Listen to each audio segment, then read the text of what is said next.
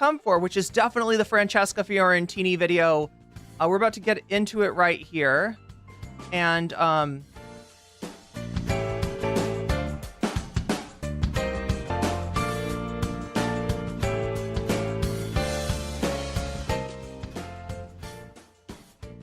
yeah, Brian Tyler Cohen, you know, not somebody that I agree with entirely about everything. I mean, he's definitely on the, you know, Kamala ride or die sort of train.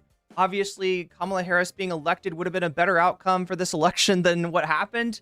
But, you know, you don't have to be, you don't have to be a glazer, right? And, you know, BTC, you know, is one of these channels that's just here to kind of glaze the Democrats. Like, I understand the point and everything, but like, just to give you a caveat of where they're at and where I'm at, I am part of what Cenk Uygur would call the max left, right? So, you know, Brian Tyler Cohen, not so much, just, you know, more of a, you know, centrist establishment type of dude.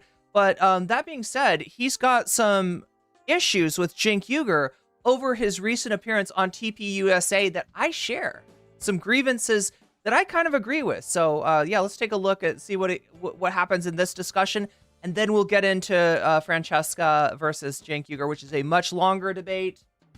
We got more Cenk Uygur. We got more Shaky Gurga after that. We've got Cenk's appearance on Brianna Wu's Dollcast, right? Some of you know who Brianna Wu is. Some of you know why that's cursed, right? Some of you don't.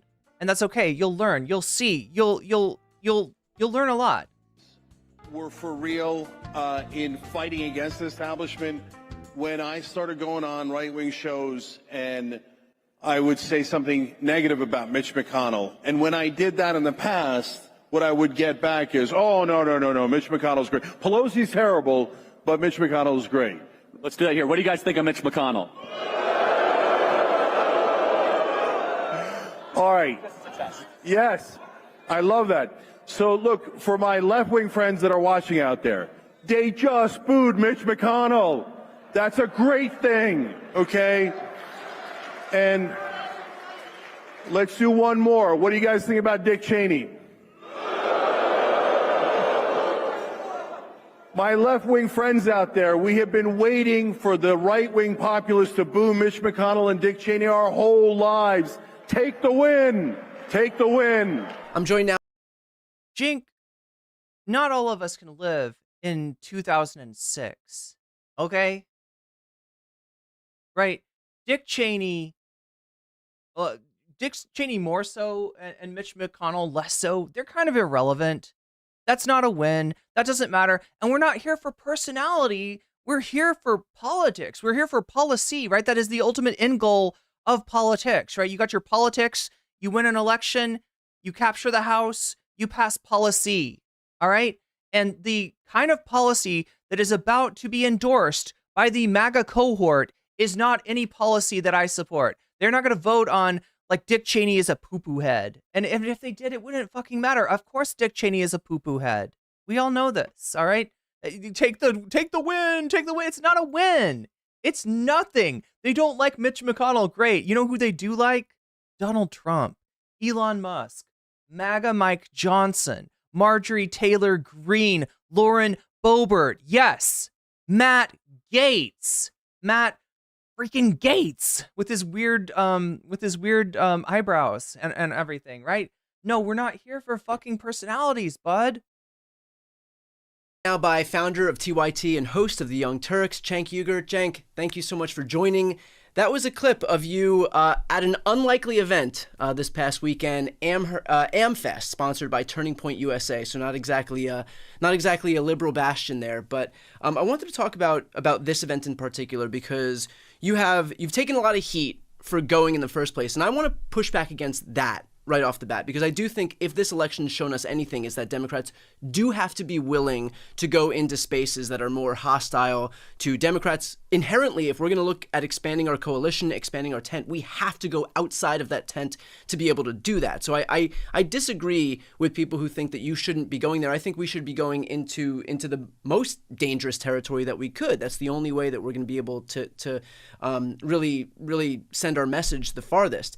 But I do take issue with one thing there. You said in that clip, I knew you guys were for real about fighting the establishment. and you give a bunch of a list of reasons, but you said it to a room full of people who voted for a billionaire in Donald Trump and who was funded by the literal richest guy in the world, in Elon Musk. So I understand and appreciate your argument that Kamala Harris and the Democrats are too establishment. That's a drum that you've beaten for years now. But isn't it insane to think that this Republican Party, this MAGA Republican Party, is the answer? Like there are more billionaires in Trump's cabinet than the buffet line at Davos. Yeah. So let's take both of those real quick. So number one, I'm going to talk to folks. There's a talking point that we have on the left that we don't realize is absurd, but it is totally absurd. They say, well, if you go talk to them, it legitimizes them. You know what legitimizes them? Winning the election. Right. I mean, that ship has sailed, right? Like when people say don't go on Fox, as if millions of as if we're the reason that Fox is suddenly going to be legitimized because on a network that millions of people watch on a daily basis. Of course. And so and they even won the popular vote. But the fact that they won the popular vote is very relevant because we have to win those voters back. And you can't win those voters back if you're not talking to them. So that's point one. Now, on in terms of the establishment, this one is a complicated and really interesting topic. So both sides claim that the other side is bad and their donors suck, but our donors are great. And I always find that conversation intensely absurd, right? So if you say to me the donors on both sides are bad, meaning like not that they're bad people, but that it's bad that this system allows for those kind of donations, which then obviously influence both sides. I say absolutely, 100%. So, but that means you've got to be honest about your own side. So you, as you pointed out, I've been saying this for about 20 years now. And so that's why I'm in the Bernie Sanders wing. And I think when Kamala Harris was bragging about how she had 90 corporate CEOs on her side, that was a terrible strategy.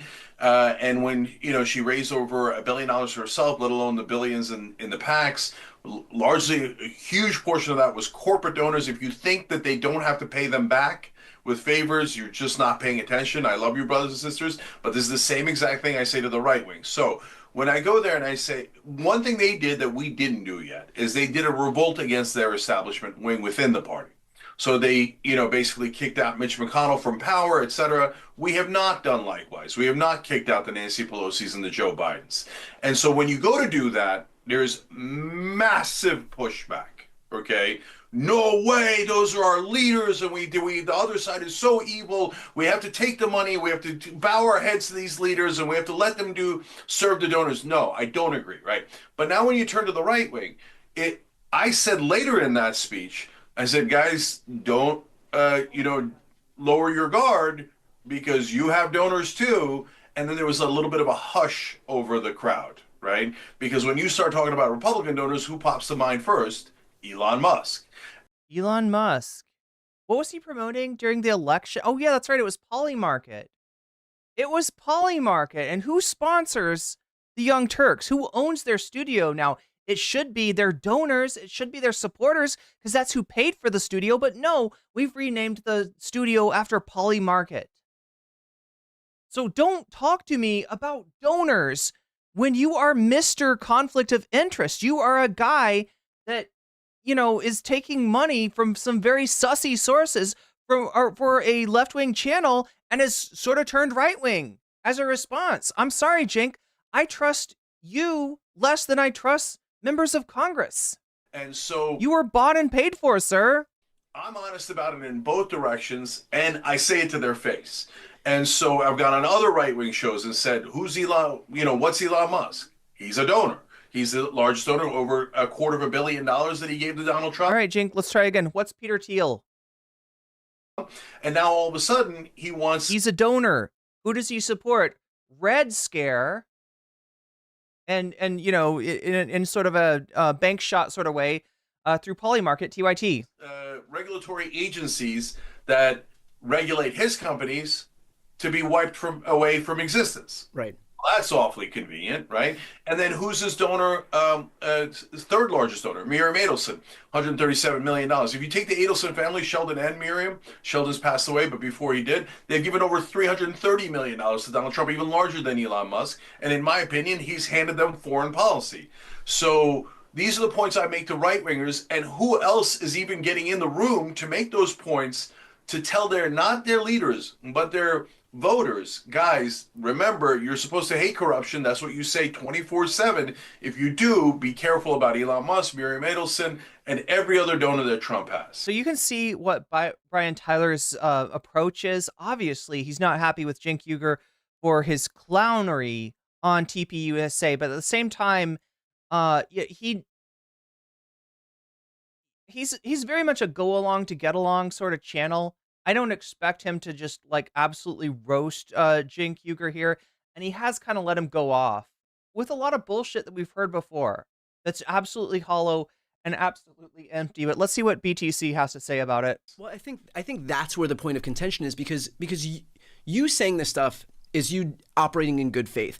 These people don't care. Like, there are no long-standing principles that they abide by. This is the purported party of family values, the purported party of the Constitution, of law and order, of states' rights, of fiscal responsibility. They will throw that shit out the window the moment, the millisecond it becomes inconvenient for them, and that's what they did. But you're saying these things to people as if they're operating under some principle that... Now, did you notice that cut there? All right, I hate to pause. I'm not going to try to pause it too much, right? But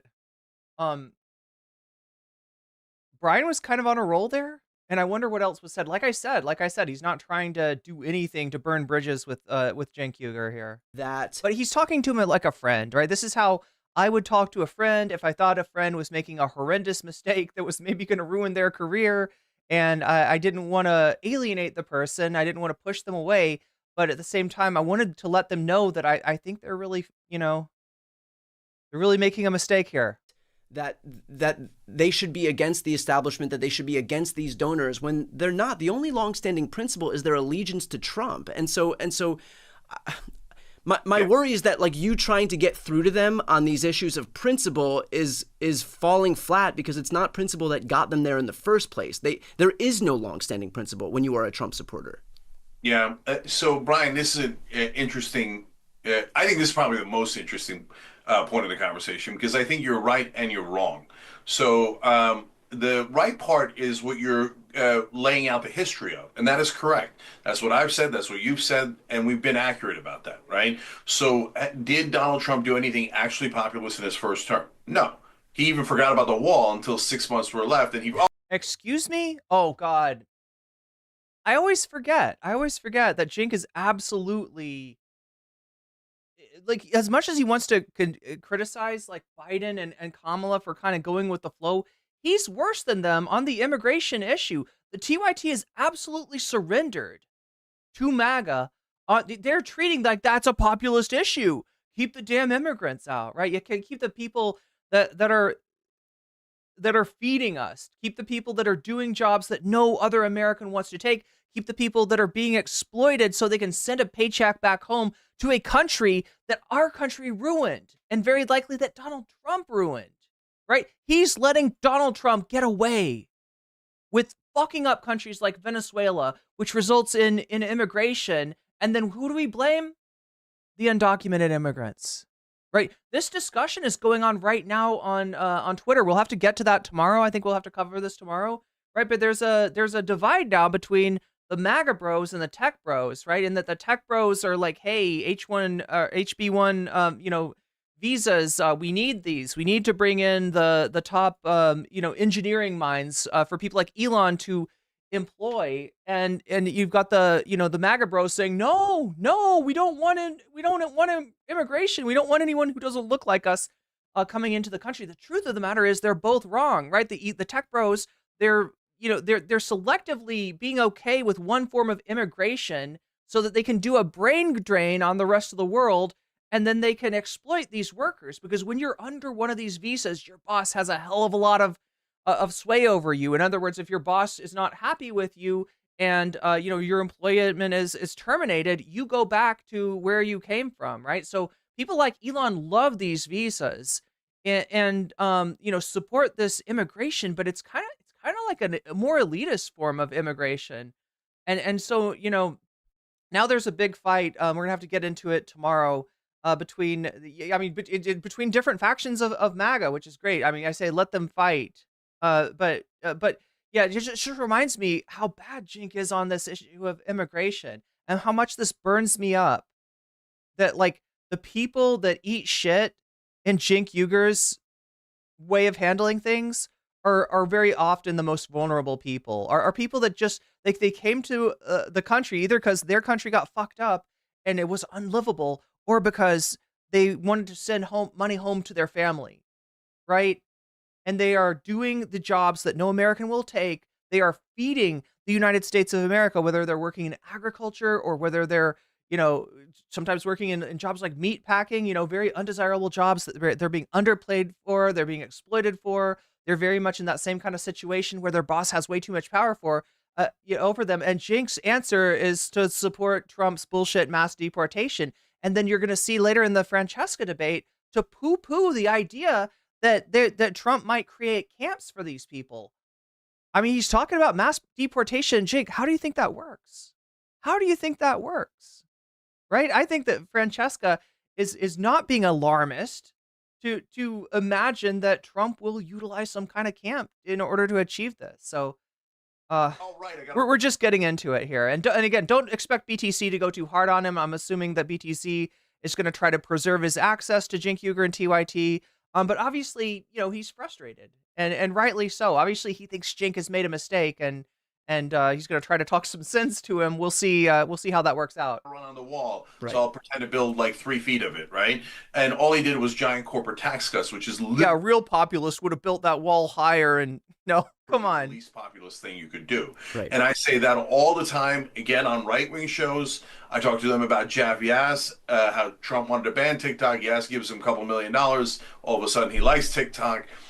Same thing on electric vehicles and Elon. And again, whenever I make those points, even the host like nod along, like it's uncomfortably true, right? Yeah. So now, so on family values, another point where you're absolutely right. Enormous hypocrisy, like record-breaking hypocrisy for my entire life. Family values for you, but not for me. But I'll vote for the guy with the porn star mistress, et cetera, right? So we're all clear on that, and there's nothing wrong with anything we've ever said on that. We've been 100% right. Okay. Now, where's the part where I think you're wrong? And this is the part where people, I think I'm a little ahead of people, and people think I'm being naive. So what I'm sensing, Brian, is from their audiences, and I'm not just sensing it like through intuition. They're literally doing polls while I'm on their shows. We're doing interactions, calls. When I went to AmFest, talked to literally hundreds of guys who are MAGA, as you know, they came up to talk to me, etc. And this is not the same base as Trump 2016.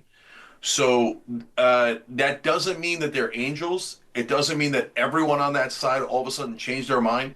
Will you I'm find sorry, but we're in Delulu territory here. Cenk is completely wrong. MAGA changed. They're populist now, or at least some of them are populist. We can talk to these people. We can have a conversation. They're against the establishment. So am I. a movable part of the Trump base? Cenk, you're just a bitter man. You're not against shit, all right? You're just a loser. Yeah, you're a pioneer in terms of this kind of alternative media, this kind of digital media. You know, the first, you know, sort of news channel on YouTube, the first partner for YouTube, but you've fallen the fuck off. And every single move that you make is pushing you further down that clip. You oh my god, chat. It's rough. It's like the Simpsons episode where Homer falls down the Grand Canyon and he keeps falling and he keeps bumping his head, and it's just like, is he gonna hit the bottom? No, he's still going. Cases we had before? Absolutely, right? Will you still find Cenk is in a hole, and all he's doing is like, give me a shovel. I need to dig it deeper. Oh my god. some evangelical Christians? Yes, but they have greatly dwindled, both in They have greatly dwindled. What are you getting this from? Is any pollster backing up what he's saying? I don't know. This is purely in your imagination, Cenk. You have entered a realm of pure imagination. You are Willy Wonka taking us into the chocolate factory that is TYT. And I just don't know. size and power, so that family value I just don't know if I want to go on that boat ride with you, you know, right? stuff went out the door, partly because they were hypocrites, but partly because the evangelical Christians aren't in charge anymore of MAGA. So the rest of MAGA are kind of bros and stuff, and they don't really care about family values at all. No, half of them are tradcons. Why would they care about family? What are you talking about? He makes this shit up. he's existing in a world of pure fantasy. In fact, a lot of the bros are pro-choice.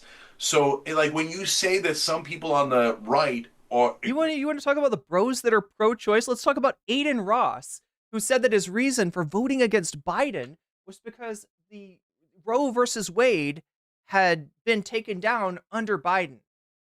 And so therefore I'm voting for Trump because I want to get abortion rights back, right? I mean, like, look, if they really think that, then they're even more detached from reality than you are, and they really got no business voting anyway because they don't know what they're voting for. Agree with us on things like pro-choice or anti-corruption. The pushback I get from the left is, no way, they're all evil, they're all a monolith, they're all this, they're all that. No, guys, that's unsophisticated. How about this? They're not evil, they're not a monolith, they're not, like, unsalvageable, but they are not going to be won over by weakness. Does Trump show weakness? No. Does Bernie show weakness? No. These are two candidates who have been able to get, a certain proportion of these podcast bros, including Joe Rogan, right? Including, Joe Rogan endorsing, Bernie Sanders. And they're not doing it the way that Cenk is doing it by rolling over and showing his belly and being like, oh, MAGA, you're right about some things. Let's throw trans people under the bus for you so that you'll know that we're on your side. 77 million people. Yeah, that weakness is not, it's doing the opposite of what you think it's doing. Are not all the same thing. Right. And remember, we don't have to win or care that much about the outer edge of MAGA on the right. You're never going to win those guys over, and that's not the issue. You've got to win over people on the inner edge that voted for Obama, that voted for Biden, and now have voted for Trump. And those folks are not radicals. Those folks need to be won over. And they are different than what the base was before. And so what I'm sensing is, on anti-war and anti-corruption, they really do mean it. Now, if you say, yes, but they're backing Trump, who's doing this obvious... I'm sorry, but the idea of corruption is something that you need to have a little insight into politics to know what is and what isn't corruption, right? We've just come out of a pandemic where, a lot of the accusations of corruption were lodged at people who were supporting, things like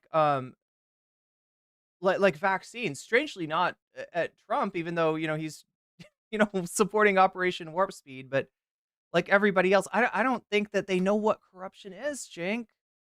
I think it's just a buzzword for them to throw at the candidates that they don't like because they're too DEI coded or whatever, whatever, racism, sexism, whatever is behind that, right?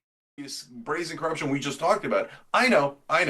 So what I'm doing is giving them an opportunity to remember that they're supposed to be anti-corruption, and that, hey, when Trump does favors for the donors, I'm the only one pointing out to them that that's hypocritical. Right? Because remember, they're not watching mainstream media. They're not watching our shows, right? So we get them to watch our shows by surrendering. That's what we do. We present ourselves as a war trophy to MAGA and assume that the MAGA fans, the fans of Patrick Bet-David, the fans of Charlie Kirk, all these shows that he's going on, they're gonna be like, ooh, look at the cool war trophy. Ooh, this guy likes us. He's kissing our ass now. That's really awesome. I'll go over to TYT and watch his show. Ooh, he says Trump is corrupt. Well, I guess I'll believe this fucking clown of the world that was calling us fascists not too long ago. I guess I have more of a connection to him now, more of an attachment to him than I do to Daddy Trump. No, Cenk. And the reason that they're attached to Daddy Trump is because he shows strength. That is a lesson that you could use. Their right-wing media hosts are not overly incentivized to point out Trump's hypocrisy. Totally. Yeah, so... Trump might not know what he's talking about, like 70% of the time, but he acts like he believes it. He says it with his chest. And when you do this shit of like, I guess we were wrong about everything, you're not doing you're not achieving what you think you're achieving. Like, for example, on anti-war, they're definitely anti-war. Definitely. They're not even hypocritical about it. And so if you don't believe me, I love you. It's okay. I get it. We've all been burned hundreds of times, right? But if it turns out I'm right, what I'm hoping people go, oh yeah, Cenk told us this. I remember yelling at him about it, but it turns out, holy cow, they are. You want to know why they're anti-Bush, anti-Cheney, et cetera, et cetera, et cetera? They're anti-Bush, anti-Cheney because A, the country turned against those people when the Iraq War went south. They're against the United States losing a war, which is different than being anti-war. They're also kind of burned by Bush and Cheney because what did Bush and Cheney do in terms of immigration? They signaled that they were against immigration. And then when it came time to actually enact the policies, it was obvious that they were going to let the situation continue. Because remember, there is a business interest to allowing people to come in, to stay undocumented, and then to be exploited. They don't want a pathway to citizenship by which these people would be able to gain citizenship and gain some worker protections. But they also don't want to, exclude these people from coming into the country. So the issue of immigration is a little bit more complicated than I think people like Shaky Gurga here give it credit for. What the Republicans like Bush and Cheney were doing was they were holding out a carrot in front of their in front of their voters, right, in front of their hogs, and saying, "Come on, get the carrot, get the carrot." And the carrot's going to always be out of their reach, right? They're going to say, we will do something about immigration. They'll get elected and they will not do anything about it. So what Trump did, his big innovation, was to snap the fishing rod in half, to take the carrot off, and to feed the carrot to the pig. There, are you happy now? Yes, they are. They are, and they trust you, and they distrust people like Bush and Cheney. So, their disdain for these people that you have, righteous disdain for, because they led us into the war on terror. They spent a bunch of money inflaming the Middle East, making the whole world more dangerous for everyone, and not really achieving any kind of objective that they set out to in Iraq, in Afghanistan, or any of it, right? So yeah, you gotta be really careful, right? You ask some of these anti-war right wingers, what do you think about the Vietnam War? And you're gonna get strange answers from them. Oh, we could have won. We could have won. The troops were betrayed by the government. The government wouldn't let them fight the Viet Cong as hard as they should. They should have dropped a bomb on Saigon. They should have knew. You'll hear some weird shit. You'll hear some weird fucking shit. Oh, we don't want to pay Vietnam reparations. They've still got our boys out there. They've still got POWs, right? I mean, like these are not who you think they are. And just because they're against a losing war like Iraq or Afghanistan, in which the United States gets its ass handed to it, doesn't mean that they're anti-war, and doesn't mean that, when the war is something like Iran, or worse yet, Panama, right? They might have a different take on whether they're anti-war or not, right? It's all attached to Trump. It's all because Trump is not Bush and Cheney. That's their, that's where they're at. Anti-war, right? On anti-corruption, I think that the instincts of some portion of their base are correct, but we've got to show them without like ripping their face off that maybe Trump is also corrupt. I think the part that, and you touched on this, is the cognitive dissonance between these thank you, Solid. people purporting to say that they are for one thing and yet constantly reaffirming their support for Donald Trump, who stands in stark opposition to the very thing that they purport to be against. And so I guess my question for you is, what's your red line to the point where you finally recognize whether Hanoi's in the north, Saigon's in the south? I had it mixed up. Or not, the people who you were talking to at Turning Point USA's AmFest, for example, are not actually operating in good faith, and whether there is, again, to my earlier question, no actual longstanding principle, it's other than fealty to the God King, right? Like I guess that's what I'm trying to figure out here, because thus far there has been no indication that, even though they say they're for anti-corruption, Donald Trump's the most corrupt guy to ever sit in the Oval Office, even though they say that they're, for the list goes on and on, right? It's the list that we have spoken about earlier. But when will you stop giving certain people at this event, for example, the benefit of the doubt in terms of their actions not matching up to their rhetoric? Yeah. So I think some things are clear, right? So, for example, we're not going to win on a whole heap of issues, right? So, like, if I try to convince them that the crypto bros are going in the wrong direction, I'm Right. going to get massive blowback, and I'm never going to win on that. Okay. Correct. So that's going to take 4 years and probably. Well, what does that mean to him? What does he mean when he says that? I really wonder what his issue, like, right? Because there's a lot of issues. There's a lot of issues with crypto, actually.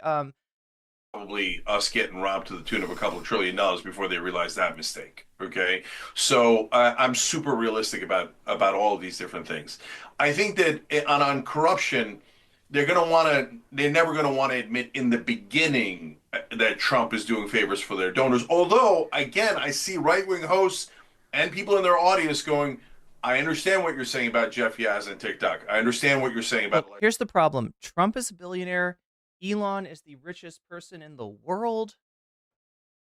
They're okay with elites, with real elites, people who have way too much power, which if elite, if it means anything, it means somebody with a lot of power. As long as they perceive these elites to be on their side. Now, that might be changing with Elon, right? Because he really poked the bear in terms of immigration on Twitter in the last couple of days. So we'll see what happens with that. But in general, Elon, all he has to do to get on their good side is to talk up Trump, which he has been doing and essentially bankrolling his campaign since the assassination attempt in July. That's all it takes for anybody to get on the good side of MAGA is be on the good side of Trump. Electric vehicles and Elon. So But that's what Cenk is trying to do is separate, this herd from their daddy, and it's just not going to happen, especially not from somebody who comes out from the very beginning showing weakness, right? You don't understand. They don't look at you as like a really honest, good faith actor. They look at you as a war trophy. They look at you as somebody like as a sign that the left is losing. And when you come on their platform and talk all kinds of shit about, your former friends, that just reinforces it. But no, it doesn't inspire strength. It doesn't inspire loyalty in them. You are not going to come in there and lead them away from their daddy. the beginning, right? It's Not even Elon can do that, apparently. the end. So then my best guess is the anti-war stuff is where the rubber hits the road. So he put in, and Brian, parts of your audience, parts of the left-wing hosts, etc., might not love this, but my sense is that the rubber's probably going to hit the road on Israel. And so here's why.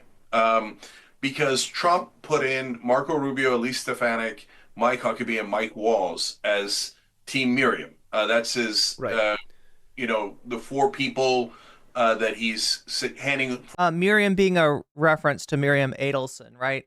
So what Cenk's saying by this, and I think he's right, is some of the war hawks, some of the neocons like Rubio that Trump has put into positions of power are a concession to Miriam Adelson, the wife of the now deceased Sheldon Adelson, a huge donor for Trump, and somebody who's thought to be responsible for policies such as Trump moving the U.S. embassy to Jerusalem. Definitely inflamed tensions there, allowing Israel to annex the Golan Heights, and what Cenk is hinting at, maybe I'm guessing, is the United States taking some action against Iran on behalf of its ally Israel.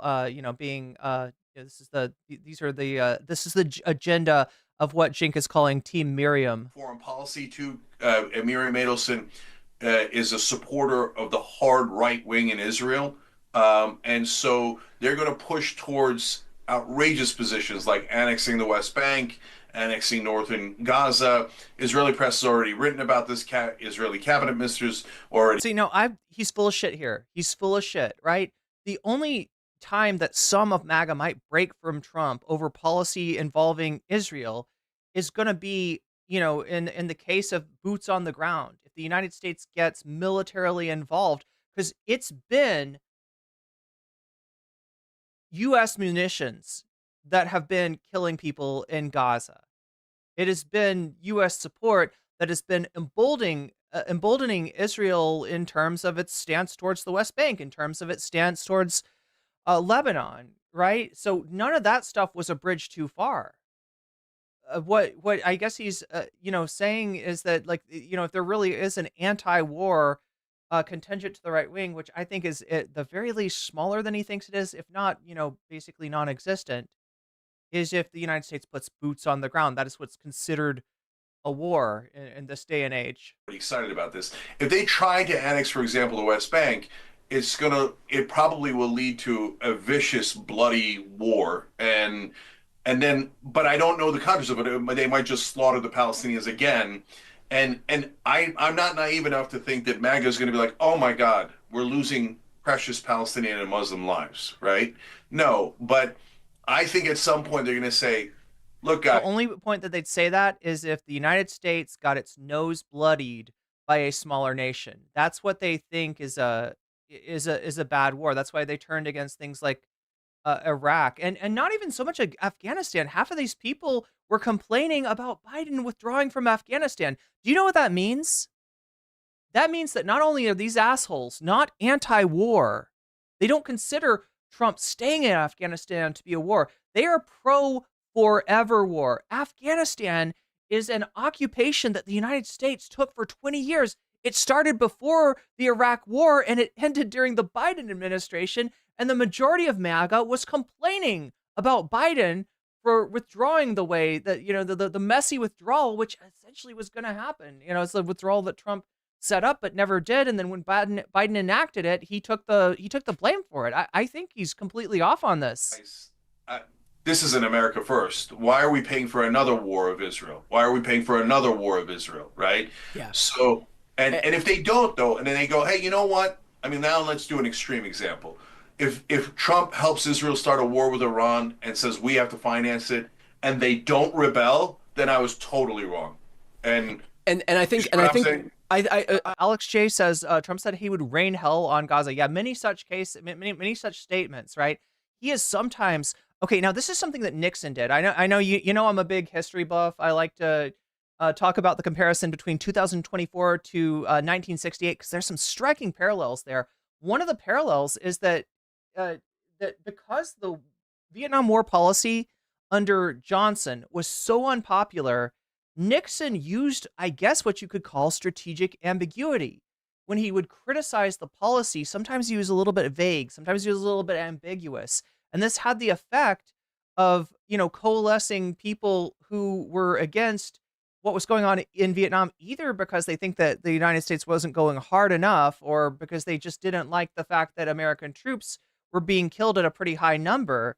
This allowed, people, to get behind Nixon because there was some question as far all you knew about Nixon really was that he was against the policy of Johnson. He would sometimes hint at having a secret plan by which he would win the Vietnam War or something like that. But yeah, I mean, this is kind of what Trump has gotten away with. And yeah, he has gotten people that the Biden administration and the Kamala campaign have basically spit on did turn to Trump in some cases, right? When it was clear that Kamala Harris would not even allow her campaign would not even allow a Palestinian speaker to speak at the convention. I mean, yeah, that had an effect of just really turning off a bunch of Muslim American and Arab American voters. And Trump probably was able to pick up some of these people through this kind of strategic ambiguity. But as Alex J is saying, Trump's disposition towards towards Gaza, towards Palestine, towards Israel, and towards foreign policy is absolutely clear that he wants to make the lives of the Palestinians more miserable. He wants to free Netanyahu's hand even more than. I understand completely, and and these are good examples, and it's good to have this sense of like where it could go in the future, and I think that's a realistic example as well. But I think what you are probably giving more credit than I will is this sense that any of this stuff matters, because again, there has been they haven't shown any discernment thus far on any of the things that they claimed were their principles before. And so I'm skeptical at best of this notion that they're going to move away from Donald Trump as soon as he enacts any policy that goes against the grain in terms of what these people claim that they wanted. But again, remains. Solid V2 says Nixon also had dementia. Did he? I know he was definitely a paranoid guy towards the end of things. I didn't know he had dementia. That makes 3 Republican presidents in. I hope you're right. I hope that they do show some discerning behavior toward Donald Trump. I'm skeptical that they will, but I guess we're going to see in the coming months and years here. I want to pivot over to the state of the media right now. Now, you have been, you and the team over at TYT have been critical of the left. Certainly more critical of the left than the right is of the Republican Party, which, your prerogative. You're certainly more critical of the Democratic Party than I am. I think that I can learn more from you in terms of... Calvin in Twitch chat is telling me that there's some Vietnam vets retiring in Vietnam for medical care? Yeah, the other reason that people retire in countries that have certain countries have a lower cost of living, certain South American countries, or certain Southeast Asian countries, and Americans will retire there because the money that they've saved goes a lot further in a country where costs are essentially lower. But I did not know that about Vietnam vets retiring in Vietnam for the healthcare. And I'm not when I'm talking about like the Trump people that are not sincerely anti-war and that might have some weird ideas about Vietnam, like the idea that the United States hadn't gone far enough, hadn't tried hard enough to bring North Vietnam under the heels of its puppet government in the South. I'm not necessarily saying the veterans. There were some people that were radicalized by Vietnam, by their experience of being soldiers in Vietnam, and took on very anti imperialist perspectives because of that. Bolstering independent media bona fides by virtue of doing that more. And I also think that there's a time and a place to do it. But we are in a media environment right now where we often see that left-wing media kind of bolsters its progressive bona fides by criticizing the left. Right-wing media bolsters its conservative bona fides also by criticizing the left. And so given that massive disparity, especially in light of how it presented itself ahead of this election, where so many people are consuming independent media right now, and that informs so much of their political affiliation, and if it feels like the left is getting hit or the Democrats are getting hit from both sides, it really isn't that surprising then that the Democrats would turn in such a poor performance in this election. Again, if people are really gaining their knowledge from what they see on indie media, does that inform a little bit of how you're going to operate moving forward in this kind of new media environment with so many people kind of sprinting away from legacy media and coming toward independent media, and seeing how the asymmetry in that media ecosystem manifested itself in this election to the benefit of Republicans? Yeah, so I disagree with one of the assumptions that you layered in there that's so important. I'll get to that in a second. So there's two parts of this conversation. Number one, we do a news show, so we're just going to be honest, period. So right. If the Democrats are doing something wrong, we're going to say it. We don't care when, we don't care where, we don't care if people go, no, that's not good marketing for the Democratic Party. That's not my business. That's not my job. My job is to be honest. So same with the Republicans. Oh, no, don't hurt Donald Trump's feelings. No, I'm going to hurt his feelings. I don't care. That's not my job, is to protect Kamala Harris or Donald Trump's feelings or their political career or either party. We're just going to do an honest news show. Young Turks Live, 6 o'clock Eastern. Check it out every day and you'll be amazed. Okay, so, and it's funny that that's like a unique thing in American media. Okay, now let's go to the core of what you're asking, though, in terms of strategy on the left and on the Democratic side. And I asked this question that you're going to get into because, obviously you're a progressive and you want Trump to see ally progressivism win out in the United States, as do I. And so it's not, this isn't, you're not Reuters, right? So that's why I asked. There is a sense of like, there is activism that you want to see happening. And so Just wanted to like lay that out, but go on. Yeah, I totally get it. And so to your point, Brian, so what we do on the Young Turks is we give you the facts first, and those are non-negotiable. Then we do perspective journalism, especially me, right? And so that's where I get into strategy and what's the best way for progressives and populists to win, et cetera, et cetera. So let's address that part of it now.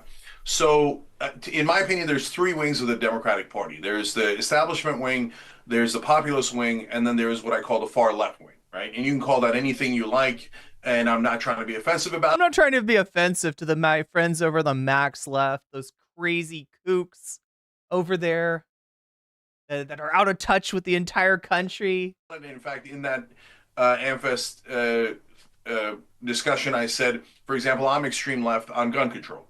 I know that my positions would not win in America. They would be very normal in Europe, but in America we have no chance of passing my gun control policies. Okay, so now between these three wings, the establishment wing is Kamala Harris, Joe Biden, Pelosi, Clinton, etc. That has led to electoral disaster, and it has done it so with incredible haughtiness. They told us, no, Hillary Clinton is definitely going to win. And this riff-raff Bernie Sanders, nobody wants populism. Well, they were 100% wrong. 100% wrong. So, by the way, Bernie Sanders had a 12-point lead on Election Day in 2016. Obviously, the campaign would have changed that, but I'd much rather start with have a 12-point lead than lose as Hillary Clinton did. But Joe Biden barely won with 43,000 votes in 3 swing states in 2020, even though Trump was awful and he could barely beat him. And then obviously Kamala Harris not only lost every swing state, but the popular vote. So guys, you got to face reality. Like there's what the world you want and the world as So the reality he's trying to present us with is a reality where the center of the road Kamala Harris campaign, which he's characterizing, you heard him say that like it's Obama and it's Biden and Kamala, right?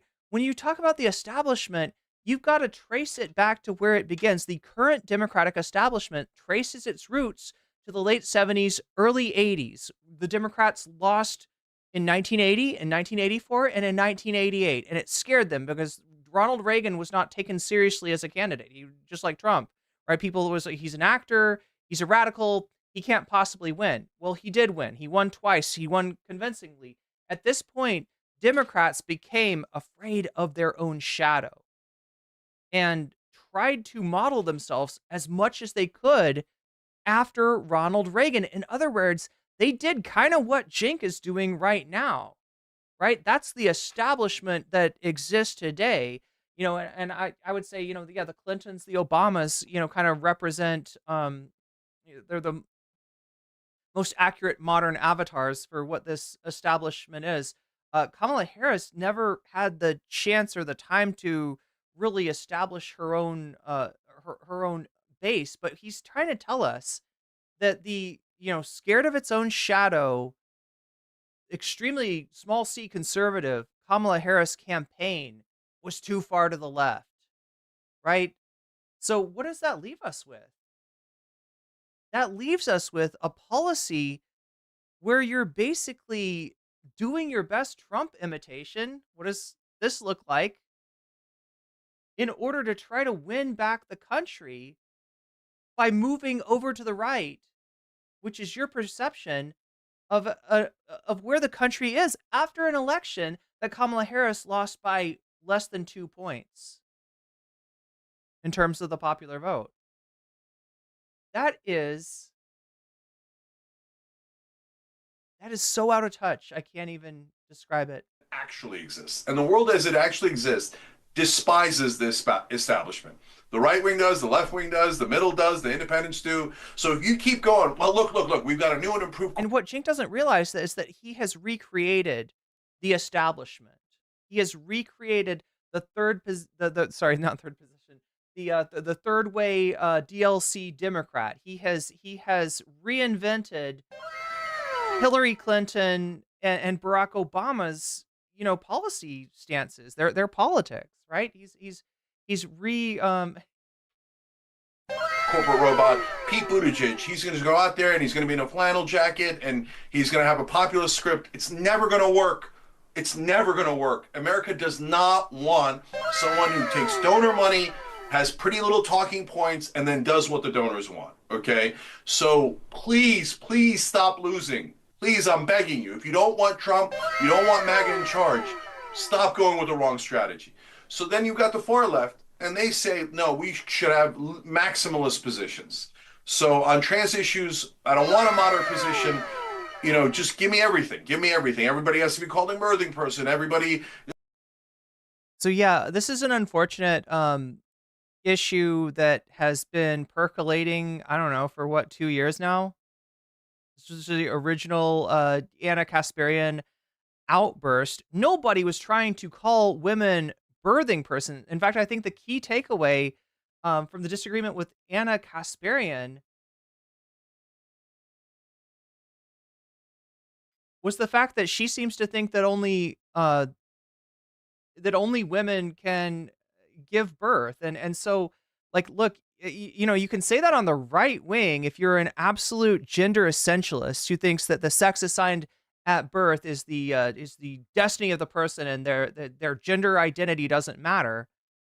But in fact, non-binary people can give birth, trans guys can give birth sometimes, and the and not everyone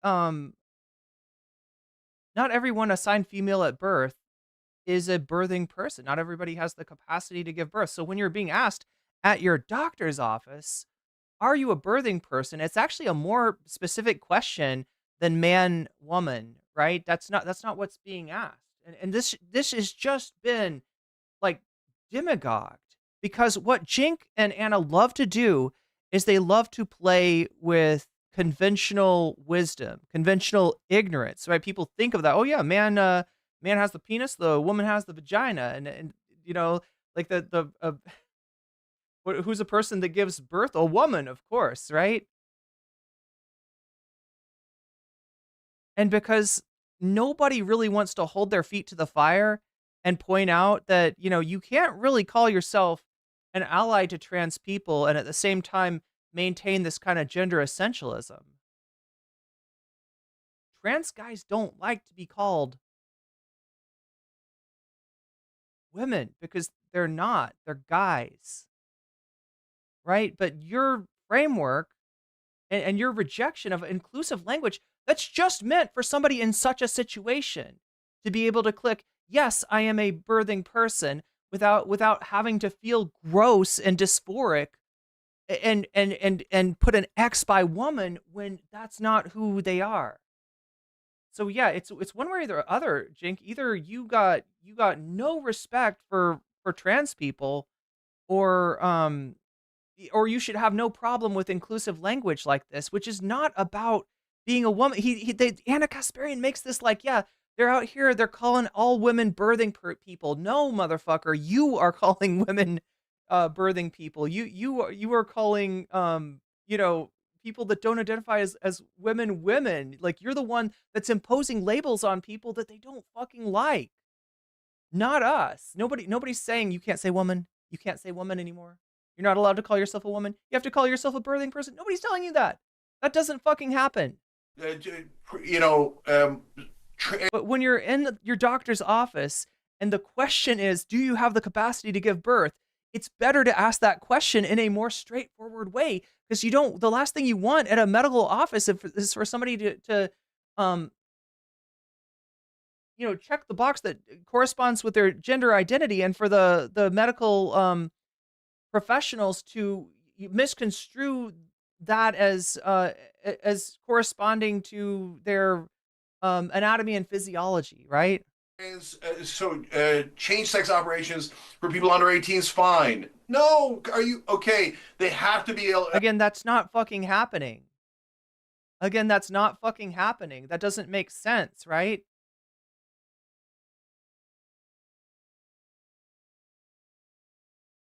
Look, I don't want to get into a freaking, you know, human development or anatomy and physiology lesson, but there's a reason that those kind of procedures are done, you know, later for people, right? And he's talking about bottom bottom surgery. And this is what Rogan thinks too, right? This is what the worst transphobes in the world that are like, they're chopping body parts from little kids, right? This is that kind of this is that kind of moral panic that he is just, like I said, they love to revel in conventional ignorance here. The gray area is that there is, maybe a small percentage of people who transition in high school, and they might get something like top surgery, something like a breast augmentation or reduction, at like age 16 or something like that. You know who else gets that operation? Cis kids. They might do something like puberty blockers. You know who else does that? Cis kids that are experiencing precocious puberty. Trans kids are asking for the same kind of medical services that their cis counterparts are getting with no problem, and it's not a big issue. Nobody's saying, "Oh my gosh, are you chopping body parts off of kids?" Because a parent might allow, their child to, to get, implants at age 16. And again, that is a question that's between the doctor, the parents, and the child, not Shaky Gurga, who doesn't seem to know that they are not doing fucking bottom surgery on little kids, but is nonetheless giving us the, if you didn't know, if you're more ignorant than him, then you're like, now your hair's on fire. I didn't know that. They're chopping body parts off. Wow, that sounds really bad. I better be against that. Wow. I thought I was okay with trans people, but if that's what they're about, I guess I'm a transphobe now. Thanks a lot, Cenk. What some kind of fucking ally you are. Ignorant asshole. And he said the facts come first on TYT. This motherfucker is allergic to facts. This motherfucker hears facts, hears people straighten it out for him and tell him what's really going on crime statistics, on trans people, on whatever. And he shoves his fucking fingers in his ear and goes like, nah, nah, nah, nah. He's not fucking listening. He doesn't want the facts. He wants to revel in ignorance. And as long as that ignorance can be codified in some way as common sense or conventional wisdom, then he doesn't get called on it. Because there are, in fact, people out there more ignorant than he is. The professional sports leagues have to be forced to allow trans women, etc. Look, that's not what happened. The professional sports leagues looked at the question and they decided that it's okay for trans people to participate under certain conditions, right? With a certain amount of HRT. Essentially, chat, here's what we don't want to happen. All right. So you got estrogen and you got testosterone. Those are sex hormones, right? Those are anabolic sex hormones. And what that means is that they have an effect on your body, which means that your body is going to store more muscle away. It's going to do more hypertrophy, which is gains if you're a gym rat, right? It's going to do more, of that than it would without estrogen, without testosterone. Now, testosterone is more anabolic than estrogen. So, the point of sports divisions is to make sure that you're not having somebody that's got the natural advantage of having their system being dominant with a sex hormone that's really good at hypertrophy compete with people with an estrogen dominant system that don't gain muscle as well, right? That's the whole point of that. And so when you've got trans people who are on HRT, in which case with trans women, their testosterone would be really low and their estrogen would be really high. Who is it fair for them to compete with? Should they be competing with people? So the result that he's trying to avoid, which is, people being forced to compete in a sports league with people that have a lot more testosterone than they do, is actually a result that his policy brings into reality. Because he's fucking ignorant.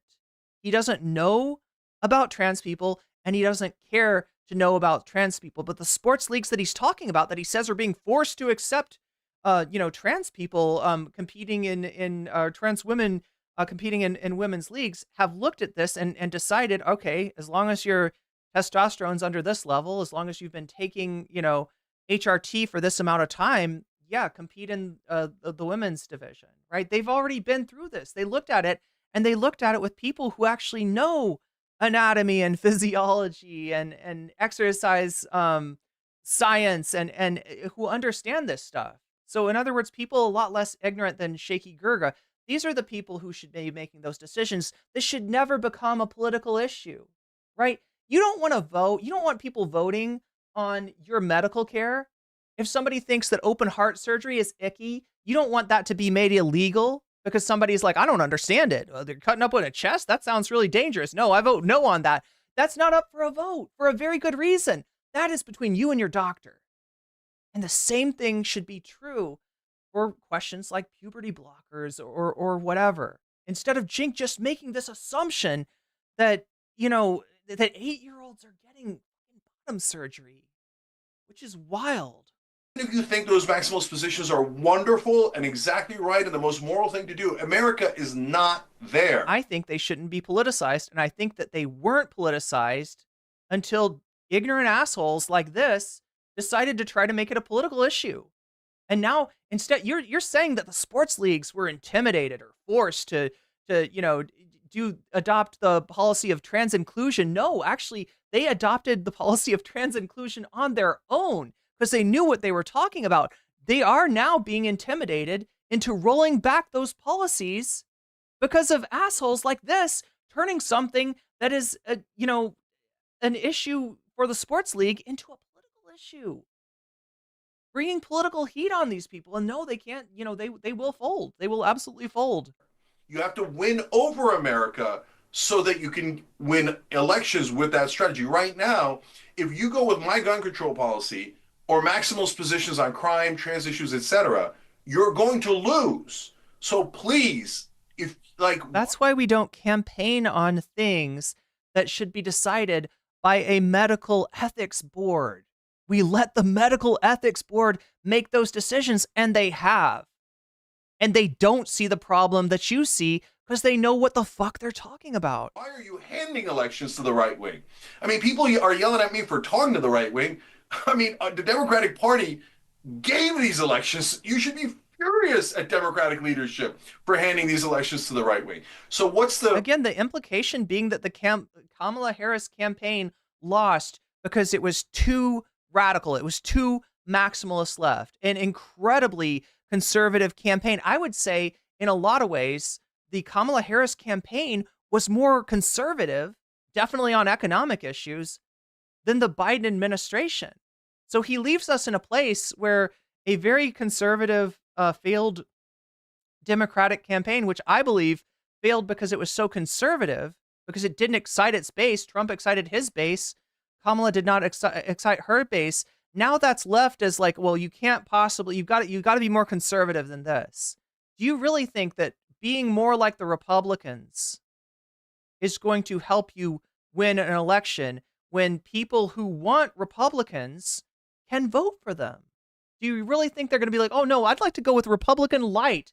Like I said, you're reproducing the conditions of the loser liberals of the late 70s and early 80s. You are, Cenk, ironically enough, the establishment. You have reinvented the Democratic establishment. And it's kind of amazing. I feel like I need to tap Norm Finkelstein to come up with the right kind of insult to suit how ridiculous you are for doing that. The part of the Democratic Party that What does he say? Like a fantabulous moron or something like that? Anybody want to remind me of the Finkelstein's ad homs against Destiny? Yeah, I mean, god damn. The most popular and the one that is actually the biggest component of the Democratic Party in the left wing is the populist wing. So Narwhal by Nature, thank you for the 5 gifted memberships. So that's higher minimum wage, paid family leave, Medicare for all, which is just universal health care that the entire world has, free college at the state level, for government state-run colleges like University of Texas, University of North Carolina. I can go on and on. But the economically populist positions we have that are enormously popular, you have to run on them. And then when you get into office, for God's sake, you have to do them. If you don't do them, you cede ground to the right and you seem hypocritical and you lose elections. So in my ideal world, we all coalesce around, obviously Bernie's too old, so someone along those lines, and that person wins the primary. And I promise to you that if that person wins the primary, we're going to just absolutely clean the Republicans' clock in the 2028 general election. I'm going to play devil's advocate here and push back on something and say that Biden in the first 2 years of his term, when he had full control of government, was able to enact a lot of the populist agenda that you and I both wanted to see enacted. I mean, we're talking about, the American Rescue Plan, the Inflation Reduction Act, capping medical out-of-pocket medical costs at $2,000. There we go. Insulin and inhalers at $35. You said fantastic, moron. I think I embellished it by making it fantabulous. Getting the rich to pay higher taxes. Infrastructure, the infrastructure bill, the gun safety bill, although of course it didn't go far enough for what you wanted, but the list goes on, right? And so eliminating junk fees at banks, getting automatic refunds for airline cancellations, a lot of what Lena Khan did at the FTC, blocking the Kroger-Albertsons merger, click to cancel, again, elimination of junk fees. So there was a lot that happened. And so I guess my question is, if there is only contempt for someone like Joe Biden, who was able to enact a lot of the populist agenda, then what incentive is there for somebody who comes along next to enact a populist agenda if there is so little applauding and so much criticism for what hadn't yet been done? Yeah, I just fundamentally disagree on your view of what got done. Well, no, I'm to be clear, I'm just again, he's allergic to facts. Look, the Biden administration had a detestable and inhuman foreign policy, right? And if you know Joe Biden, you understand that he's been, he said something in the 1980s that something like that Israel is such a useful chess piece strategically to the United States that if it didn't exist, we would need to invent it, right? That's how ride or die Biden is for Israel, right? So I mean, I guess it's to be expected, but BTC is right in terms of his policies being the most progressive, in our lifetime. Lena Khan is somebody that the Obama administration, certainly a Hillary Clinton administration, never would have nominated. Now, I don't know where he's going with this. If he's saying, actually, Cenk, you're wrong on populism. Like I said, he is a very centrist type of guy, very centrist liberal, kind of guy. So. Playing devil's advocate here. I mean, that's like... No, I get it. Yeah. So let me address. So he's saying somebody might say. So look, if you say Biden got more done than Obama did, for example, and then Cenk is presenting you with a false dichotomy that you've either got to be economically progressive, or you can stand up for marginalized groups. And the truth of the matter is that the only way the left party in the United States wins. And I say the left party because I'm not sure it's going to be the Democratic Party going forward. The Democratic Party may be cooked. But the only way that a left party in the United States wins is by doing both of those, by walking and chewing gum at the same time. And yes, you can do it. You just have to have the courage to do it. And you can't be a loser liberal like Cenk Uygur or like Hillary Clinton. We've seen that shit doesn't fucking work, no matter whose mouth it's coming out of. And Clinton's a very conservative Democrat these days, meaning like when we look back at his policies from back then, they seem very conservative. Yeah, I mean, but that's damning with faint praise. So I said Obama got about 5% of his agenda done, and I think Biden got 15% of his agenda done. And for a Democrat, that's amazing. And if you're in the top 10% or you're relatively comfortable in this country, you look at it and you go, this guy got us 15% change. What else do you unreasonable people want, right? But if you're in the overwhelming majority of Americans that are struggling, half the country can't survive a $500 financial hit, then 15% isn't close to good enough. So, for example, on negotiating drug prices, did he negotiate them? Yeah, on insulin, literally one drug. And then by 2016, we can get all the way up to 10 drugs, right? What that does, guys, I hate to break your heart. Does he mean 2026? That's a trick. that protects tens of thousands of drugs that we cannot negotiate drug prices on. Yeah, I agree with that. Yeah, it cements the drug companies. I mean, I think the real devil's advocate would be for somebody to ask him for BTC to ask him uh, what stops somebody from coming up to you and saying you're the max left, right? You think that Biden lost with with the insulin being capped and the prospect of 10 more drugs by 2026, but you want to do more. Maybe you're asking for too much. If Biden couldn't win, what makes you think you can? Power while pretending to fight back against them. But on the other hand, there's good things that Biden did that are real. Like, so whenever somebody sends in a comment as we're doing the show live about, oh my God, I got student debt relief, I go, look, guys, he did about 10% of the student debt relief. So I want the whole thing. And so I'm going to push for that. But if you're in the 10% that got student debt relief, you got to vote for Joe Biden. I've said that dozens of times on my show, because if a politician delivers for you, you owe him the vote, right? He delivered for you. So I mean, that would be a bad idea considering that Joe Biden wasn't running. But I think what he means is you got to vote for Kamala Harris. The proof is always in the pudding.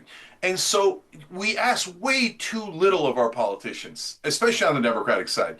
He didn't even introduce. Look, the thing that's being missed here is some models that did succeed. So like around the world, it was a bad year. It's been a bad few years for incumbents. A lot of incumbents lost. A lot of that has to do with the global inflation that went on with the crisis that we've been through. So like a lot of incumbents lost.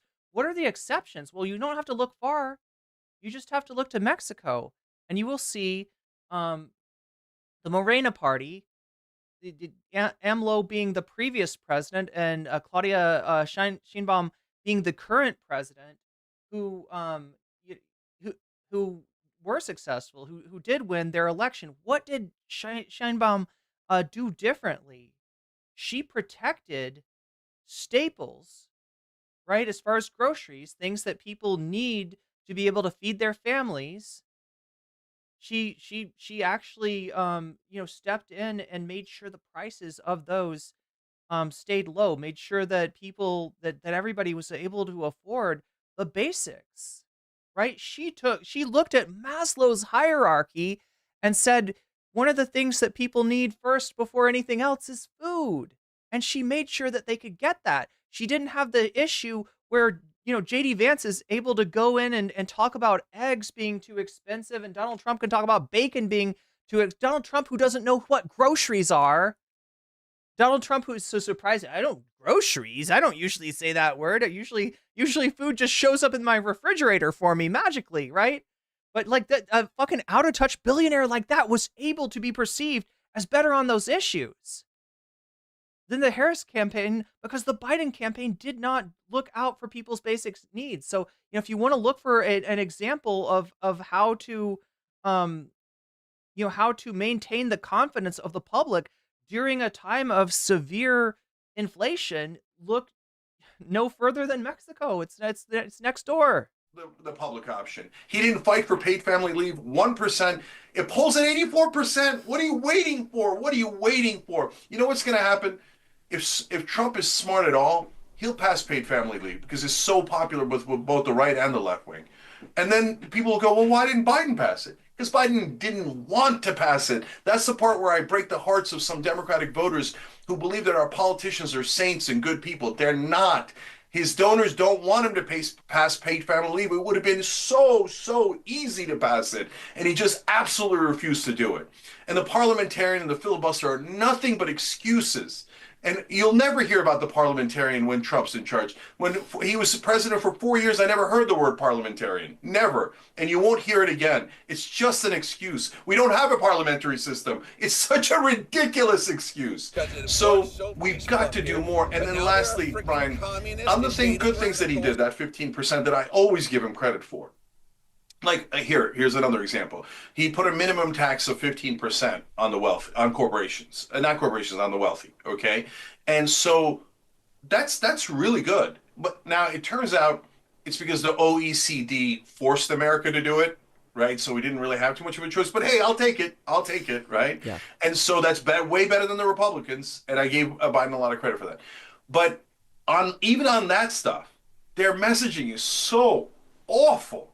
And again, why have such terrible messaging? Like if I did 15% minimum tax on the rich, I'd go do 12 press conferences on it, right? And I'd talk. And if I did student debt relief, I did the things that he did, and I did an infrastructure bill, if I had the record low unemployment he had, I would go out there and be like, all right, guys, we broke another record today. We broke another record today. Our unemployment is better than France, better than Holland, better than totally. And that's something, by the way, that Democrats should have learned from Donald Trump the first time. I mean, we should have learned it with the failures of Obamacare. You have something like Obamacare, which has now afforded 50 million Americans the ability to have coverage, and that was killed by Republicans in messaging. I mean, that was where they came forward and said that death panels were going to decide whether you lived or died. So that should have been the first indication as to what happens when you create a vacuum in this media environment. But then watching Donald Trump, the guy couldn't take a shit without trying to throw a parade on Pennsylvania Avenue for himself, and signed his name on the or sent a letter along with those stimulus checks so that everybody knew that it was his. Democrats didn't do that immediately following Trump having done that with. I believe Trump used the CARES Act, and then Democrats used the American Rescue Plan. And so often Democrats don't learn their lesson with regard to taking credit for what wins they are able to pass. And I think that there's no excuse for that in a media environment where you need to make sure that you get credit for every possible win that you can, especially in light of the fact that the Republican Party is led by somebody like Donald Trump, who's still out there beating his chest because he, quote unquote, built the wall along the southern border that amounts to like 50 miles of wall, and that's it. But you ask 99 out of 100 Republicans, and they will tell you that Donald Trump completely secured the southern border because they know how to beat their chests and take credit for wins even when they are non-existent. Yeah, Brian, I couldn't agree more. And so what Trump does is good politics. You might hate it, but he's constantly draws attention to things that he did right. He often will draw attention to things that he didn't do right, and he'll just lie and say he did them right. Or claim credit for something that Obama did, or claim credit for something that Biden did. Yeah, this is how they operate. And like this is what the Democrats have been doing. They have been trying to play a clean game, while the Republicans have been playing as dirty as they possibly could. And you see the results. There's now a 6-3 majority of right-wingers to left-wingers in the Supreme Court.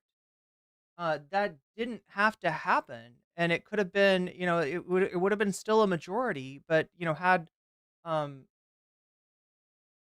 had the Democrats been willing to go to the mat the way the Republicans did over Supreme Court nominees, you could have had, it would have been like a 5-4 majority instead, which is going to be substantially different. Or blame them on the Democrats that aren't in control. Right, but when he says, even if it's a lie, which is very, very often, right? If he says that 10 times or 100 times, people think it's true, especially when the Democrats don't push back. Correct. And don't say it 10 times or 100 times. And So what does that mean for... What does that mean for a question like immigration? Right? In terms of a lie that is repeated by the Republicans and not pushed back by the Democrats, right? That's why you end up in this situation where the numbers of people against, any kind of immigration look kind of daunting. And you got, the response from the Biden administration is just to fold, is to give in and cave into Trump on those issues, because they, correctly calibrated that Trump, were Biden to endorse the immigration deal, that Trump would have the Republicans pull out. And that didn't end up working for them, right? That even though, the facts were, on their side. And if you're looking for somebody who's going to curtail immigration and is going to work in a bipartisan way to do that, the Biden administration did that. The Kamala campaign endorsed that, and Trump didn't let it happen. And yet it didn't matter. Because if the voters are looking for somebody who's anti-immigrant, they've got Trump. And what they didn't have was somebody on the other side pushing back against that narrative. They had, but one of Biden's worst flaws is his inability to communicate, which we saw in great detail during the we saw that in great detail during the debate, that Biden's unable to put two sentences together, let alone to communicate his successes. So peaceful up here, but now there are freaking communist invading radicals. Welcome raiders, welcome streamer Shakespeare. Thank you for the raid. How was your stream? Look, I'm gonna push your guys' limits here for those of you watching for what you're willing to tolerate from the left, okay, from your own, which is culturally we have a problem. We have an NPR problem. We think we should always whisper, and we should be civil, and we should be polite. And so when I raise my voice, even in defense of the left, I almost always get pushback from Democrats who go, "Oh, you're doing it uncivilly. No, don't. Oh, what a braggart. How arrogant. How this, how that." No, guys, we're in the WWE era. We're not in the NPR era. Yeah, I don't think you're going to get any pushback from my audience on that. In fact, I think the recurring theme that I've seen from my audience is that there is a desperation for the Democrats to actually learn how to fight back in this era where Republicans are showing that they are willing to do it. And then when Democrats defer to norms, when they defer to the institutions, when they defer to the fucking parliamentarian, I mean, people are tired of that shit. And we are not there to uphold the norms of the Senate, some unwritten rules of the Senate. We are there to ostensibly protect people in this country, enact our agenda, and actually get shit done, not just preserve the norms of the Senate that, by the way, are going to be upended the second that they become politically inconvenient for Republicans. Cenk, I wanted to finish off with this. Yeah, you got to understand that the Senate was formed as a gentleman's club. I think when it was originally formed, it wasn't even, senators were not people that you voted for, right? Senators were people that were appointed. Part of the notion of a republic was to, have maybe the appearance of democracy, to have democratic input, but to limit who could, whose voice could be heard, who could vote in the elections, and B, how much of the government was actually run by that. So the Senate could be aptly called a gentleman's club. As a gentleman's club, it operated often not so much by hard and fast rules, but by gentlemen's agreements. The Republicans left that by the wayside long ago, and the Democrats have been late in getting the message that those norms have changed.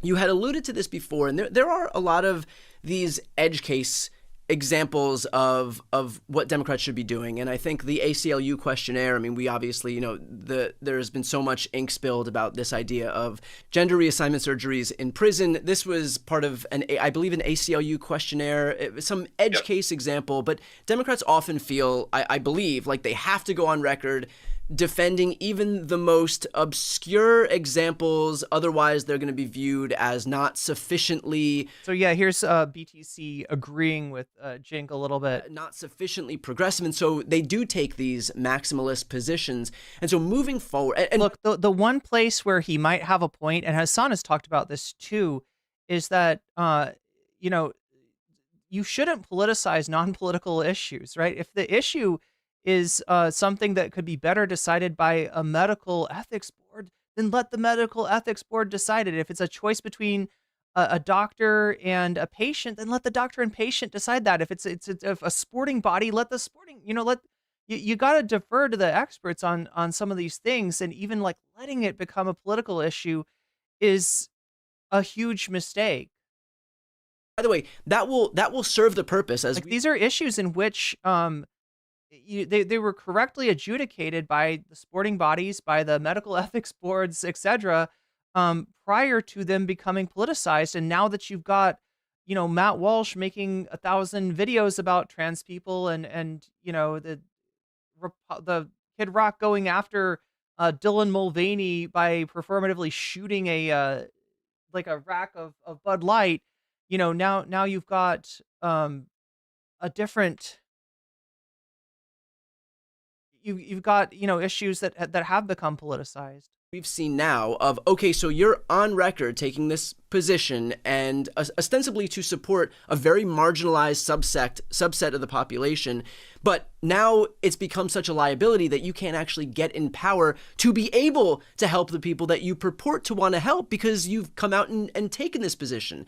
And I think that, this is my question for you. Do you think that there has to be some acknowledgement by either the Democrats, who would be the ones that have to answer these questions, or the interest groups, the special interest groups who pose these questions about how, in fact, while you think you're trying to help, you're just giving ammo and fire? So yeah, the question of gender health care for prisoners is something that probably shouldn't have come up in a campaign. Like the things that inform that decision are the Constitution, in other words, the constitutional rights of prisoners to get medical care, and then medical ethics boards, what constitutes medical care, right? And for trans people, that is trans health care. It probably wasn't an issue that it was necessary for, Kamala Harris to take a stand on. But that doesn't mean that you shouldn't stand up for marginalized groups when this happens. Remember, the only way that the Democratic Party works is as a coalition when there's solidarity. Solidarity happens when every group, even a small group, even a group with no political power, even a group that is vastly discriminated against, knows that the rest of the coalition have their back. And once you start throwing people under the bus, as I think that Cenk and BTC kind of agree on here, you lose that trust and the coalition falls apart. Fodder to the right to be able to attack you with, thereby ensuring that you're not actually in power to support those very people and those very special interest groups. So I read really thoughtful pieces about how those interest groups are driving the party to extremes, and I get it. Was it Brianna Wu? We're maybe going to hear from Brianna Wu a little bit later. And I understand that phenomenon. I think it's right, but I don't think that's the heart of the problem, because an interest group can, and I've run for office, so they have asked me these questions. I answer them the way that I think is right, period, right? So, then we won't support you. Okay, then God bless your heart, brother. Don't support me. Okay, you've got to be able to at least have the courage to do that. So the politicians are the ultimate arbiters of whether you're going to sign on or not sign on to that. But I think the heart of the matter is not the politicians or the interest groups, it's the media. So now you see me pushing back against the maximalist positions on the left, and some people are under the misimpression that started after the election. No, I've been doing it for 2 years. I've been doing that battle for a long, long time, right? And you go ask the far left and they'll tell you, yeah, no, we've been... But what you're doing, Cenk, is not concentrating on issues, as you should be, that are going to appeal to, a large group of people, that are going to be helpful for, all kinds of people. And yes, disproportionately marginalized people. When you're talking about working class issues, the working class is disproportionately comprised of women, of minorities, of sexual minorities. So what you are doing is performatively attacking those groups, saying they're not with me, I don't care for them, I don't stand for their rights. In this case, I don't think they should be allowed to play sports. Do you like me now, Republicans? And they're like, no, if we're going to vote based on transphobia, we're going to vote for Donald Trump. Like, it's simple. Battling Cenk and Anna on this for years now. And so and when we do, Brian, you see what happens with your own eyes. Like, the far left then swarms. How dare you? You're right-winger, you're Nazi, fascist, racist. There he goes, Cenk imagining that he's getting called a Nazi. Hurting trans people. Sam Cedar apparently called him a Nazi. You're leading to their suicide. You're hurting black bodies. So extremes. I mean, look, borderline lunatic talk. And if you're in the far left and you're like, how dare you? That's not lunatic. Guys, go ask a normal person that's not in politics. Go ask a normal person who's not in politics what they take from your performative outrage. And if you maybe are embodying that sweaty tooth madman,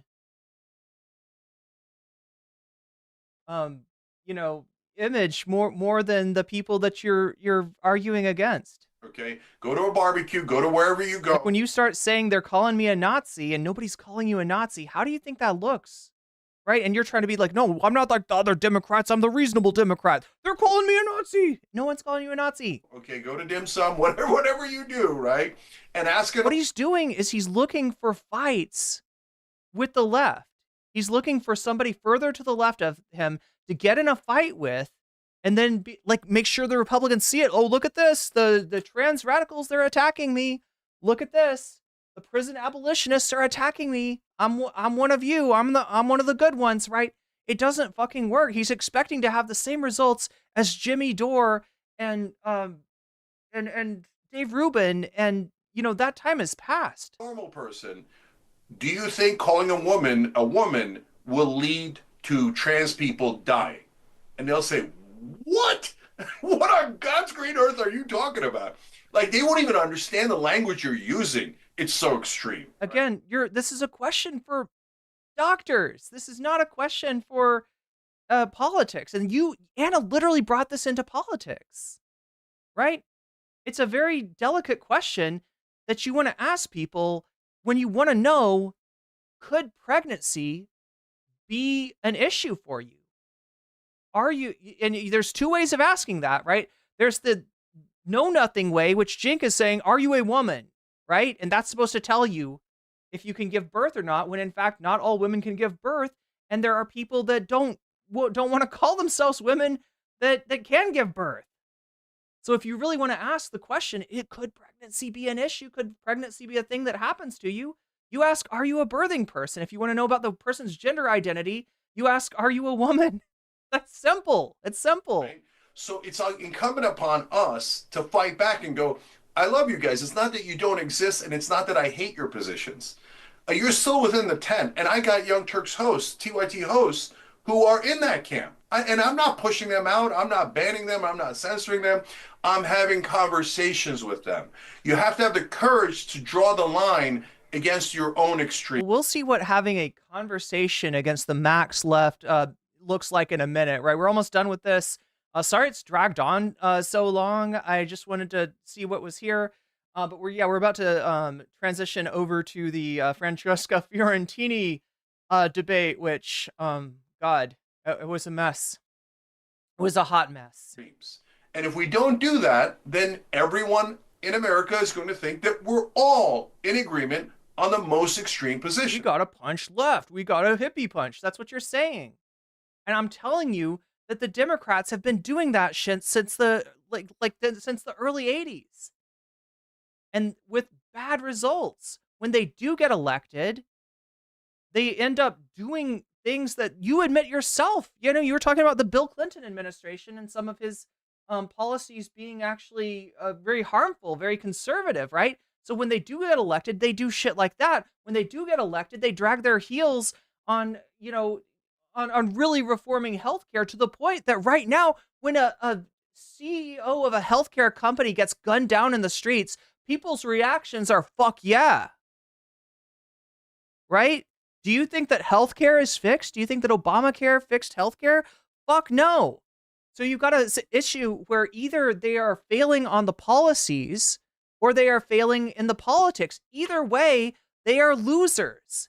And they are giving up the government way too often to the Republicans, to the point where now we've got a 6-3 Supreme Court. That doesn't happen without a sustained phenomenon of the left losing.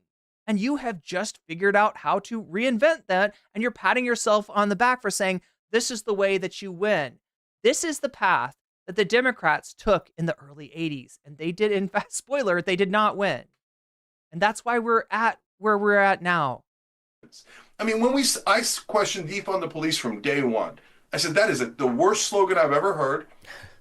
And you guys are not explaining that you want to move some of the money to mental health. Besides which, when you went to go implement it in these liberal cities, you didn't move it into mental health. Narwhal_by super chatted $10. Cenk keeps conflating being trans with be a political extremist. Unlike people with pumped up kicks, I presume.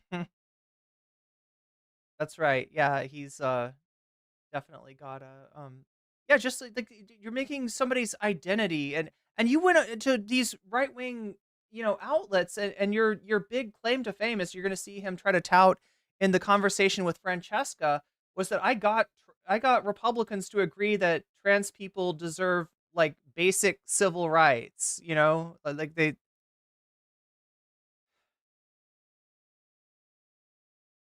Yeah, Rebecca Emily Viper says Harris hardly mentioned trans people for her whole campaign. Thank you for wait, why is this not showing up? Oh, because I didn't press it in the right thing here. Foster the people, indeed. Yeah, so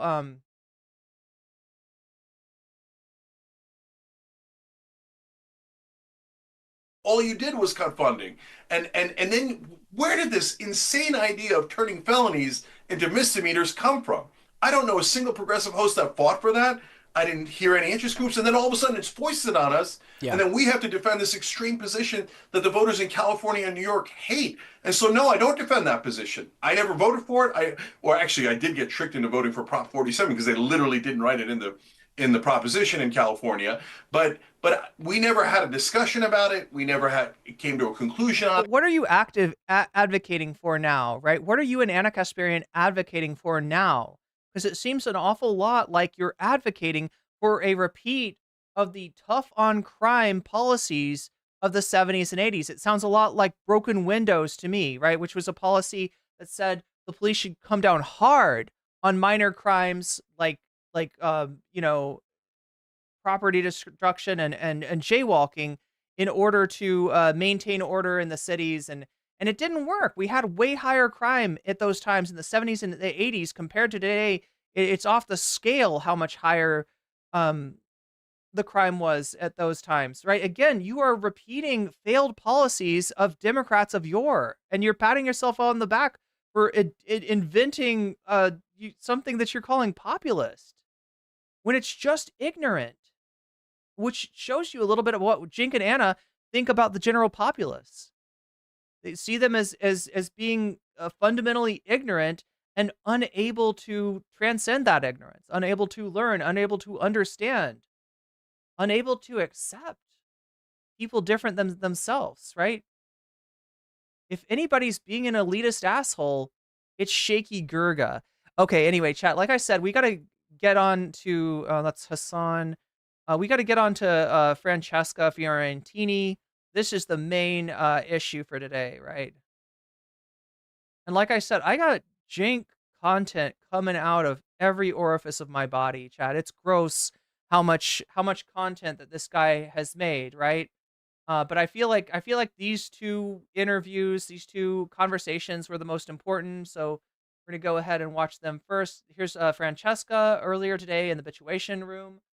Go follow Francesca if you haven't already. I was unbelievably impressed by her art of the conversation, how she handled Cenk Uygur. I don't think Cenk Uygur is a great debater, but I do think he's a challenging debater in that he blows up over the littlest thing.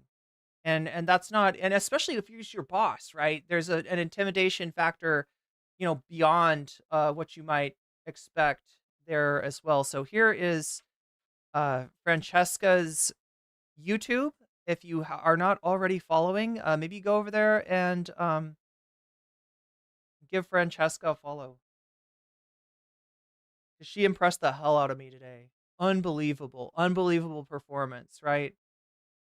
I would say that, if I was going to do a debater tier list, she'd be on the top tier.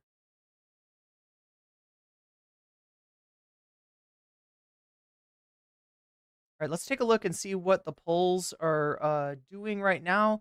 It looks like 54% of you want to get a sneak preview of tomorrow's content, Laura Loomer versus Trump. That is, that is the tech bros versus the MAGA bros, right? That's the conflict that's breaking out right now, especially with Laura Loomer, kind of becoming the figurehead for the racists on Twitter who have turned this whole thing into like an anti-Indian sort of issue. So yeah, 54% of you are voting for that.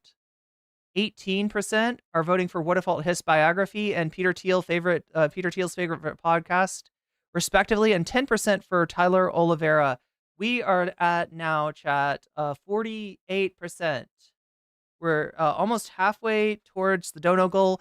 Again, if we hit that dono goal, I'll stay on a little longer. I'll do another segment with you, and keep voting. 126 of you have voted so far. Make sure to get over there to YouTube. No comment check on YouTube. Make your voice heard in that poll, because your vote counts. Also, when you donate, if you donate, you can let me know in the chat which of these topics you endorse, and I'll be happy to put your donation as a buff, as a bonus, and add whatever you donate to what your the topic of your choice is receiving. So whether you're doing a super chat, super sticker, whether you're getting yourself a membership, gifting memberships to others, whether you're supporting me on Throne or signing up for Patreon or supporting me over on Twitch, which I appreciate greatly, considering that myself and all political streamers on Twitch have been demonetized. In other words, we do not receive any ad revenue over there. So the only way I get paid at all for Twitch is if you support me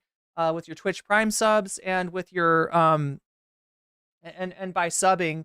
And that's the only way that I'm able to continue to broadcast on Twitch, because I do pay a little amount of money every month to be able to be able to bring you the stream on Twitch for my Restream software. So massive appreciation to everyone over on Twitch that contributes to my stream, because that's the only way that you're watching Twitch in the first place. So if you're free riding over there, thank the people that are subbing. They're keeping me they're keeping me on Twitch, and we'll stay there as long as there's as the sub count does not continue to crash. So yeah.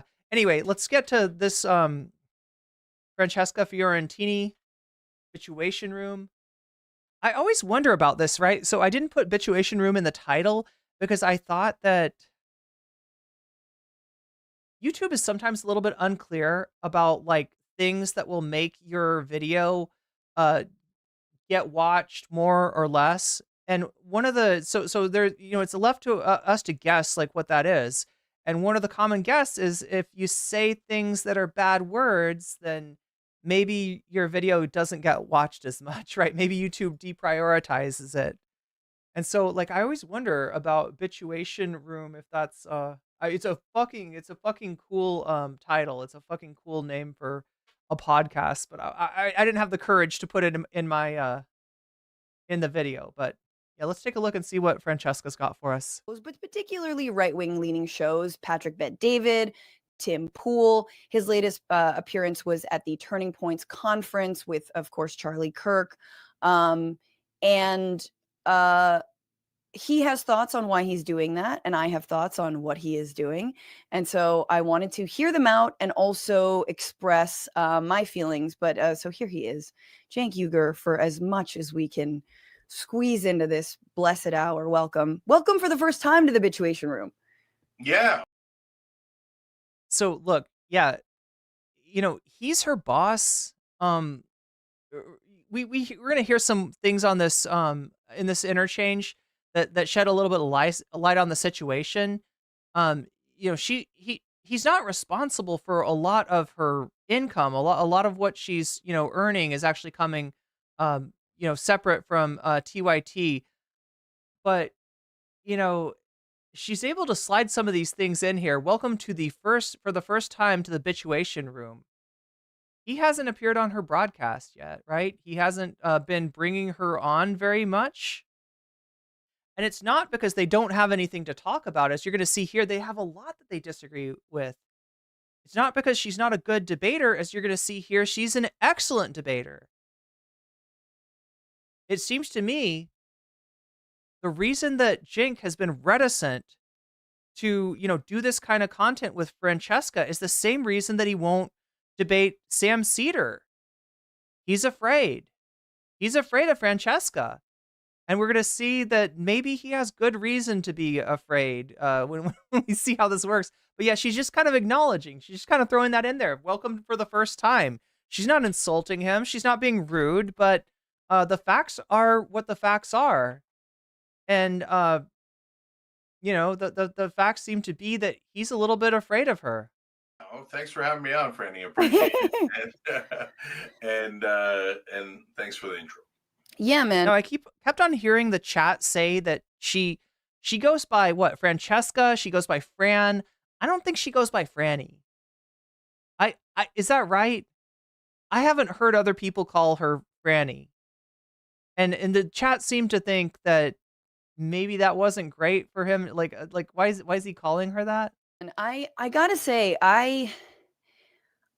it's like it's not an understatement to say that I've lost sleep over what's been going on. That I've been really upset, angry, and like wounded, if that makes sense to you. I have also refrained from tweeting at you, Cenk.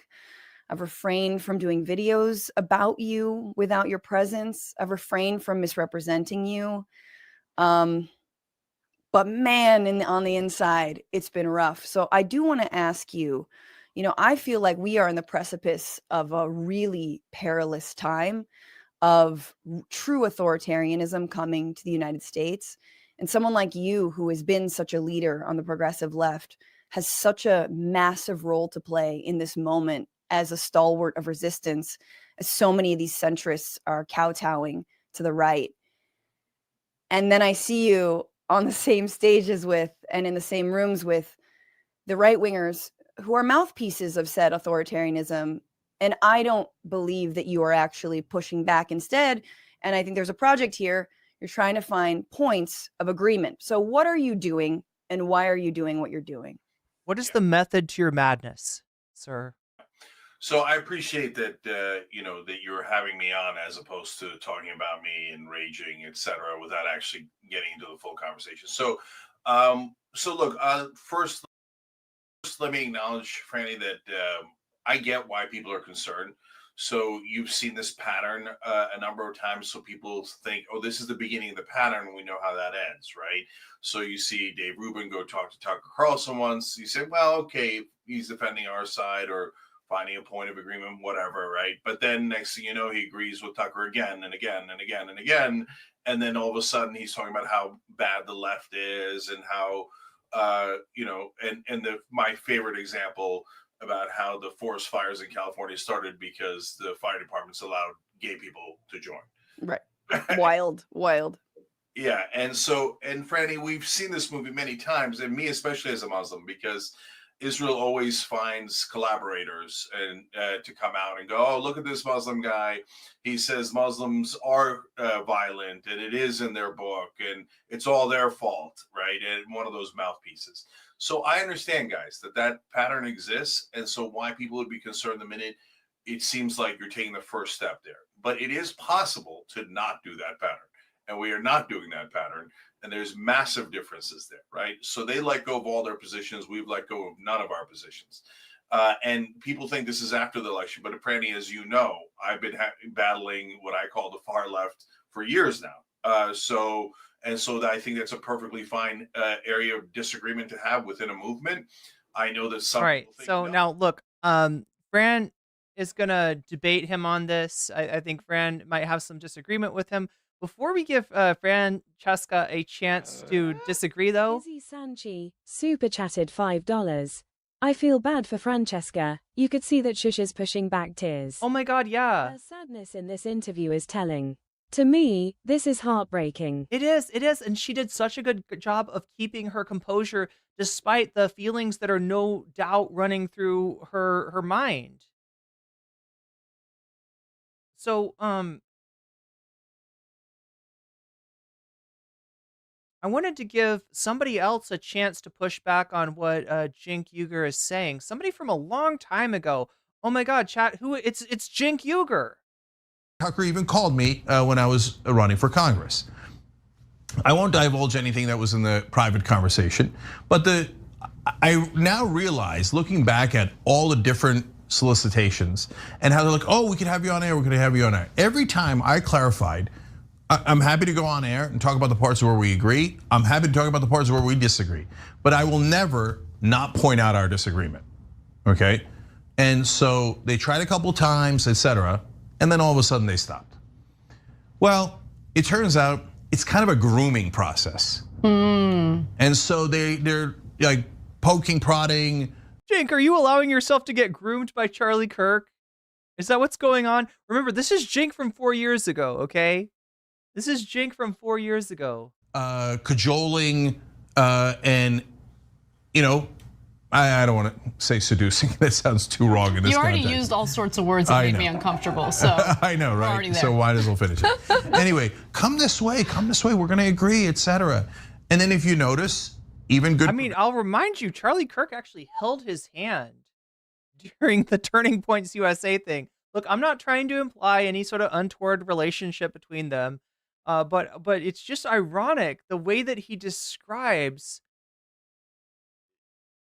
right-wingers using, left-wingers who agree with them and come on as progressive guests, right? He's diagnosing the exact problem with his recent appearances on Turning Point USA and so many right-wing podcasts. Progressives that go on air on Tucker's show on Fox News, they almost never disagree. And so there'll be some Fox News programs where disagreement is allowed, or they'll have a Democratic consultant on. But 9 out of 10 times it'll be to say, now Republicans are of course right about everything, but we're so sorry for what we've done.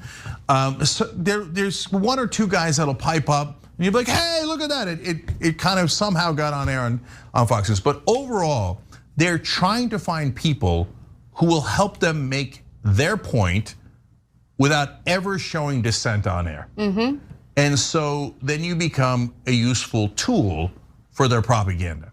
And if you ever say to them at any point, yes, but I'm not going to agree with you on everything, they go, nope, that's it, don't put them on air. There we go. You're on there because you're useful. You're on there not because Charlie Kirk wants to give you a chance to make your points. It's because your presence there is making Charlie Kirk's point. And his point is we won. And now we get to do whatever we want.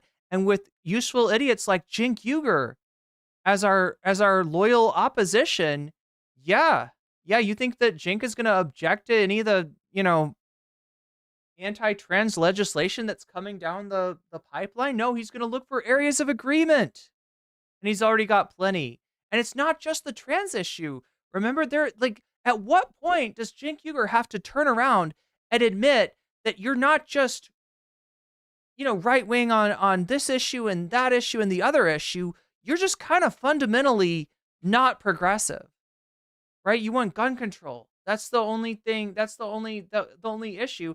And I will tell you, gun control in the context of our current police institution is going to be implemented in a way where the guns are much more likely to be taken away from marginalized groups, from people who need those guns to protect their families, than they are from the right wingers who celebrate that gun culture, right?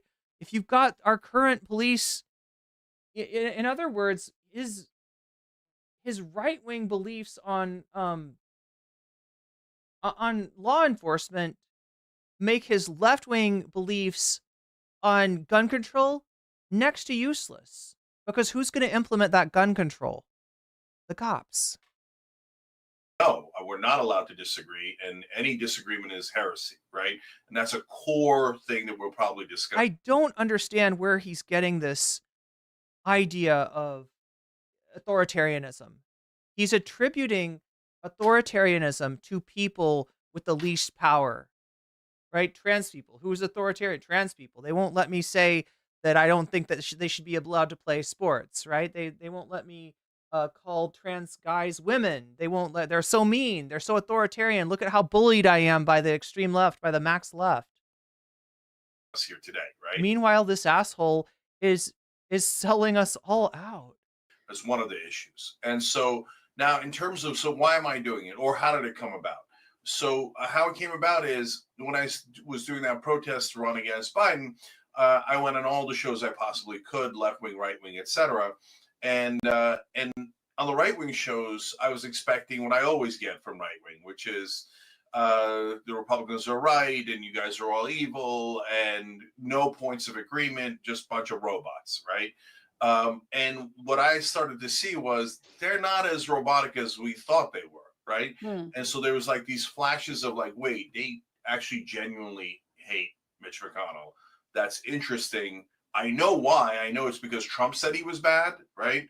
But at the same time, there's a second reason, and I know that a lot of people on the left don't believe it, but I'm here to tell you that I've seen it with my own eyes. There are actual populists in those right-wing hills, and they don't like the establishment. They hate the establishment. Now, they don't have the same opinions with us on social issues, cultural issues, etc.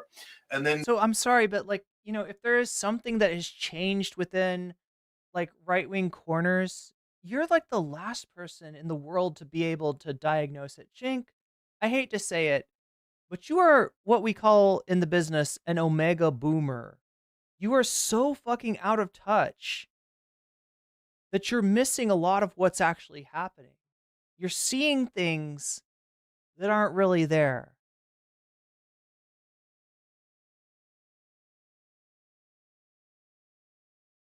And again, like your analysis of the right-wing sphere is just detached from reality. You're wish casting, right? You want to think that these people are anti-war when they're selectively anti-war. they genuinely hate war. Now, if Trump declares war on Panama and they all go along, then I was wrong. Okay, so we'll get to that too. And so more and more. And Charlie Kirk came on in the RNC, and this is the one that really threw me for a loop, and I couldn't believe. They're not anti-war. Let me break it down for you. They're anti-losing a war. All right.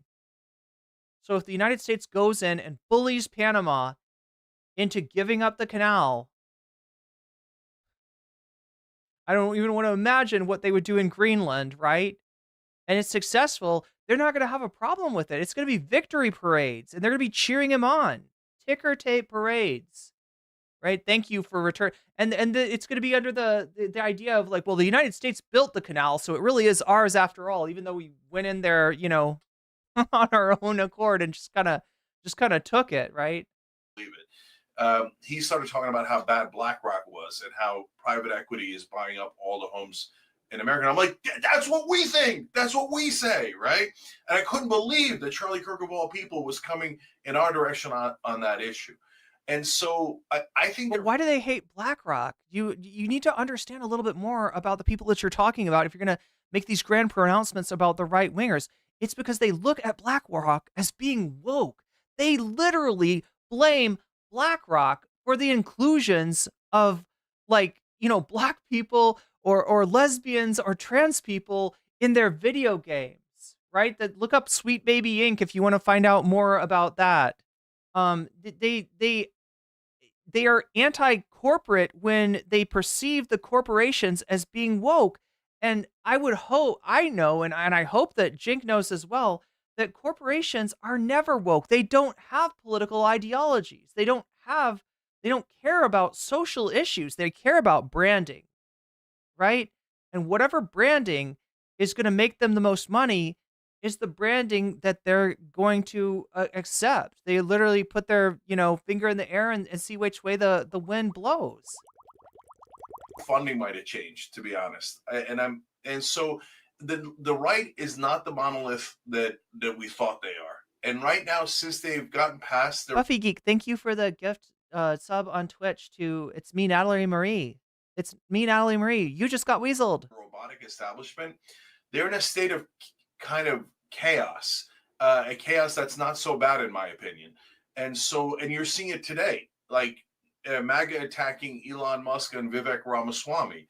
If they were a monolith and they were robots and they were a cult, that would never happen. Now, I happen to agree with Elon and Vivek on that issue. I was going to ask you, actually. Yeah, but first of all, hey, there I am agreeing with Elon and Vivek. Why? Because they agree with us on H-1B So this is about HB1 visas and allowing high-skilled professional immigrant workers who work in tech to be allowed in. The MAGA base says that that's obviously immigration and they want to cut down on that. But yeah, check out what Cenk's take on this is, right? This is unironically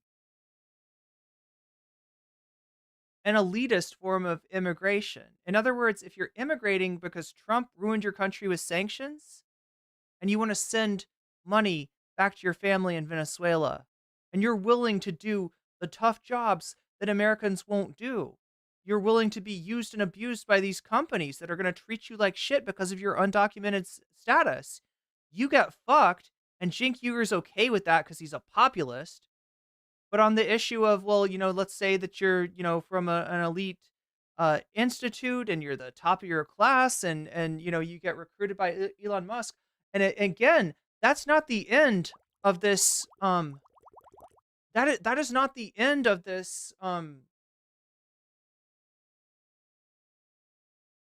Exploitation, because these workers for the, what is it called, the H1B, the HB1, the visa, right? These workers are also exploited by their bosses, right?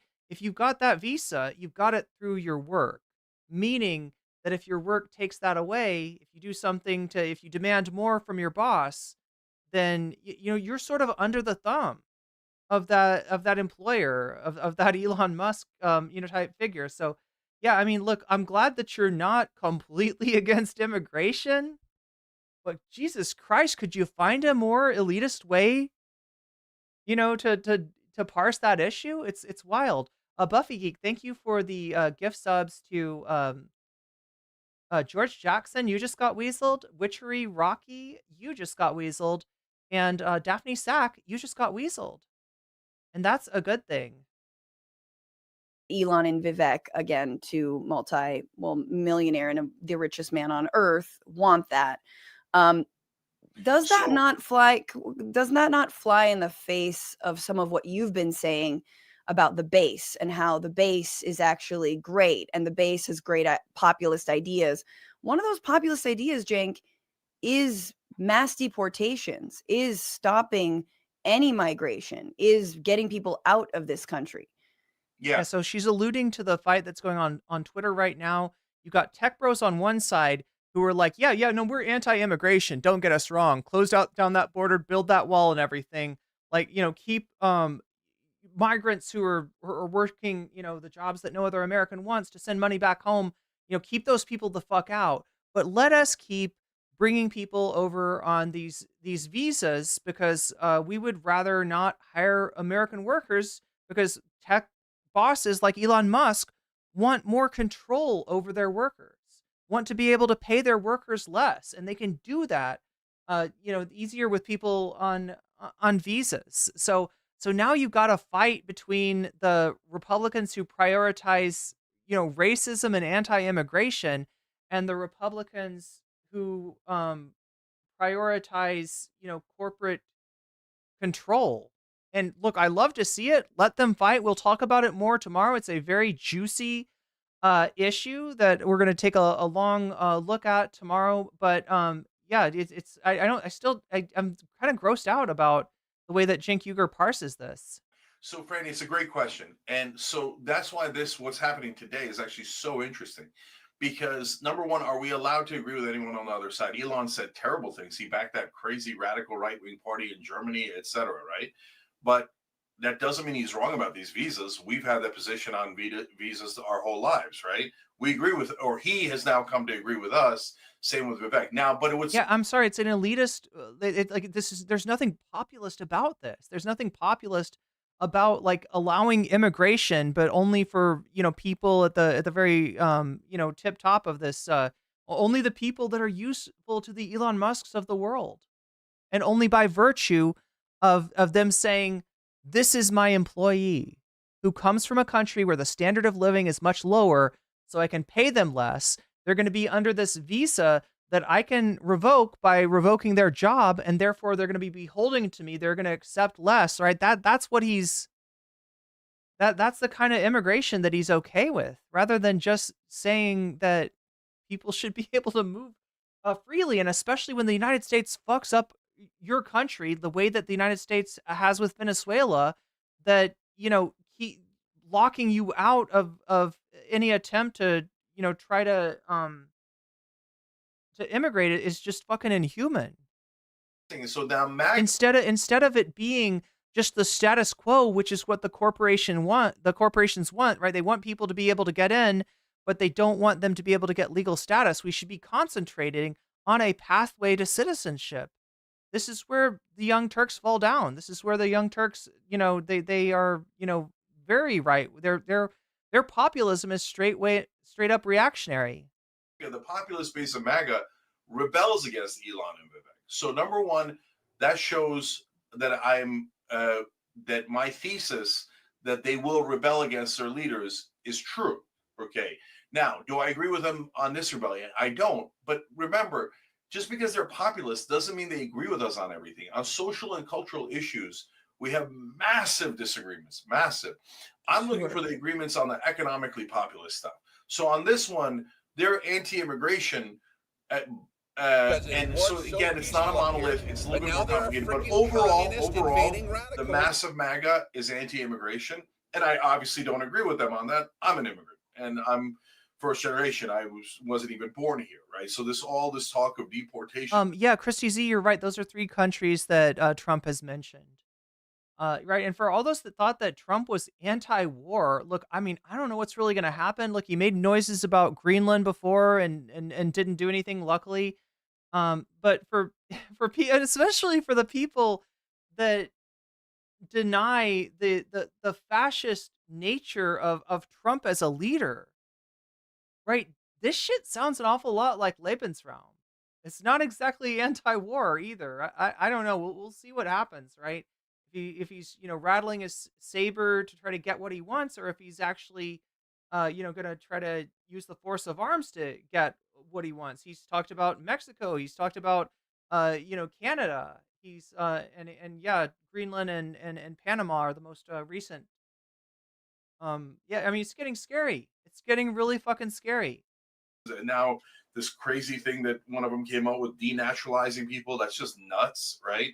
So and I say that to their face in all the shows that I go on. I go, look, I don't agree with this. I don't agree with that. I think you're nuts on this, right? But like, just somebody who supported Trump's immigration policy, right? For somebody who gave in on issues like Aurora, Colorado, to turn what is a neighborhood that is, yeah, legitimately pretty high in crime, right? I looked up the statistics, and yeah, as far as the United States goes, the Aurora area is fairly high in crime.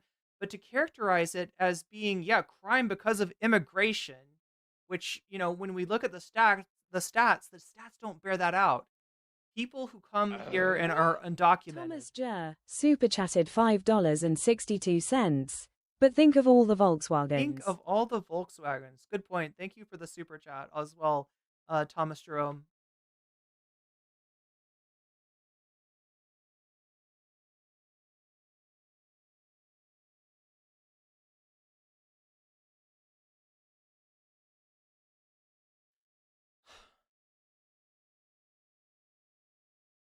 It's sad to see somebody that was willing to sell out. People who came to this country were willing to take the jobs that feed America, jobs that nobody else wants to take, in order to send money home a lot of times to their family because their country got screwed up by the United States policy. You're against these people. You're pro-Trump on that until he starts talking about, yeah, and you know what else? We're going to denaturalize some people. As long as you think it's like, okay, well, it's other people, right? It's these other people that I don't know, that I don't care about, that I can't relate to. I've never worked a meatpacking job. I've never worked an agriculture job. I've never done anything like that, so I can't relate to these people. Yeah, go ahead and take it out on these people. And then when he starts talking about denaturalizing people, now you're worried. And look, he shouldn't do any of this shit. But do you understand how giving in to him on the issue of the border wall enables, this demonization of immigrants, which gets us to a place where a policy which should be off the board, beyond the pale, like denaturalizing American citizens, is now under consideration, is now a policy that some part of the MAGA factions are talking about. And look, Cenk says correctly that Trump doesn't know a lot about policy. He gets pulled in a lot of directions. He tends to decide issues based on the last person in the room to talk to him. Do you really want to take that dice roll, though, that he's going to go with the tech bros, that he's going to go with the Elon Musk faction, considering that he, in this last like budget ceiling deal, the budget deal that was just done, Elon kind of acted in his own interest against the interest of Trump. Trump wanted the debt ceiling lifted so he could get his tax policies put in. Elon didn't want some of the items that were in that deal. Who ends up winning? Elon, right? So Elon's already on the outs with Trump.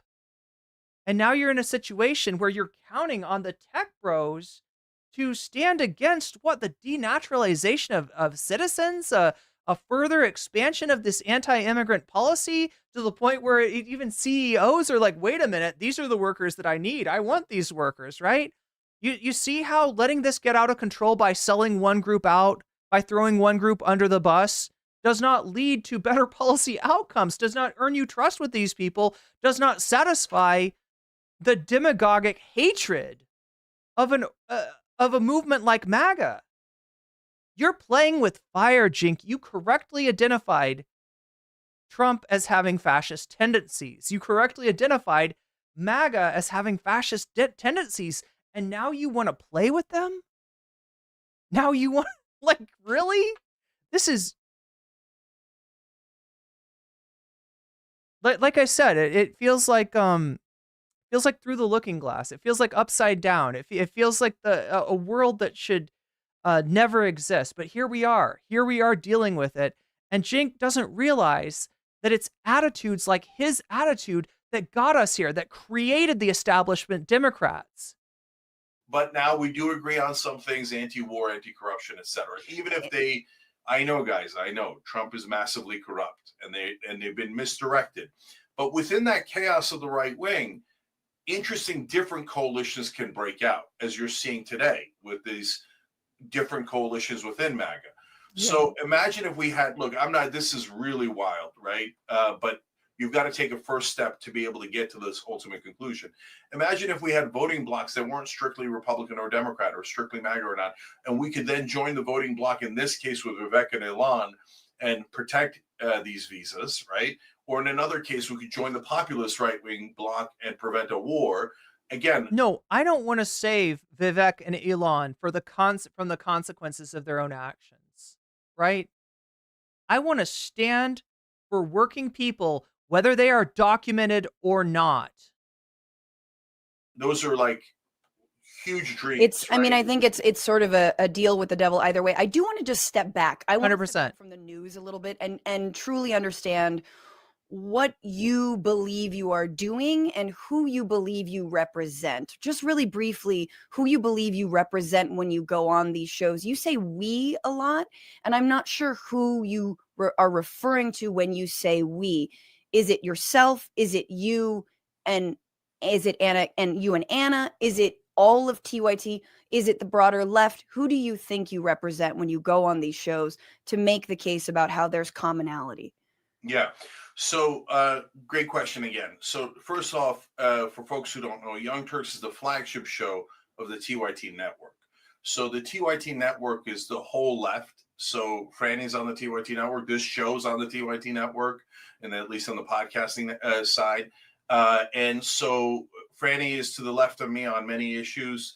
So is Jordan Ewell. So is so many other people, right? And so I never block anyone from stating their opinions. And I like that we have the whole range, right? And in the past, we've had David Pakman as part of the net, like the YouTube network broadly.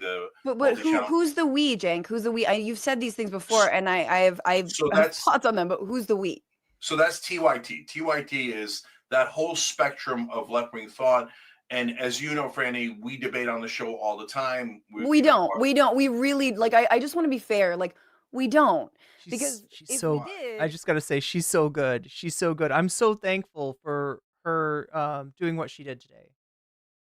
we would have had I this don't think I don't think he's ever been called out like this before. many, many times, but we don't. Number one, No. I am not the main host.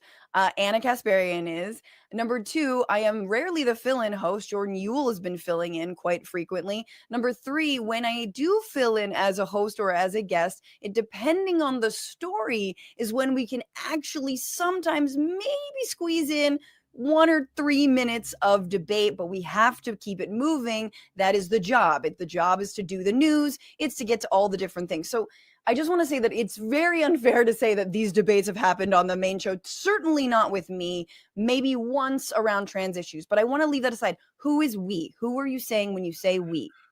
Okay, but let me address that real quick. But yes, but I've gotten into so first of all, we do the news, so we debate within that news story.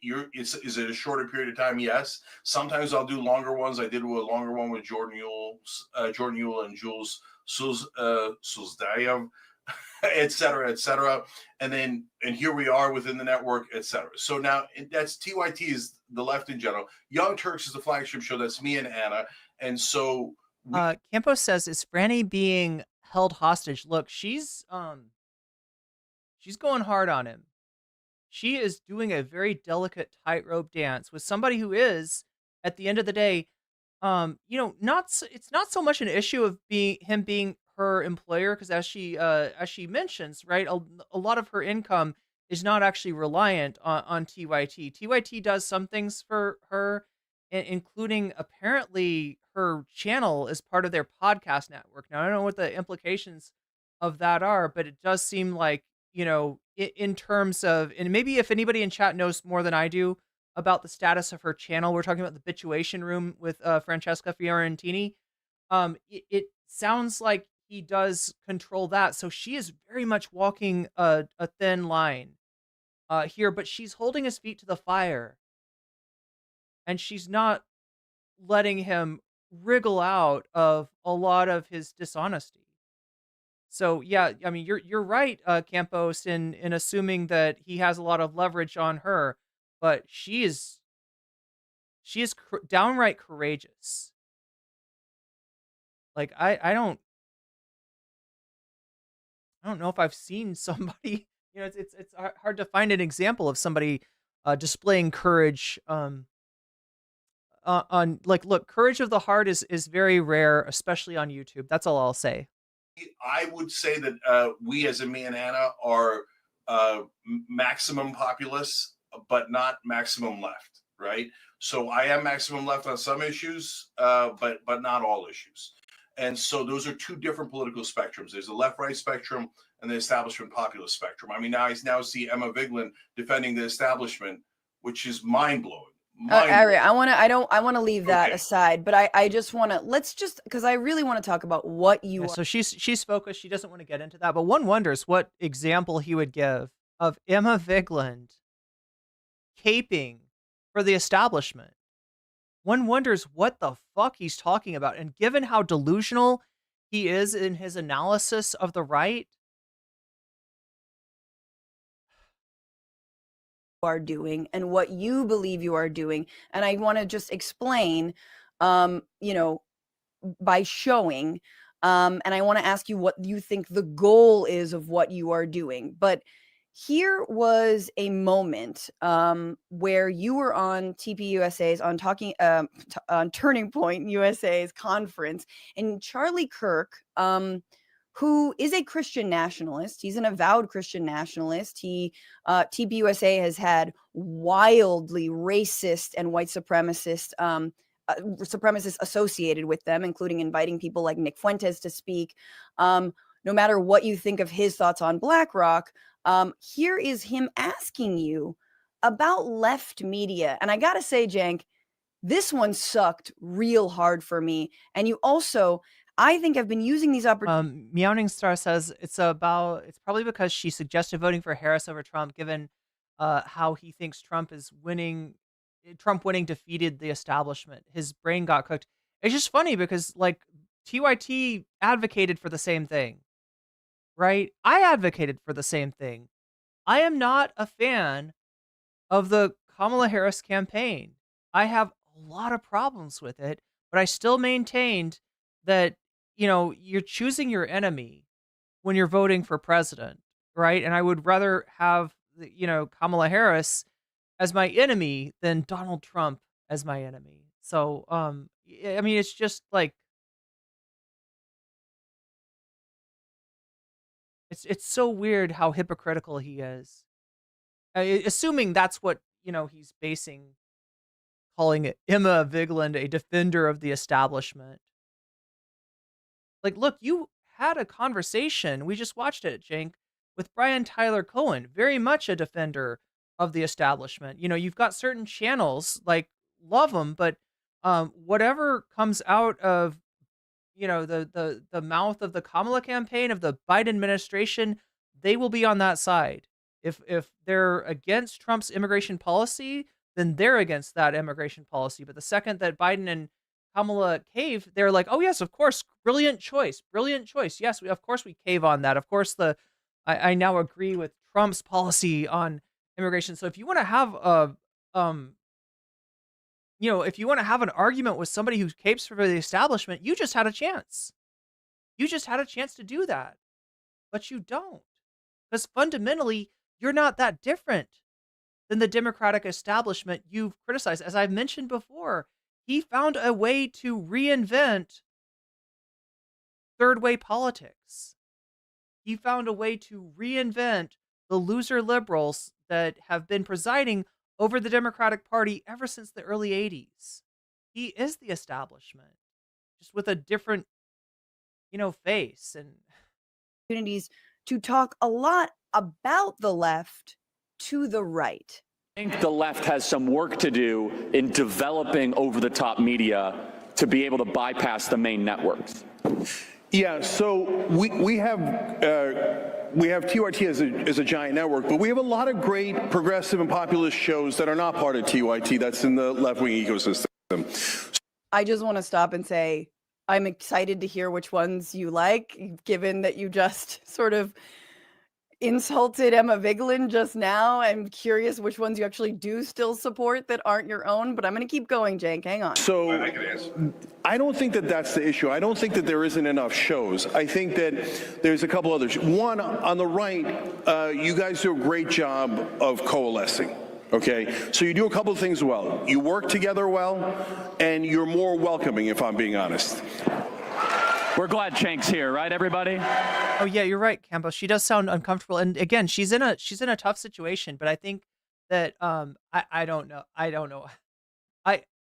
She performed unbelievably well for somebody who's in a tough situation that does impact, as people have rightly pointed out, her financial future. And a lot of people on the left know this as well, if I'm being honest.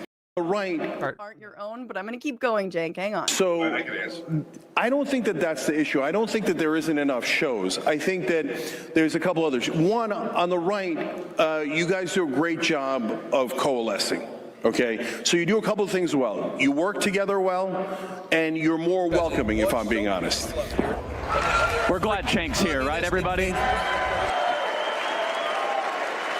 And a lot of people on the left know this as well. If you agree with MAGA 5%, the answer you get is welcome, right?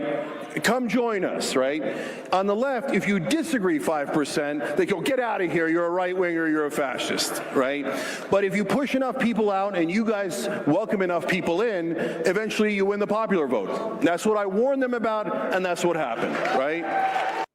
Okay, so there you are, and Yeah, love it. Stick with 100% of what I just said there. I'm 100% right about that. You know who else loved it? Charlie Kirk.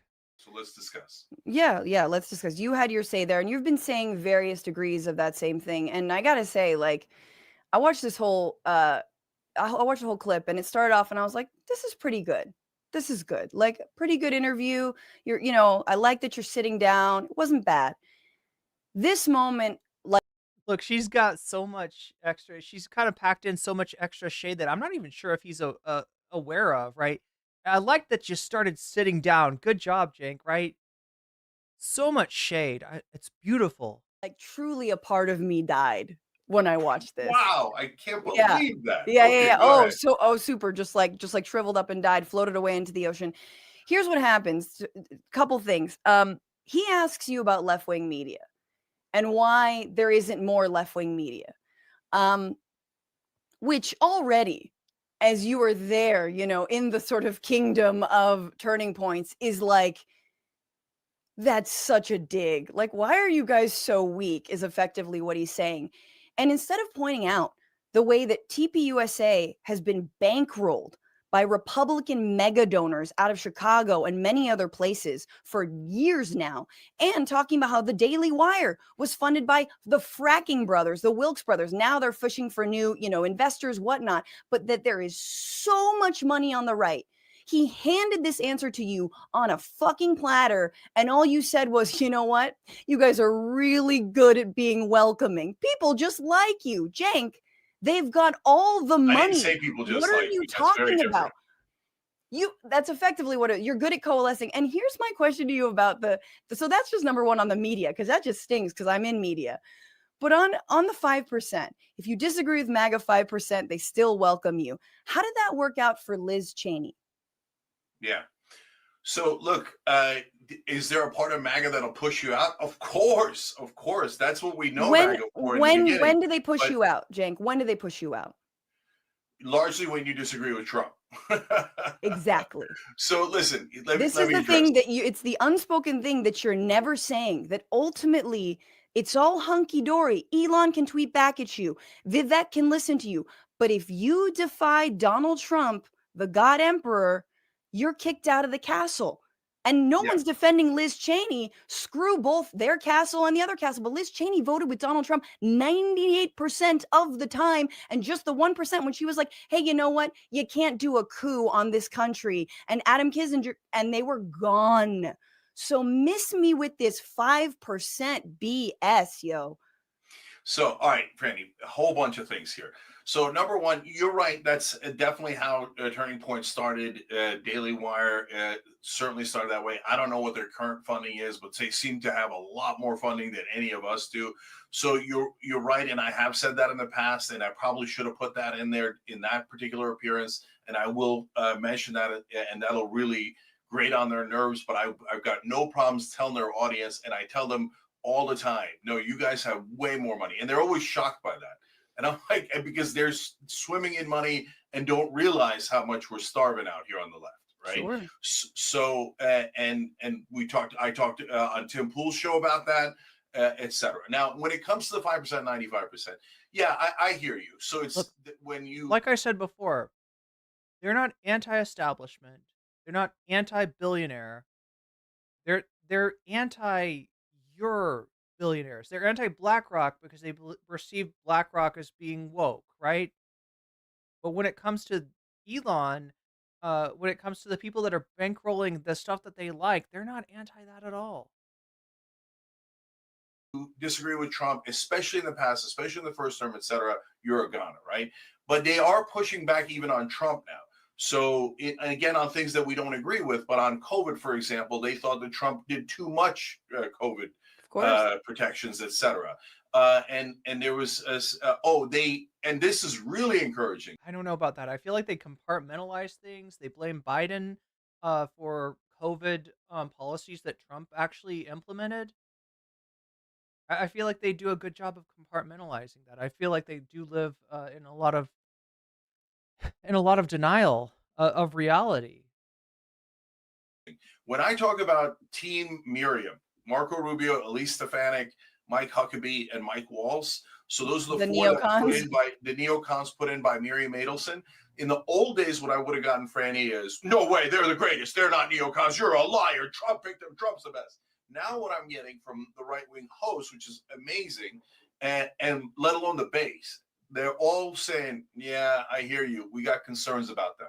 We got concerns. They got concerns because Marco has been critical of Trump in the past. They've got concerns because some of those nominees, they would like to see more right-wing versions of them go in. In other words, their concerns are diametrically opposed to your concerns. You both disagree with the candidate, You're both on sides. Same thing with the Cheneys, right? You both don't like the Cheneys, but it's for vastly different reasons. The Cheneys are not conservative enough for them. The Cheneys are not willing to embrace, racist policies. The Cheneys want to keep some of that mask on the Republicans' policies and only do things that happen to hurt marginalized groups rather than things that are specifically, branded as being against those groups. Okay, so that's the thing I never heard before. So that is a change. Now, in terms of the concept that I'm referring to, the 5%, 95%, but Franny, we're in the middle of that right now. This is the perfect example. So I started the largest progressive network. I've given dozens of progressives opportunities they didn't have before. I started Just Democrats, et cetera, et cetera. The minute I just This is Jinx "I made you" rhetoric. 5% on trans issues or crime, everybody's like right wing, fascist, right. How dare you? How dare you? Every show is saying that. Almost every show. So you telling me that you don't? Jink, what you don't get is, as much as you want to tell, other content creators out there, as much as you want to tell the online left that you made them, you got it backwards, dude. They made you. They were your audience. They were your supporters. You wouldn't be here if it wasn't for them. And they, your audience, feels stabbed in the back. And that's why your numbers are going down. They don't like to see something that they built being used for evil. Right? And I know you hate the moralist. You got this weird anti-moralistic thing of anybody criticizes you and says what you're doing is wrong, then there's some kind of authoritarian all of a sudden. But the whole reason for being involved in progressive politics is a moral reason. The kind of morality that we hate is where the morality is do you believe in Jesus? Do you believe in God? Do you believe in the Bible? Because if you don't, you're immoral. Are you gay? Are you gay? Do you like other men? That's immoral, right? That's the kind of morality that we've rejected. That's the kind of morality that is actually, authoritarian, right? Whereas just saying that, punching left, throwing marginalized groups under the bus, cutting, groups off that are part of the coalition, when they become inconvenient is fucked up and, yes, immoral. I hate to say it, but that's the truth of the matter. Shit does matter. These things are important. Don't push people out. You're pushing out the movement overall. At least the online left movement seems to be trying to push out the one network. So yeah, this is so familiar to me. This is so familiar, right? I have heard so many questionable people bemoan the online left, bitch and moan about it's the goddamn online left. These online left people, they want to defund the police. They want to do this. They want to do that. I'm so sick of this fucking rhetoric. The online left. And the thing is, motherfucker, you're online. You claim to be left. Somebody could call you the online left just as much as you could call them. They could say the problem with the online left is they're too willing to compromise with the Republicans when they take power. They're too willing to throw their own under the bus, right? And instead we get this victim complex. Jink, TYT, right? The one of the largest media outlets out there.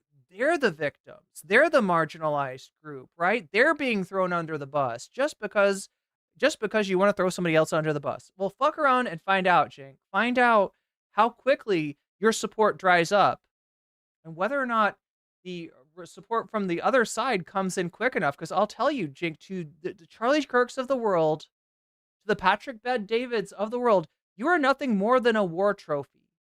You are a sign of their success. You are not a content creator to be supported. That has helped progressives more than any other network, and it's not in dispute. But my God, we have 5% disagreement. So tear it down, tear it down. This is the destructive extreme left that I honestly, that portion, that kind of destructive attitude is poison. It's not just poison to us, it's poison to our chances of winning because we keep pushing people out. We keep pushing people out. And then all of a sudden we lost all the swing states and we lost the popular vote.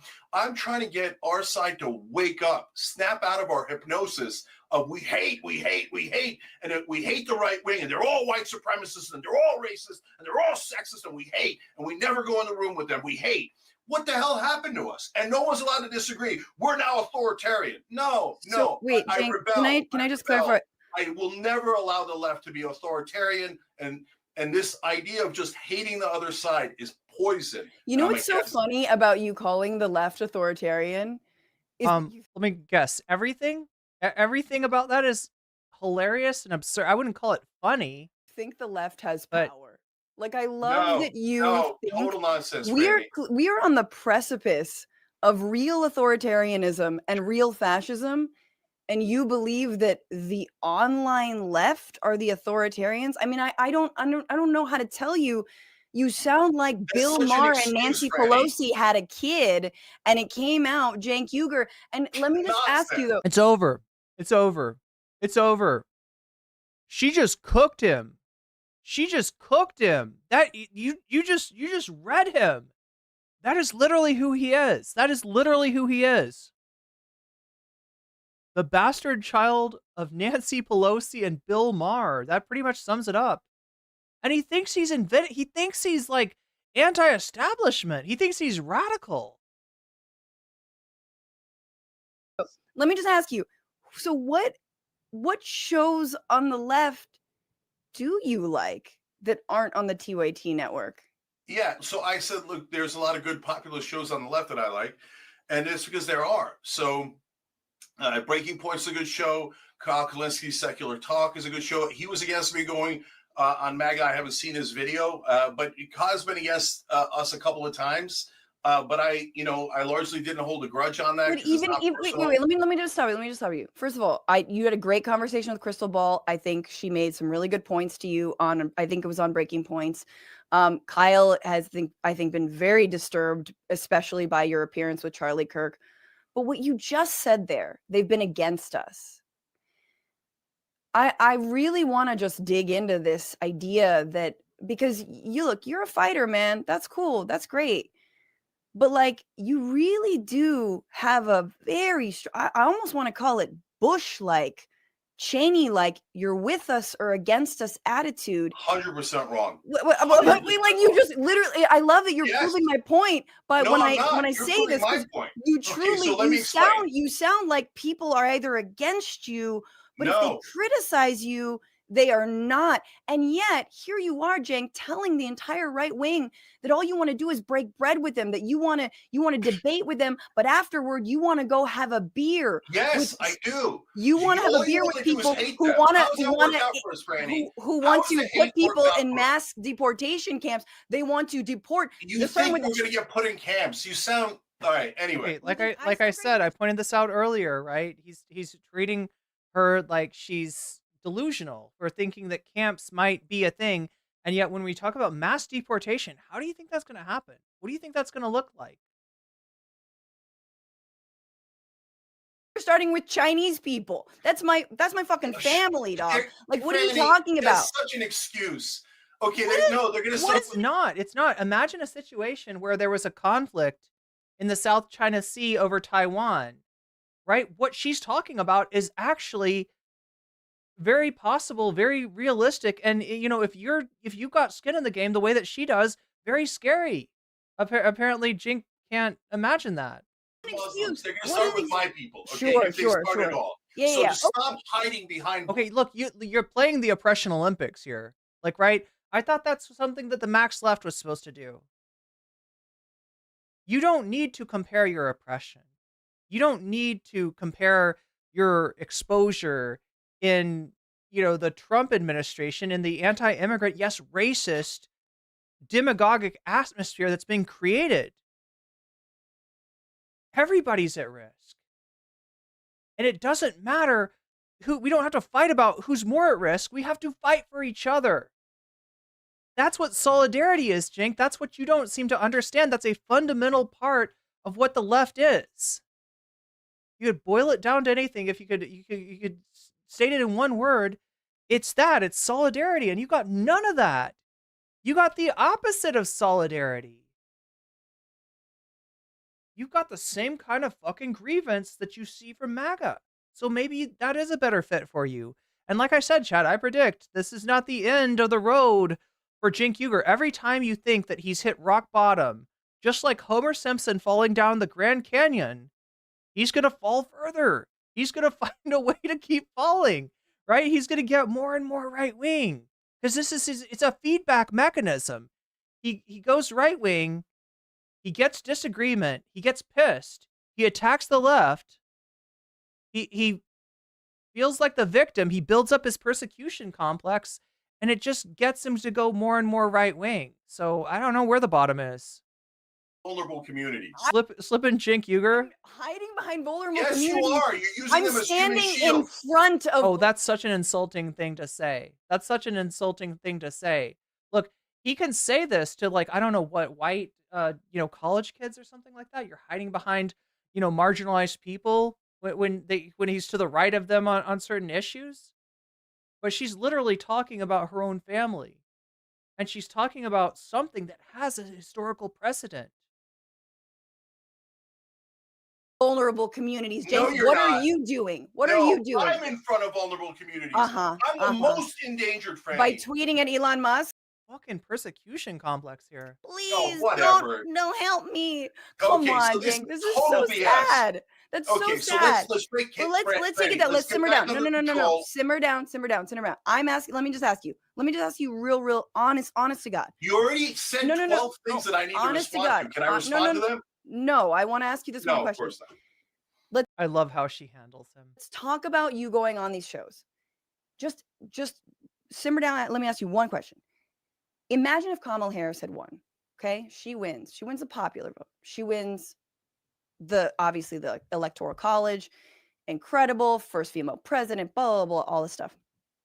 And Tucker Carlson started making all these rounds on really progressive leftist shows, went on Kyle's show, went on my show. I'm like, who the hell? Started reaching out and wanting to talk and wanting to come to agreement on things. What would that look like to you? Yeah, it would look like Tucker was trying to reach out. Tucker's a bad example because I don't. No, it's a great example. Tucker has said things about the left that easily could be construed to imply that they're beyond the pale, right? They want to, disfigure your children, groom your children. He said all kinds of things. Now, if he turned around after that and was like, hey, I think we can work together. There's some things that you say over here on the left that I really agree with. You wouldn't believe him. If you wanted to, you might use his groveling towards you as a way to celebrate, to say, even this asshole that called us groomers, that said that we were child mutilators and all this other stuff, even he is on our side now, right? But you would not respect that guy. Nobody on the left would be like, yeah, Tucker's pretty cool now. I love that he's not calling us groomers anymore. That's great. That's great job, Tucker. Let's work together. Let's compromise. Hey, hey, y'all, don't you think? Let's compromise. He's on our side now. Let's look. No, that's not how it works. That's not how anything works. You should know that. That's not how power works, Cenk. I would be surprised if he did that, but okay, yeah, no Right. problem. What would it But look like to you? Care. I wouldn't. And do I think that Tucker would be selling out? No, there's no chance. No. Well, Tucker would be a clown. All right. Tucker would be a ridiculous clown who, if you are in your right mind, you wouldn't take seriously. You wouldn't believe. It's not about selling out. What would it just seem like? Hey man, we can agree.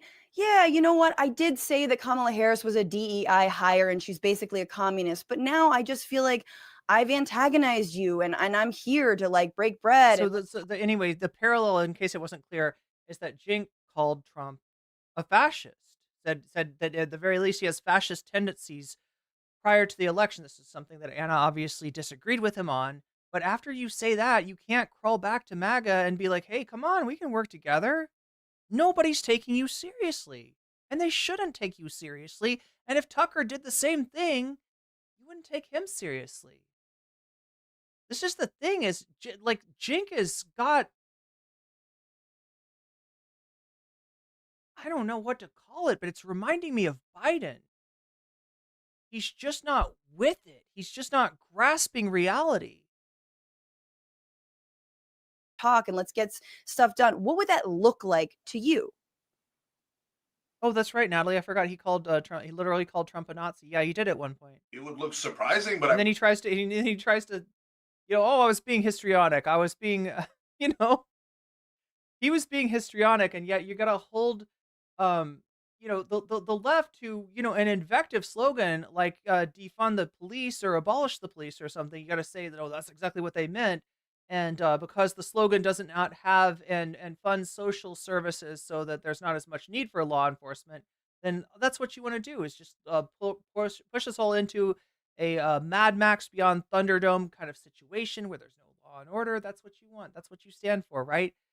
But at the same time, when it's him being a little histrionic, he says he didn't mean to call Trump a Nazi. He was just exaggerating.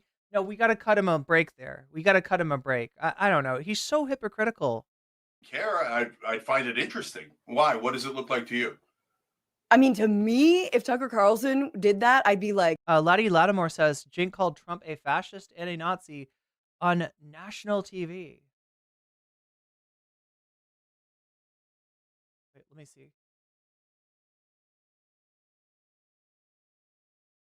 Oh my God, chat! Like so many comments. I'm a little overwhelmed here. Yeah, there we go. Cenk called Trump a fascist and a Nazi. I saw it on national TV. He cannot lie. Or weasel. Did you say weasel? Did somebody say weasel? Because I think somebody just said weasel. I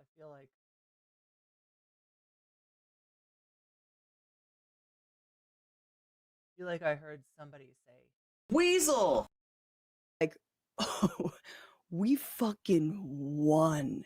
We won like crazy. We won so resoundingly. He's doing an apology tour because 3 ghosts visited him in the middle of the night and he's completely changed his tune because he wants to throw down with the winners. We are crushing it.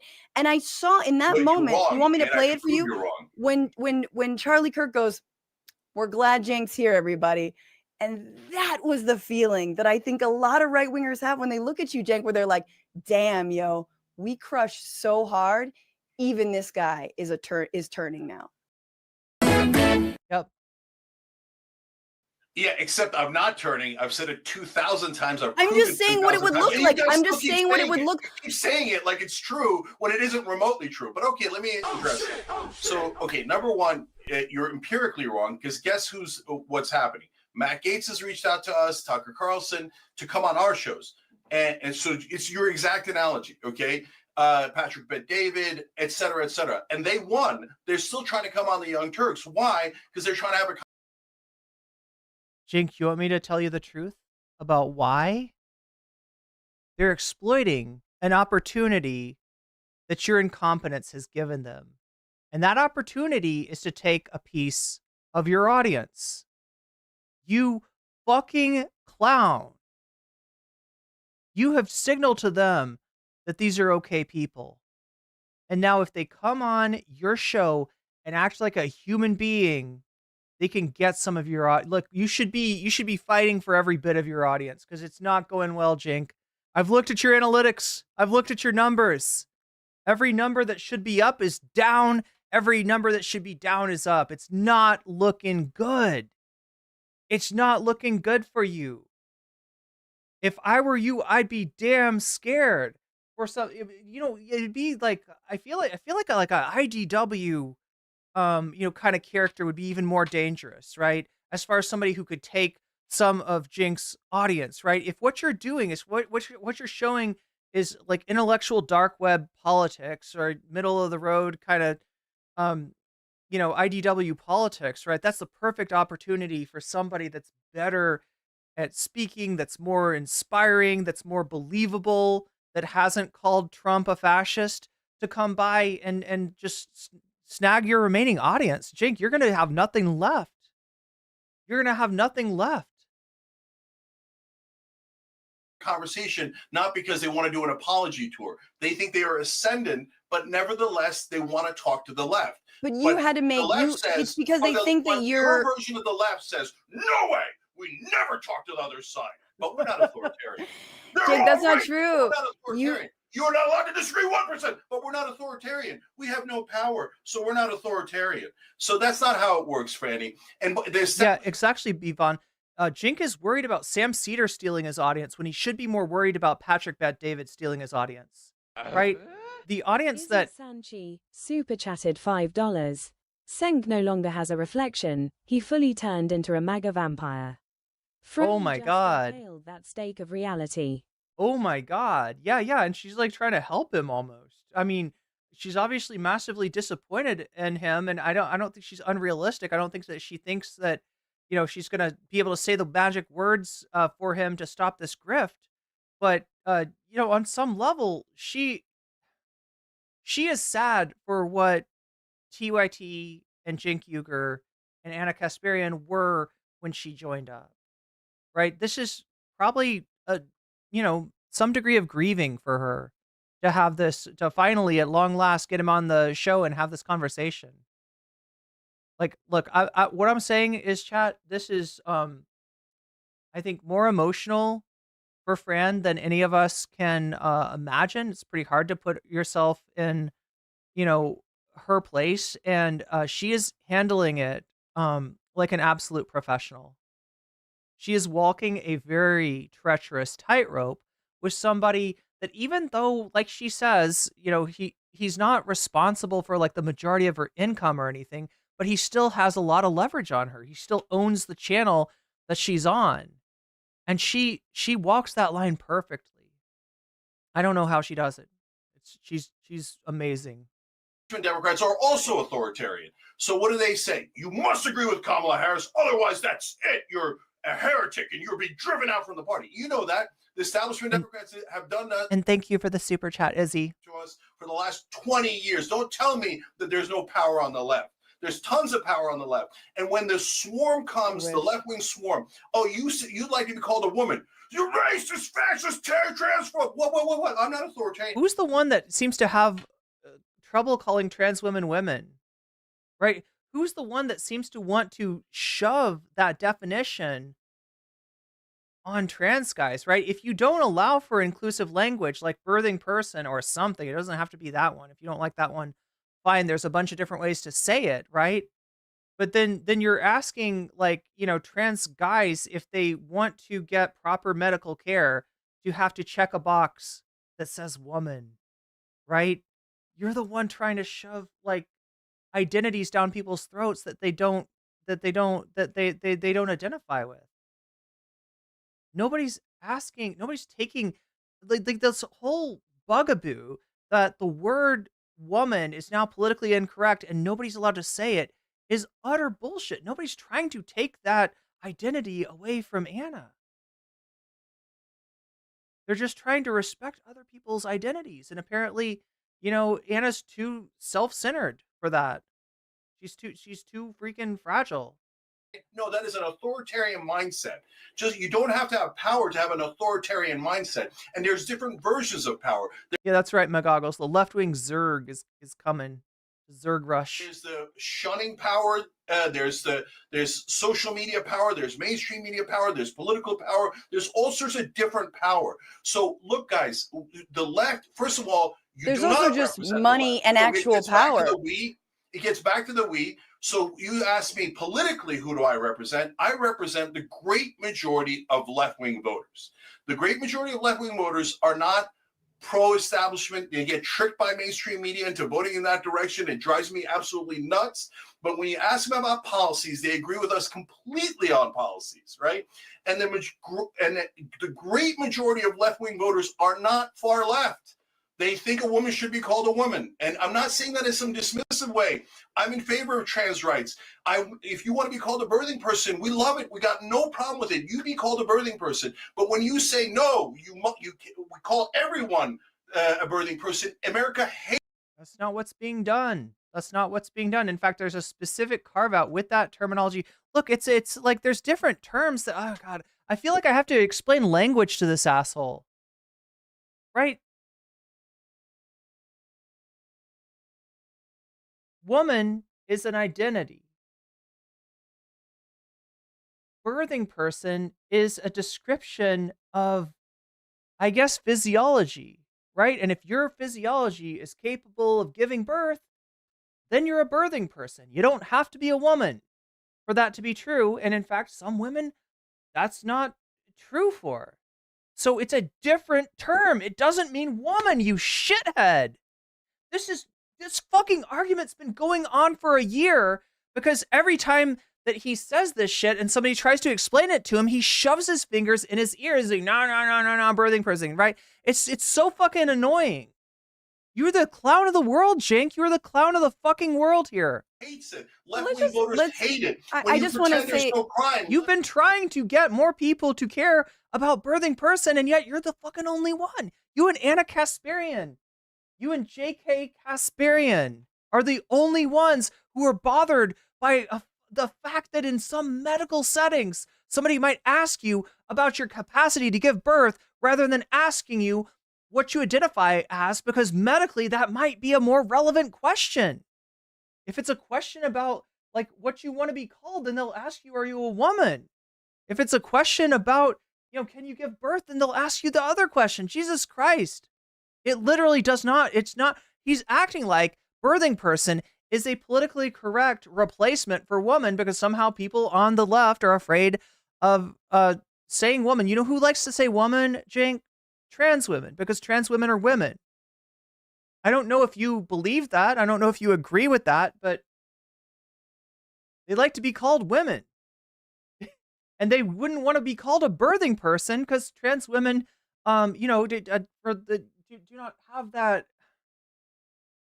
That's not what you're the one that's trying to make the capacity to give birth what defines you as a woman. And it's literally not. It's literally not. And like, this might break your fucking boomer brain to understand this. This might make your head explode, but not as bad as Fran is about to make your head explode. Let's get back to the debate. I've talked enough. So I'm standing up for the overwhelming majority of Democratic voters and left-wing voters. I hear what you're saying. Yeah, I'm sorry, Cenk, but when you turn around to look for that overwhelming majority, you know what you're going to hear? There's your overwhelming majority, Cenk. There's all the voters that are super concerned about being called a birthing person. There they are, Cenk. There's all your voters. Congratulations, dude. Congratulations.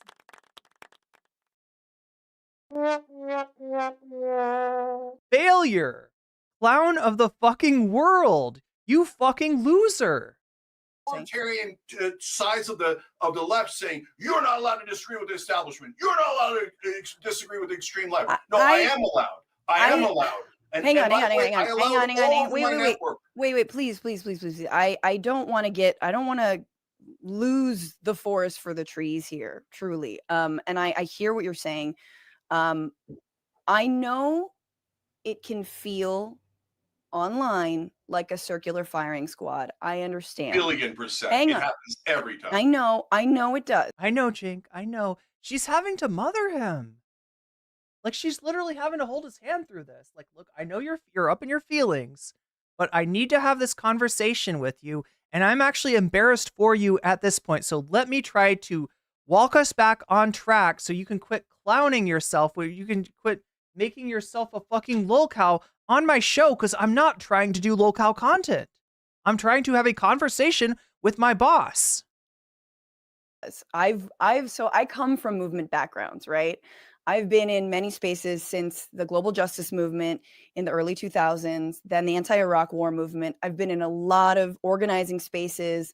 I have been in more organizing spaces, far left spaces, than I have in campaigns, political campaigns, for example. So I know those spaces very well. I know we can often over-police one another. I know we can tear each other's throats out. I absolutely concede that. I do agree with that. At this moment, sad to say, that's not the biggest fish we have to fry.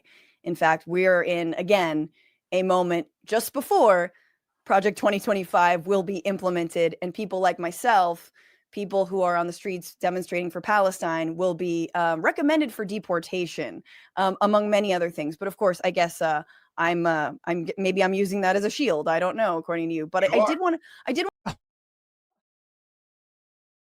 Cenk, she gave you every chance. She gave you every chance to be a mature adult here, and you're fucking in your feels, and you can't get out. Markayla, thank you for the super sticker. I want to ask Cenk before this. I want to ask you about who the establishment is in your mind. And are they in the room with us right now? That's what I want to know. And who is not the establishment? Great question.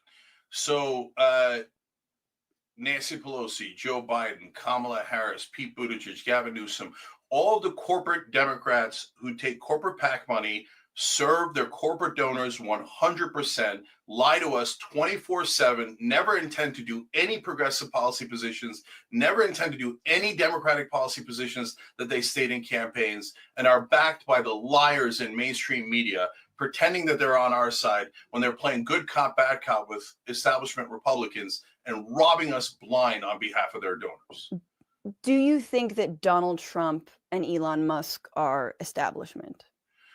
So they're complicated. The reason they're complicated is because they act like the establishment. They do the same robberies, the same corporate tax cuts, but they are pretending. I'm sorry. Let me help you there, Cenk. The word is yes.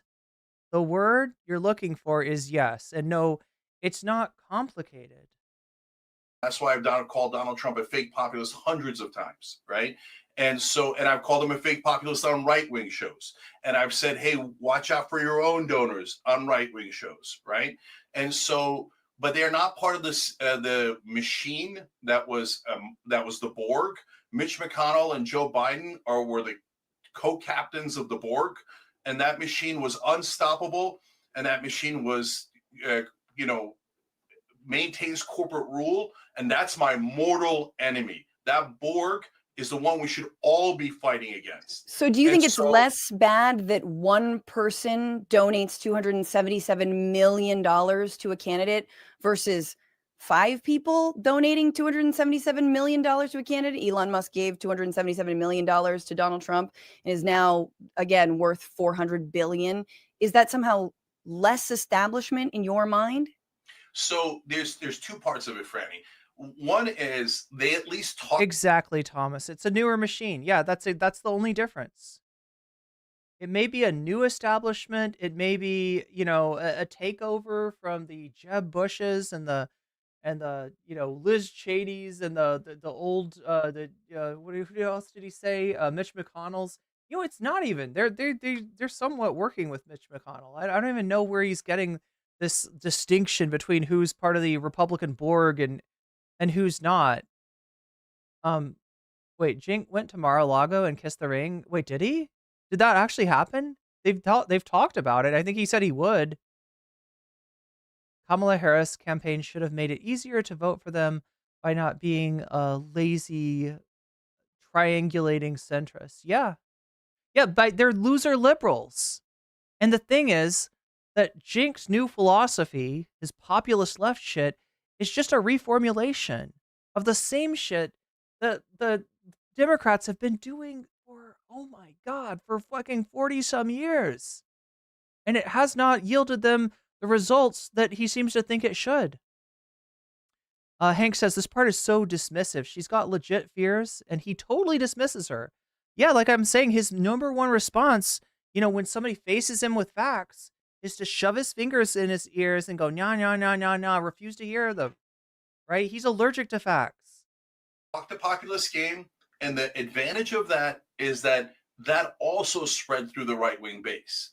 That, hey, them faking populism, remember the people that are hearing that message don't realize it's fake, right? Mm-hmm. So they're talking anti-war, they're talking anti-corporate. You see Tucker Carlson talking anti-corporate. You see Steve Bannon saying we should increase corporate taxes. That doesn't mean Steve Bannon's an angel, but what it does mean, or anywhere near it, but what it does mean is that idea of populism and anti-establishment, et cetera, is spreading throughout the right wing. That is an amazing opportunity for us to actually coalesce on economic populism that they now believe in, even if their leader doesn't, right? So that's point one, and it's super important. Point two is, in some ways, that individual corruption is worse, and in some ways it's better. So how's it worse? So Miriam Adelson gives, 137 million to Trump, and Sheldon Adelson had given him 200 million in previous campaigns. So he delivers foreign policy to the Adelson family, right? Right. Moved our embassy in his first term. Now he's thinking about allowing the annexation of northern Gaza. Yeah, Narwhal, Tucker is a great example of this, right? Remember, Tucker is the guy who was when they did discovery for the Dominion case, right?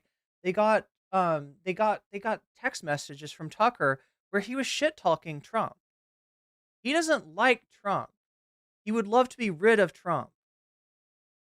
But because Trump is still a factor and he's still, making his money off the right wing, he's Team Trump. It's so unbelievably transparent what they're doing. And the West Bank, and you saw me fight tooth and nail against Trump, because that's what I was really, really worried about, that he's going to go and be extreme and radical to serve his top donors. On Elon, he handed all of domestic policy to him. So that's how it's worse. How in the world could it be at the same time a little bit better?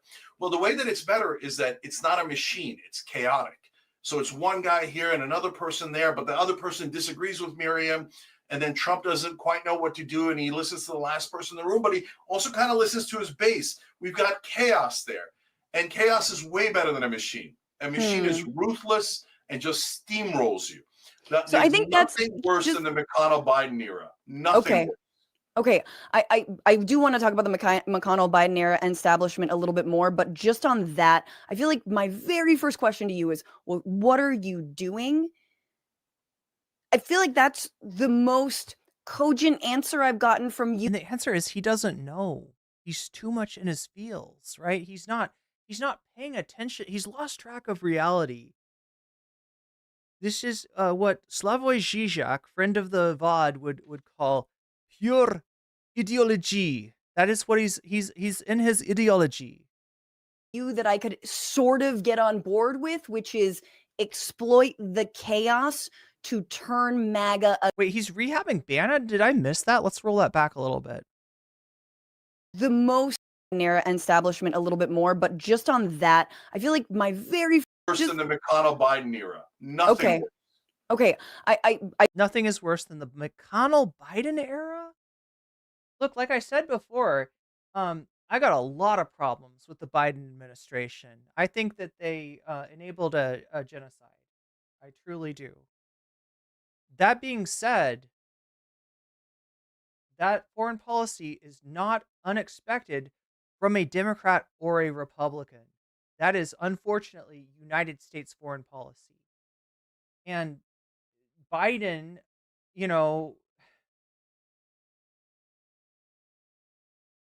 Biden's policies were the most progressive, and this is a hard one, chat, of any Democrat in our lifetime. Now, that's a very low bar, because I'm comparing him to what Obama. Obama's the other Democrat for a lot of us. For some of us, Bill Clinton, right? So compared to those other two, yeah, he's the most, and like it's just like, for him to say that there's nothing worse than the McConnell-Biden era it's either, like, it makes him sound like he's just straight up MAGA. This is what Mondale said. How is he showing up? When Mondale was asked by Marcus, how is TYT showing up? They're showing up like goddamn MAGA. Mondale was right. 100%. I do want to talk about the McConnell-Biden era and establishment a little bit more, but just on that, Dan I feel Hensler super chatted $5. Cenk told that audience they won against the establishment by electing Trump. Not that they were hoodwinked, that Trump will empower the elite. Yeah. No, he didn't give them any sort of warning. He congratulated them. And it's unbelievable, right? When you see somebody like he's attacking Emma ostensibly for the fact that she said, I don't like either of these candidates, but Kamala's the one that's going to cause less harm. It's worth it. It's worth it if you live in a swing state to vote for Kamala, right? The same thing that he said. Same thing that even Anna was saying. But now that the power is all in the Republicans' court, he's trying to retcon that and say, yeah, the victory of Trump over Kamala is actually a really good thing. It's a really good thing because it destroyed the establishment. And now that the establishment's disempowered, well, it may be chaotic, it may be the jungle, but it's our jungle. And we were born and raised in this jungle, and we can make the best of this. This is a good outcome. He changed it from saying, warning, warning, this guy is a fascist, to saying, I, for one, welcome our new fascist overlord, Jesus Christ. How does he think anybody's supposed to take him seriously? My very first question to you is, well, what are you doing? I feel like that's the most cogent answer I've gotten from you that I could sort of get on board with, which is exploit the chaos to turn MAGA against Trump. But even if you wanted to do that, I'm not sure you're achieving it through the kinds of interviews that you're doing and the way that you're playing to the right, especially when you go on those stages and hit the left more than you do the right. But I just want to leave that there. I accept the hey, let's plant the booby traps so that we can make them fall into them later, that kind of thing. That makes the most sense to me, even if I sort of strategically disagree with it. I want to talk about the establishment, though, and Mitch McConnell. So, for example, Mitch McConnell, who I am no fan on, obviously. Alex J. Brady says, like all libs, he's a lion against the left, a lamb for the right. He's acting like this is a new thing that he's invented. It's literally just loser liberalism, the same shit that the establishment left has been doing since the 1980s. They got beat by Reagan twice, by Reagan's vice president once, and they said the best thing that we can do is just come up with a light version of the Republican Party. We are now the Republican Party light.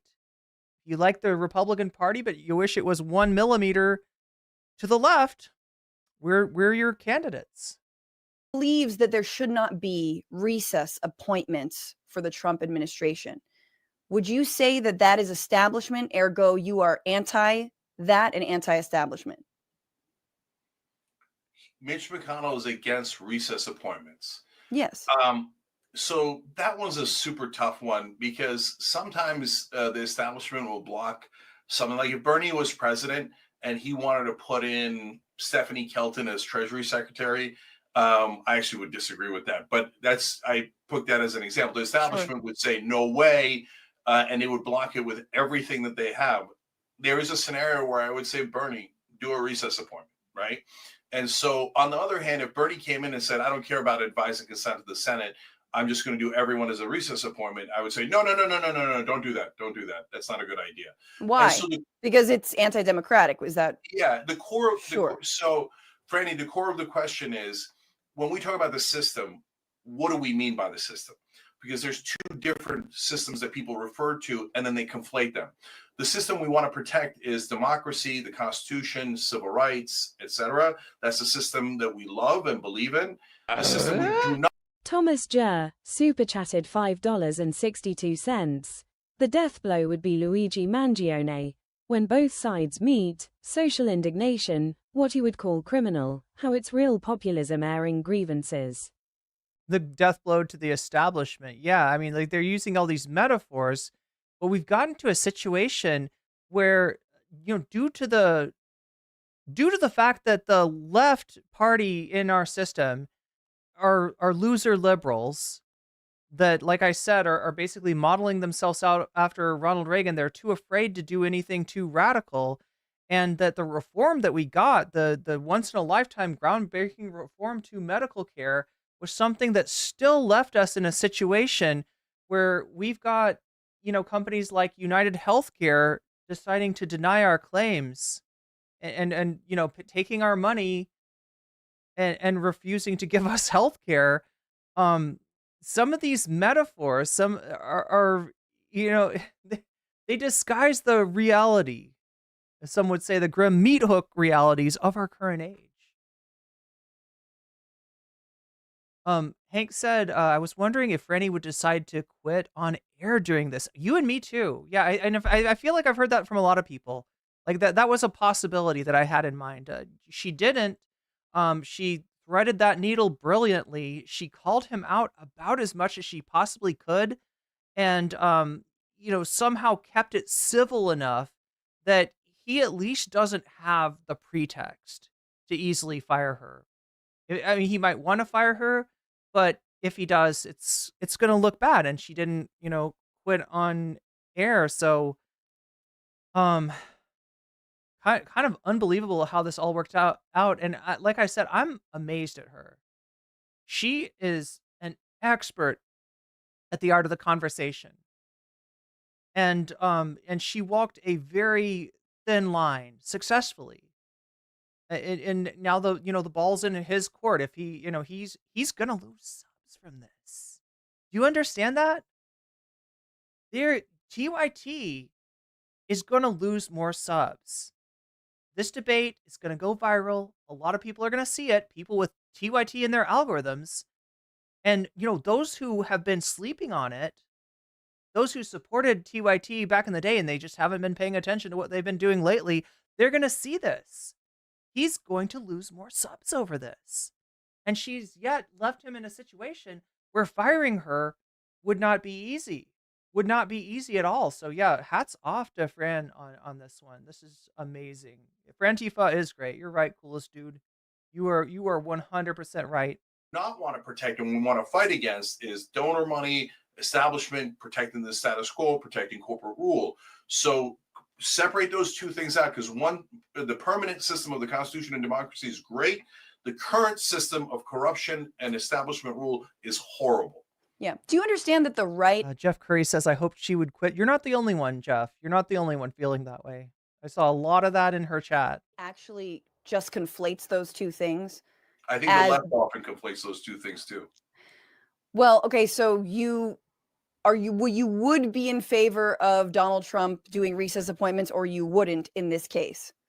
So if he's doing blanket recess appointments, I'm against it. I always think shoe on the other foot. That's why I brought up Bernie Sanders. In order to be fair, hey, how would I feel if it was the other way around? If he does one or two, I understand it as a matter of philosophy. Okay. But if he does a recess appointment, I'm very likely to be against that particular person, like a Kash Patel or Pete Hegseth. He's going to do recess appointments on the most radical culture warrior stuff. So I'm hearing a lot of people in chat talking about her quitting. My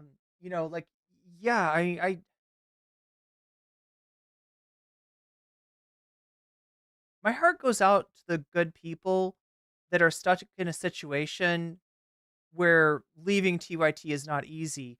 And I'm not entirely sure, what her situation is. She says later, they talk about how her channel, the channel they're on right now, right? So her channel, we look down here, 100, she just passed 109, or she just passed 100K subs. She's doing really well for herself. The question is, were she to quit, does TYT own this channel? I don't know. The answer I seem to be getting from a lot of people is yes. She would lose the channel. She would stand to lose the channel. So I don't know exactly, what her situation is. I do know that he's got a lot of leverage on her, even if he's not paying her bills, which it sounds like he's not. He's got a lot of leverage over, I guess you could call this means of production here, right? So I don't know how easy it would be for her to leave. I assume that people like Francesca and John Adirola, if they could have left easily, maybe they would have. But I don't know exactly what their situation is. I hate when the right does culture war stuff. But I hear you, chat. I hear those of you who don't want good people like Fran to be associated with Cenk, because as long as she is, he's going to use her. He's going to use John. he's going to use everyone he can as like a fig leaf over his pivot to the right, over his heel turn. And it really sucks. It really sucks. I don't love it when the left does it, but I certainly hate it when the right does it. And so I'm worried about his recess appointments because of the people, the specific people that he's likely to do them with. One of those things also in terms of this establishment and anti-establishment sort of framework that you're using is also Project 2025 and Russell Vogt, who he just appointed to be the head of the Office of Management and Budget. Russell Vogt would like to fire federal workers, replace them with loyalists. So that's what you got from it, Hank, is that if she quits, she'd have to switch channel.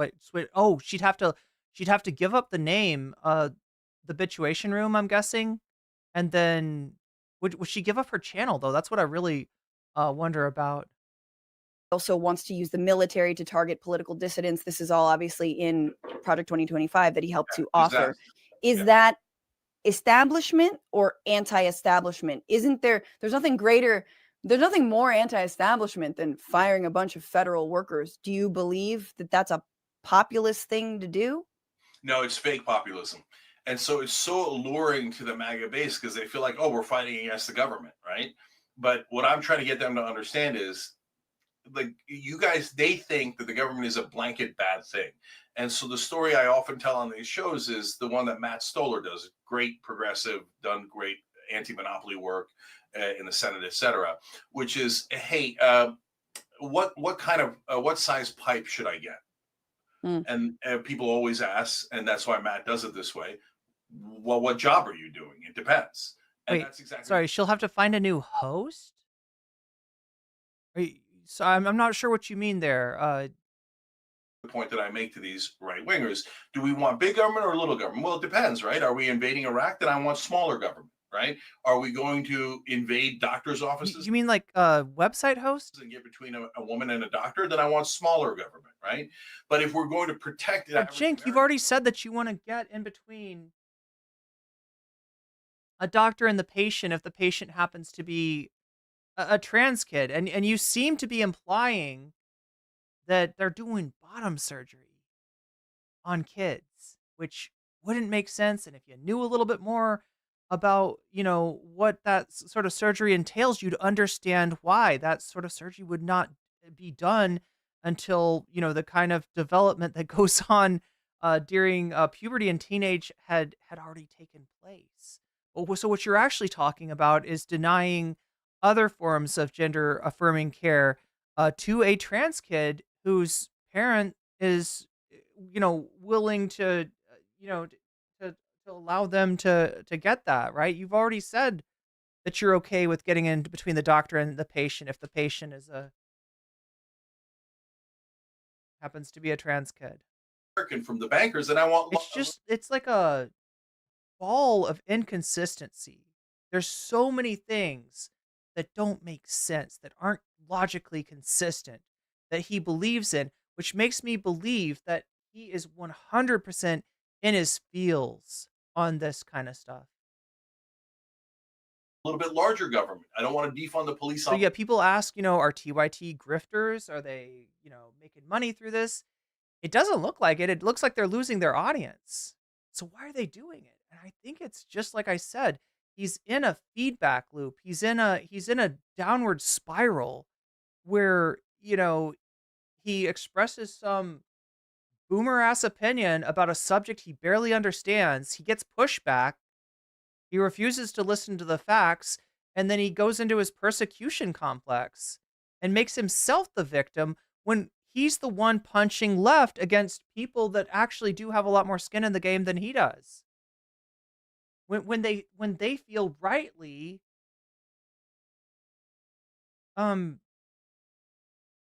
abandoned by TYT on Wall Street, right? So I explained that, hey, if you fire people that are at the IRS, guess who's it's going to help the most? The very rich who cheat on their taxes. But they all want to audit the Pentagon, which the IRS doesn't do. But it's very interesting that, you got everyone to cheer auditing the Pentagon. But of course, the idea of auditing billionaires, the Republicans are absolutely against that because they've been trying to defund the IRS. Exactly. Right. To And your point. remember, again, there's different layers of right wing now. There's their leaders who are almost, uniformly full of crap. Oh, I see what you're saying. Yeah, so you're talking about specifically the podcast. That makes sense. Thank you, Hank. Then there's, a middle bureaucracy, and then there's the voters. And the voters, and Franny, you don't have to trust me on this because those MAGA guys, they will tell you exactly what they think. They're not holding anything back. They have no need to lie to you. Yeah, they've been telling us for many, many years. Yeah. So they're also not lying when they say they're anti-war, anti-corruption. They might have been misdirected, but they're not lying. So what I'm trying to get them to see is firing the federal workers is not the answer. Anna is a grifter, though? I mean, possibly, but, if she was a grifter, the grift was pretending to be on the left, all right? Yeah. Cutting the Pentagon is part of the answer. I think that she legitimately, I don't think she's lying about her right-wing views. She may have been lying before, or she may not really, be that wedded to one side of politics for the other, but I don't think she's, I think her bigotry against trans people is 100% real. So when they say yes to cutting the Pentagon, they're not lying. The MAGA voters actually want to cut the Pentagon. What do you think? Do it is a completely different question. And so one more thing that's super important, though, it's not a booby trap, Franny. I understand what you're saying, and that's one way to frame it. But in my mind, when you have people who actually agree, you're not tricking them. You're just getting them to. Okay, so let's see. Groove Dragon, I mentioned this earlier, and I'm curious about your insight on it. Groove Dragon says, I do not believe Francesca wants to be called Fran or Franny. The only nickname she's cool with is Frantifa. Thank you. Yeah, I was wondering about that because people were, when Jink continues to call her Franny, and there were people in chat saying she doesn't go by that. But, yeah, I think, so from what Groove Dragon is saying, she goes by Francesca. That's the, or if you wanna say Frantifa. So peaceful up here, but now there are freaking communist invading radicals. Which is also her name for her Patreons. She's cool with that. Yeah, thank you. See, guys, you wanted to cut the Pentagon, but look, your leaders didn't cut the Pentagon. So do you see how they led you astray? Right? I'm actually getting them to I'm just showing them that their leaders are not doing the things that they promised. On the other hand, sometimes Trump responds to his base. So if that base gets angry enough and says, hey, let's cut the Pentagon, maybe Trump does cut the Pentagon, where Biden never would, McConnell never would. In the Biden-McConnell era, the Pentagon's only going to get increased forever and ever and ever. Corruption is always going to increase forever and ever and ever. I mean, wait, just on this. The advantage for us is that he likes to be popular. He just doesn't know how. So, sure. So I just really want to, just drill down on a couple of those things. And then there's a lot to talk about, and I don't want to take too much of your time, but just on this new MAGA, old MAGA thing. I've heard you say new MAGA as you talk about anti-corruption, anti-war. Cenk, they were like that in 2016, man. I mean, let's be honest. The reason Donald Trump, look, they were at least saying that. I question their commitment to being anti-war. I really think it's contextual. I really think it's dependent on what, like, part of the other part of the anti-war posture of Trump, Republicans, and MAGA is that they don't want to pay the political price for Bush's failed wars in Iraq and Afghanistan. They are aware that those wars are unpopular, and they led to the election of Obama. They led to the House of Representatives changing hands. They don't want to be saddled with that. The other thing they'll say about, Bush and Cheney is that they'll say they're war hawks. They'll also say that Bush and Cheney are big spending liberals, right? So that's another objection they'll have to the wars is that,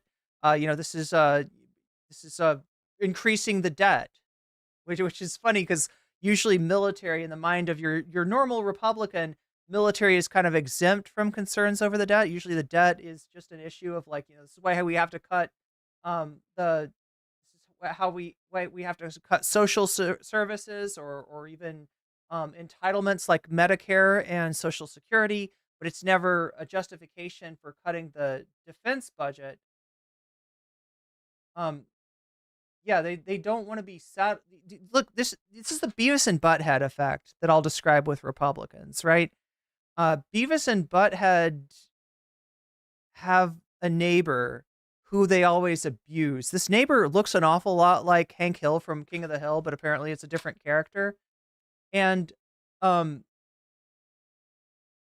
they'll always fuck with him. And the results are horrible. Like, I don't know. I think they like painted his cat's butt or something like that. They do all kinds of bad things. They ruin his lawn. They fuck up his pool. They do all kinds of bad things. But he doesn't have his glasses are broken, so he can't see very well. And every time he's like, "Aren't you the boys that painted my cat's butt?" They're like, "No, those are like other kids." That's the Republicans, right? Hey, aren't you those assholes that got us into wars in Afghanistan and in Iraq? No, those were other Republicans. Those were big spending war hawks. Yeah, we're the Tea Party now, right? It's the same shit. They just rebrand. They just like I don't know. It's ridiculous. People buy it. People buy, oh, I see you're different. You're the Tea Party now. Oh, I see you're MAGA now. Yeah, no, we won't saddle you with that burden. We won't saddle you with that baggage.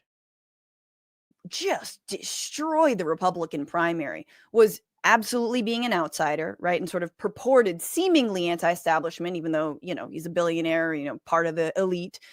But it really was around being against the Iraq war. Now, for his reasoning was, we should have taken all the oil, F those, whatever, like enter expletive, right? Which I think gets to another point. But he was also, remember, in terms of the corruption stuff, they wanted to get rid of, what was it? They wanted term limits. They had term limits and were suggesting them early on. So the actual the outgrowth of an entire country tired of 8 years of Bush and endless war, and also that was, suffering from the 2008 financial collapse and didn't have any faith in the banks and these financial institutions and all the politicians that protect them that was already in the ether, right? And you had a Bernie Sanders and you had Donald Trump. And of course, the actual establishment, that the centrists that I hate as well, were trying to say Bernie is exactly like Donald Trump. Look at him. He's using the same. No. They were very different. And that's why I wanted to talk to you about the differences between right-wing populism and left-wing populism. Aren't you the boys that have been whacking it in my tool shed?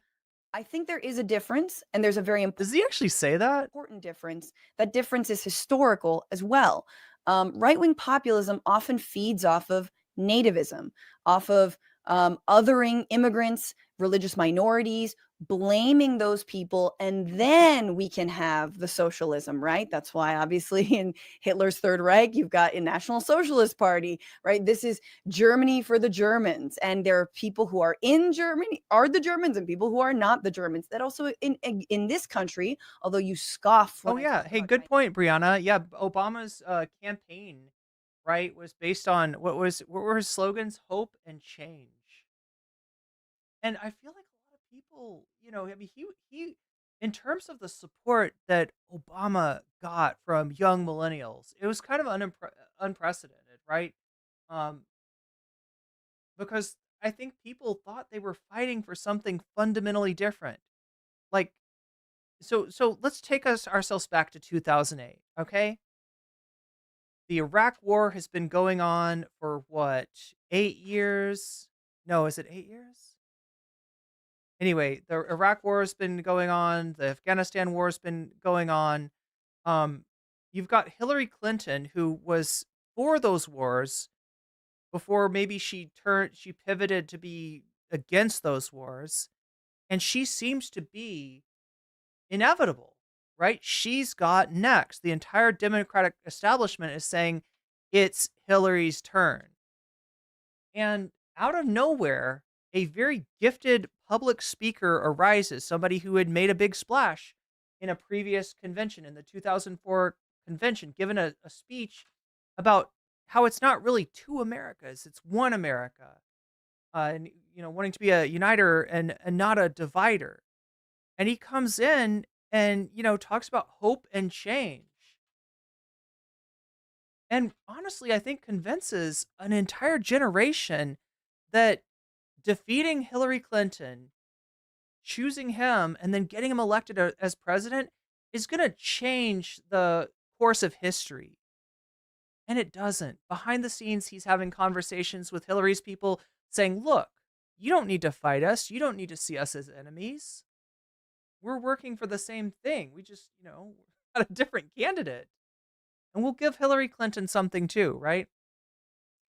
And I think that like really blackpilled a whole generation. That and Obama's response to the financial crisis, and yeah, the slow walking, the dragging his feet on healthcare, right, leaves us in a situation where people, when a healthcare CEO dies, people are not at all sad.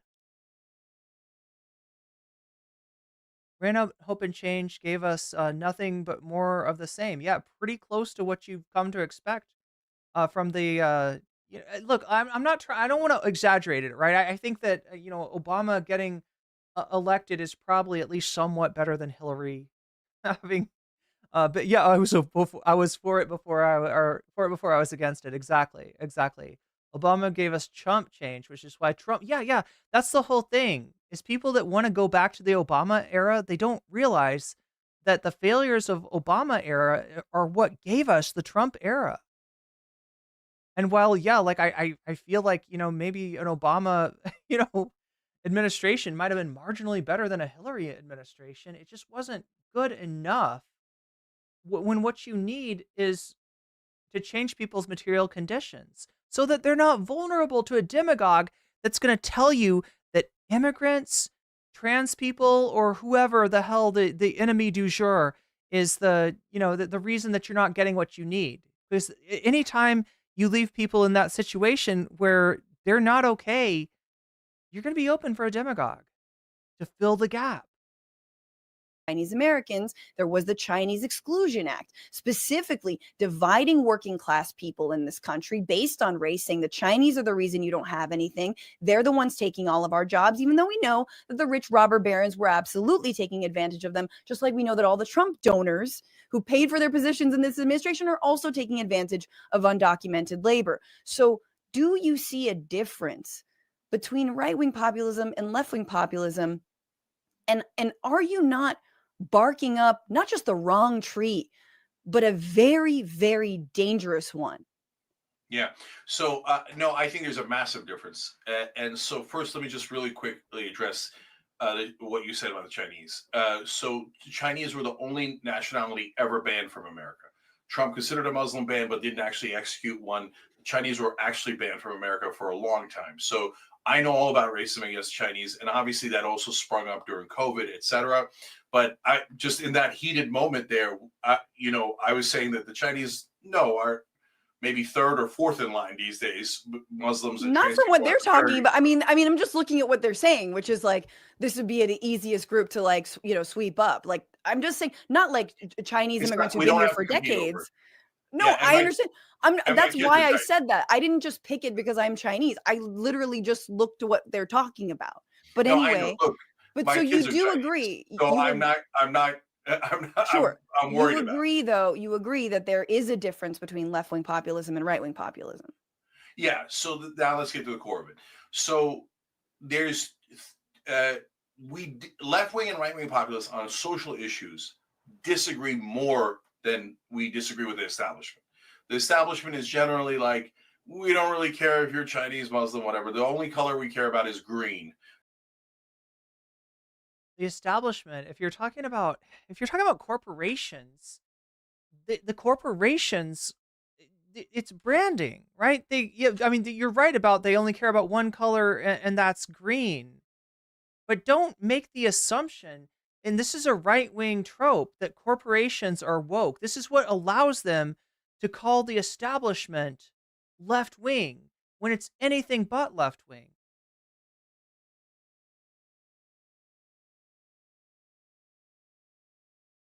They're branding to associate their products and services with things that people have a positive idea of. So, when being pro LGBT is considered positive, they'll be pro LGBT. But at the same time, when that changes, they'll change along with it. He's making it sound like that their default politics is what, socially liberal,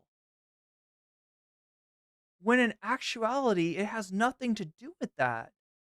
Let's talk for a second about corporations and something called a fiduciary responsibility. When a company is public, they have a responsibility to their shareholders to make the most money for those shareholders they possibly could. This is, funny enough, why Twitter was sold to Elon Musk, because there's no way that those shareholders could justify, there's no way that the company could justify not taking the exorbitant price that Elon Musk was willing to pay. The fiduciary responsibility, was to sell the company. And then when Elon tried to back out of the deal, they actually sued him to force him to buy the company. And that's what drives that's what drives the branding. That's what drives a company trying to associate itself with progressive, political positions. That, and the assumption that this will pay off when invariably society ends up, accepting whatever group. And it's going to be more beneficial to them to have associated themselves with um a liberation movement than with bigots. But if they feel like the country's moving in another direction, which I'm sure, I mean, look at what's happening recently. You've had Disney cancel characters on shows that are trans. You've had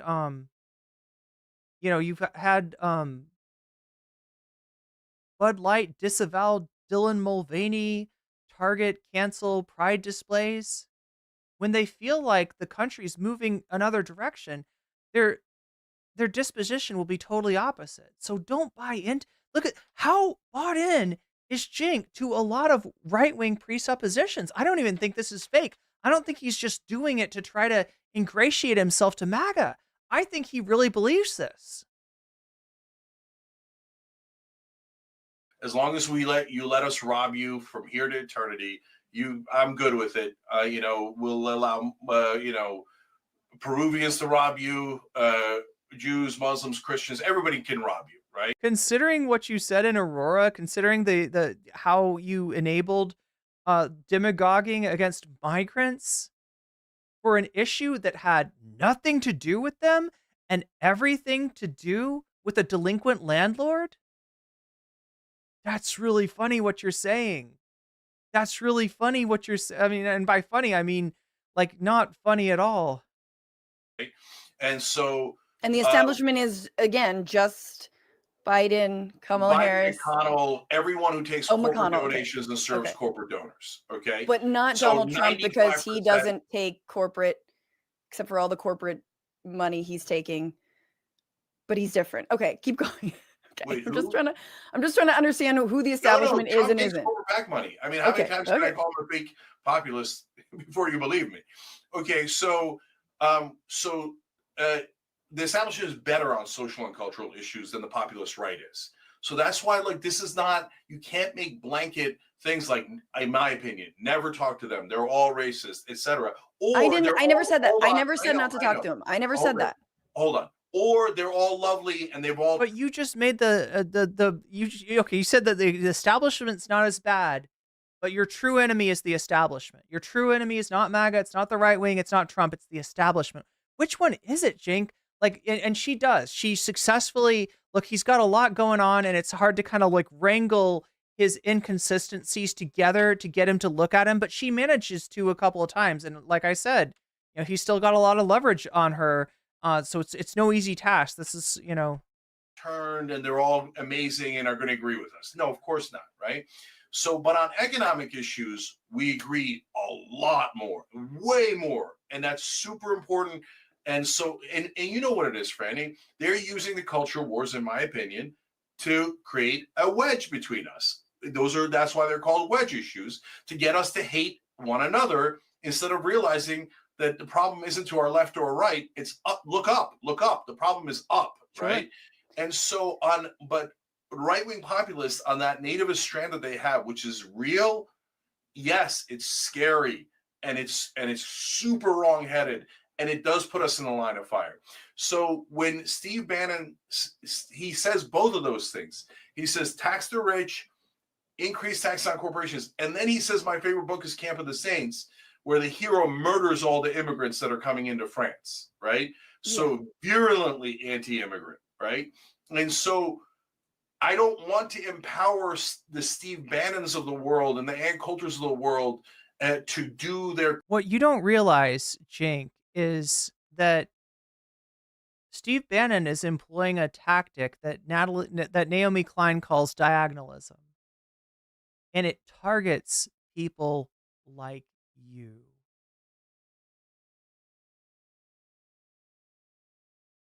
It's a way to target people who wouldn't normally be MAGA's constituency and to get them on their side by playing into their aggrievement, by noticing, when the Democratic Party leaves people behind and fails at what it's trying to do and is more enthralled to, corporations than it is to the workers, despite the, origin of the modern Democratic Party being back in the New Deal.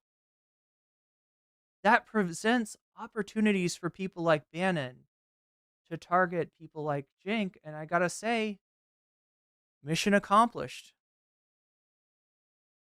Yeah, God. Crazy stuff, right? That is anti-immigrant, anti-my family, anti-me, anti all the people we care about, the American people, the left, everyone, right? So he realizes he's not going to get you on those issues. So he targets you on your aggrievement towards trans people, towards college kids, towards activists. Right? He gets you to deny crime statistics and see a rise in the homeless population as being a rise in crime. And being only addressable by tough on crime politics. Cenk, what I'm saying is that right now, you are Steve Bannon's bitch. You are Charlie Kirk's war trophy. You are Patrick Bet David's plaything. All right? But we get to fight them on that, Franny. We don't have to say like blanket Steve Bannon's great, Charlie Kirk's great. No, and I've been so clear about this. So you think you've been fighting? You think you've been fighting them? Oh, on the issues we disagree on, hell yeah. And so I got into a fight in trigonometry over in that show over trans girls in high school sports. And they're outraged by it, and they're like, "Oh, what if your daughter comes in second place in cross country?" I'm like, "Who gives a crap, right? What are you guys are going to check the genitalia of millions of kids?" I am trying to understand his standpoint on this question, right? Because by his logic, trans athletes can participate in high school sports, but they can't compete for college scholarships. In fact, they can't participate in sports in college. And what's his logic? Well, he doesn't want to have to name a genital inspector. Okay. For high school.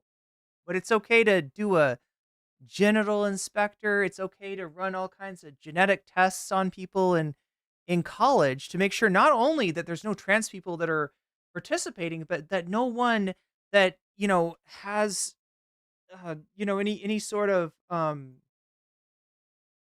DSD or similar condition can compete either. You're policing womanhood for somebody who talks about the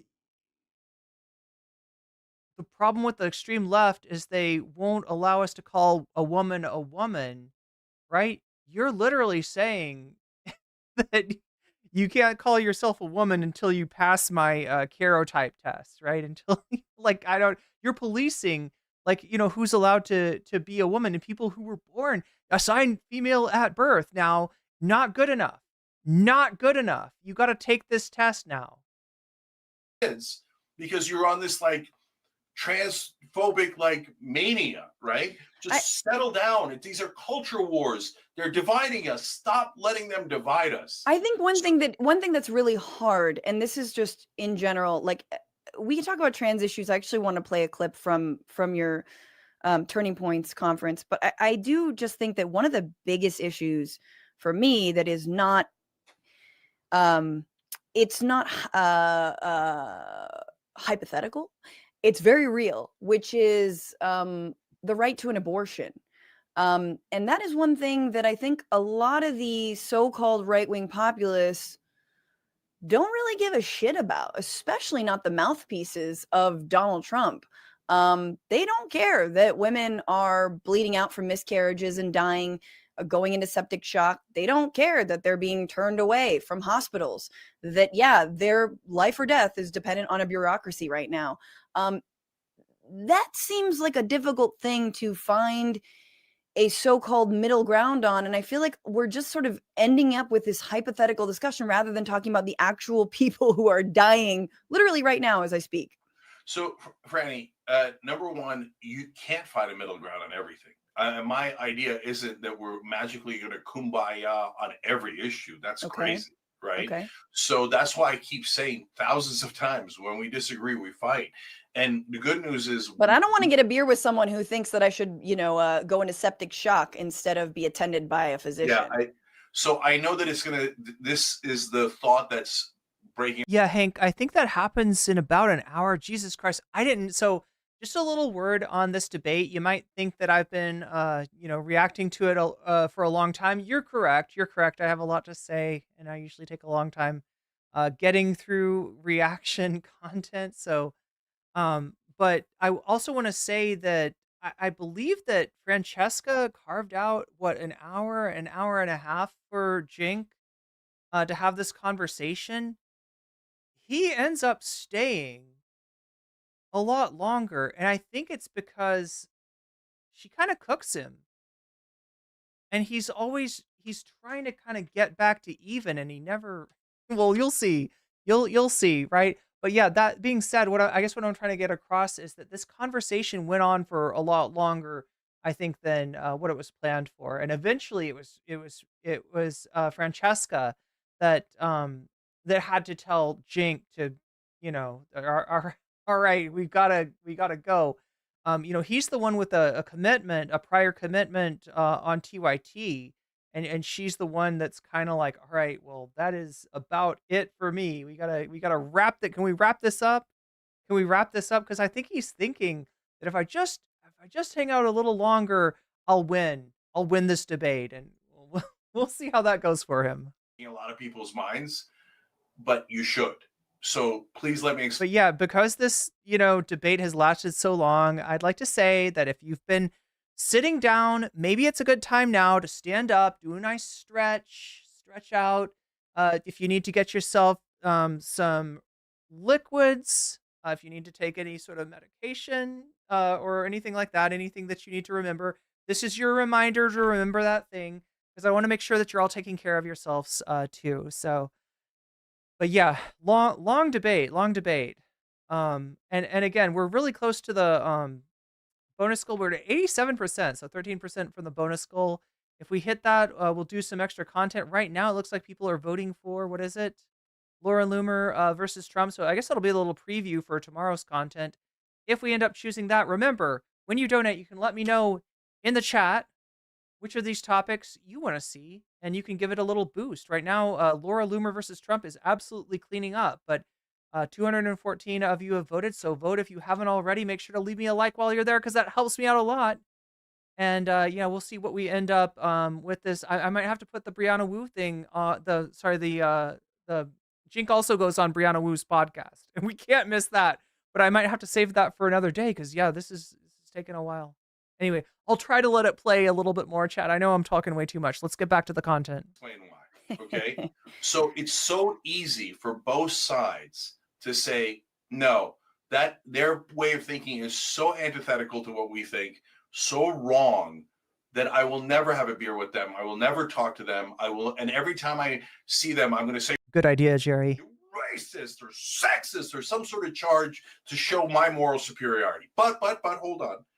Remember, they think their radical right is saying the same exact thing to them, to Patrick Bet-David, to Charlie Kirk, to everyone who hosts me. They're like, Cenk called us fascist. Cenk believes trans girls should be allowed to compete in high school sports. And Cenk is a radical on this, and Cenk is a radical. And so look, you know what I see, Cenk? I see that you trying to use I see you trying to create backlash and hate with the left wing to prove your bona fides to the right wing, and I see you trying to use to engender backlash and hate from the right wing to prove your bona fides to the left wing, and it's a fucking con. No wonder people call you a grifter. He's a Muslim and he's this and he's that, etc. So they say, don't have a beer with him. Don't talk to him, right? So, but that's exactly how we get siloed. And instead of having conversations and realizing, yes, we massively disagree on 60, maybe 80% of issues, but for Christ's sake, on some of the most important issues, that 20 to 40% where we agree on economic populism, we never get to an agreement, and then the establishment laughs their ass off at us. Sure, but Cenk, because we got them to hate each other. If your 5% of disagreement with me is I don't believe you should have equal rights under medical law, I fuck you. You know what I'm saying? Like wait, hang on. It's not fuck you. It's I'll see you when I beat you. Do you know what I'm saying? And this is to me what left-wing populism is about. This is what Bernie was so good at doing. He would never throw anyone under the bus. He would always remember black, white. Remember, chat, one simple word: solidarity. Gay, straight, Muslim. Look, let me explain it to you really quickly, right? I talked about this yesterday. I got to mention it again. Okay? So if you look at the left, it's built up of groups which, many of them comprise a minority of the population. And, you wouldn't think that that's the recipe for electoral success, except for if you start to do a little addition, if you start to play the numbers game, right? So, look at trans people. Okay, that's a very small percentage. Okay. Look at like once we start adding those percentages up and we ask ourselves, is the majority of the country, do they have at least one minority aspect to their identity? And the answer is yes. We create a majority out of minorities. Now that gets broken apart by wedge issues when we start infighting, when we start thinking of our rights, our goals, our respect as being mutually exclusive from each other. But it's put back together with solidarity. And that's how the left wins. The right will always come along and say, you can't vote for the left candidate because the left candidate cares about XYZ group that's not you, cares about people that is not you. If you let that break you up, if you let that become a wedge issue, if you focus on, are trans people being treated too nicely, right? Do they have too much power? Are they giving, then you lose, right? And so this is what Cenk is missing. And this is why he cannot be a leader for the left. Trans people are a small percentage. Argument cuts both ways. We can turn that on Republicans and ask why they are getting so bent out of shape by such a small group. But what I'm saying, Brianna, is that like each group that comprises a coalition is a small number. I mean, not entirely, right? When we talk about women, we're talking about like half of the population. But definitely when we start adding up the numbers, like, look, the number of people that are at the absolute intersection of privilege, that's a minority. And we don't have to we don't we don't have to we don't have to do politics that are like, like we don't have to demagogue like white cis straight men the way that the right wing demagogues us, right? Because at the end of the day, it's not about disempowering anyone. It's about empowering all of us, and it's about overcoming all of those vectors of oppression. But I feel like with somebody like Cenk, he just doesn't get it. He just doesn't understand how the left can win. And he keeps on doing the things. He keeps on running into the brick walls. He keeps on embracing the wedges. Like while he's bitching about wedge issues, he's embracing the wedge issue. So yeah, it's about solidarity. That's what Fran's trying to get through his skull here. And unfortunately, it's not an easy task. Jewish, like he kept on going, and he'd be like, when's he gonna finish this laundry list of people he wants to bring on board to the political revolution? And it was brilliant, and he never forgot to do it. And he never. Philip Schwartz says the brain worm has reached full maturity. Yes, it has, Philip, and thank you for the super chat. Caped to the right or the right-wing framing. He said, yes, he might work with Trump on some labor stuff. Did Trump want to do that shit? Of course he didn't, right? Did Trump vetoed a bill that he finally got passed to not sell Saudi Arabia? Oh my God, Jerry, you're so right. They act like there's a shortage of human rights. And the thing about it is, like, all of our rights are built on the rights of each other. Look, this is a dark time. This is a scary time.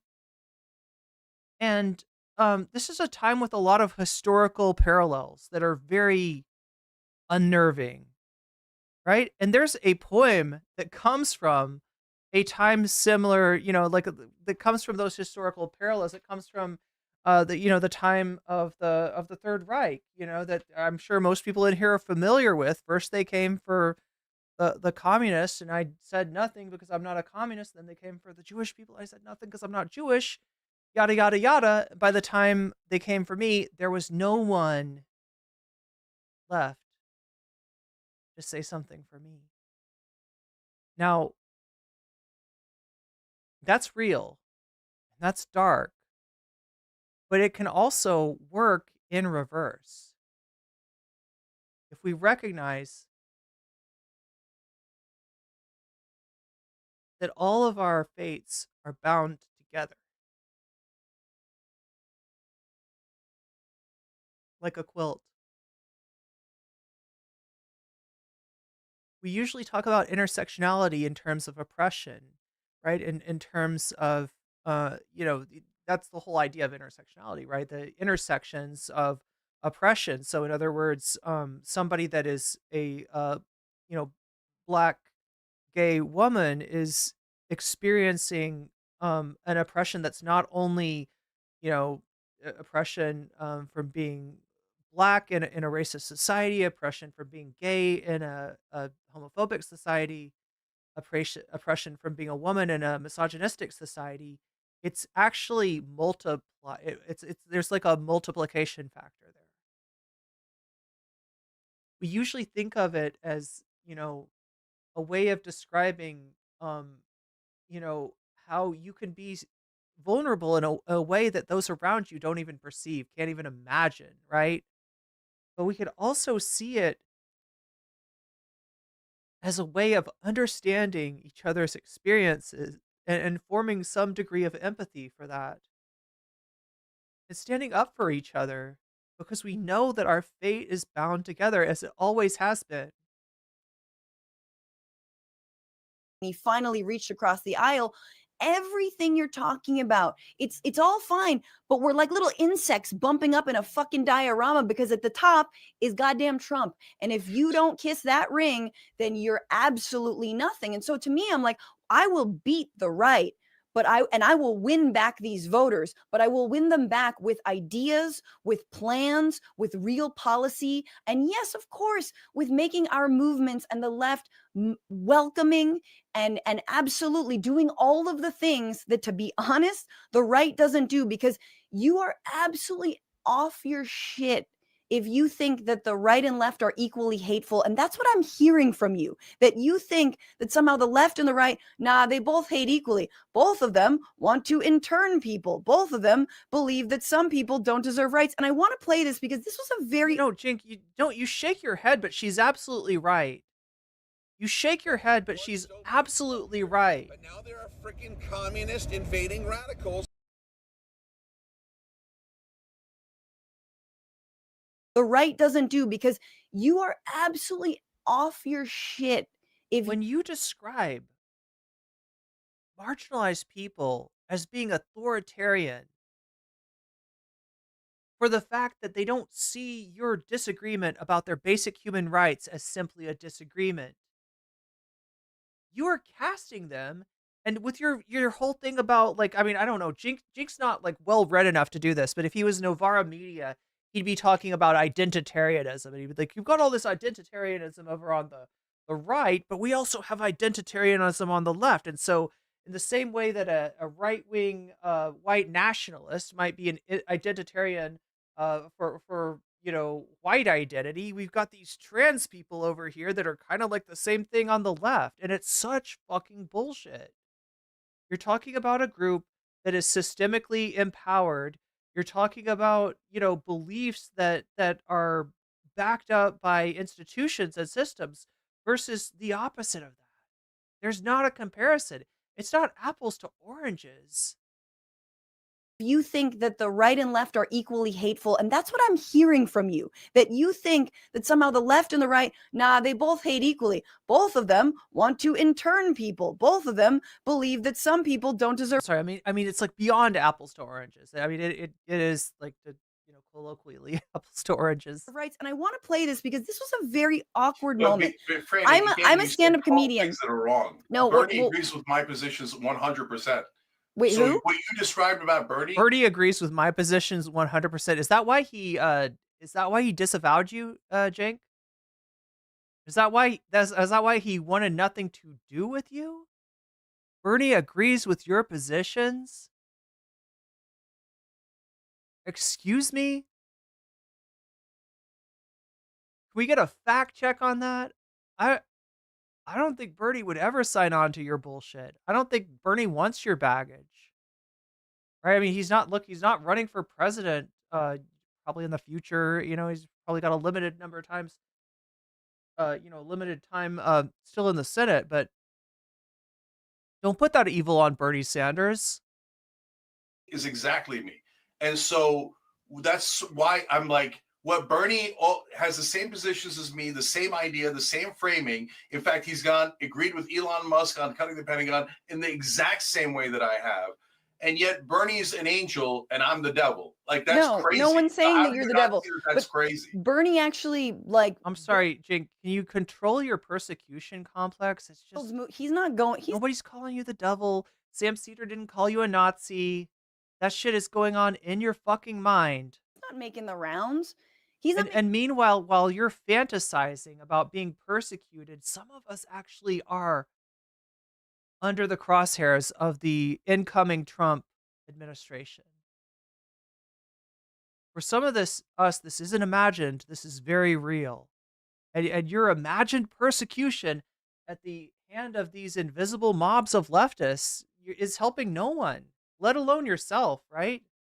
You are cooking yourself. You are whittling away your once great and large community into a shadow of its former self.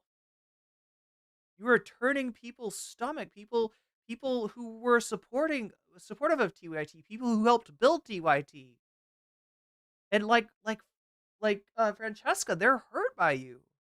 Making the rounds and not pushing back. He's not pushing back. He published an op-ed in Fox News today. You're making it sound like the people that are sad to see what you've become are somehow victimizing you and taking advantage and gleefully tearing your community apart, when the only person that's tearing apart TYT is the person right here in front of us, is Cenk Uygur himself and his co-host Anna Kasparian.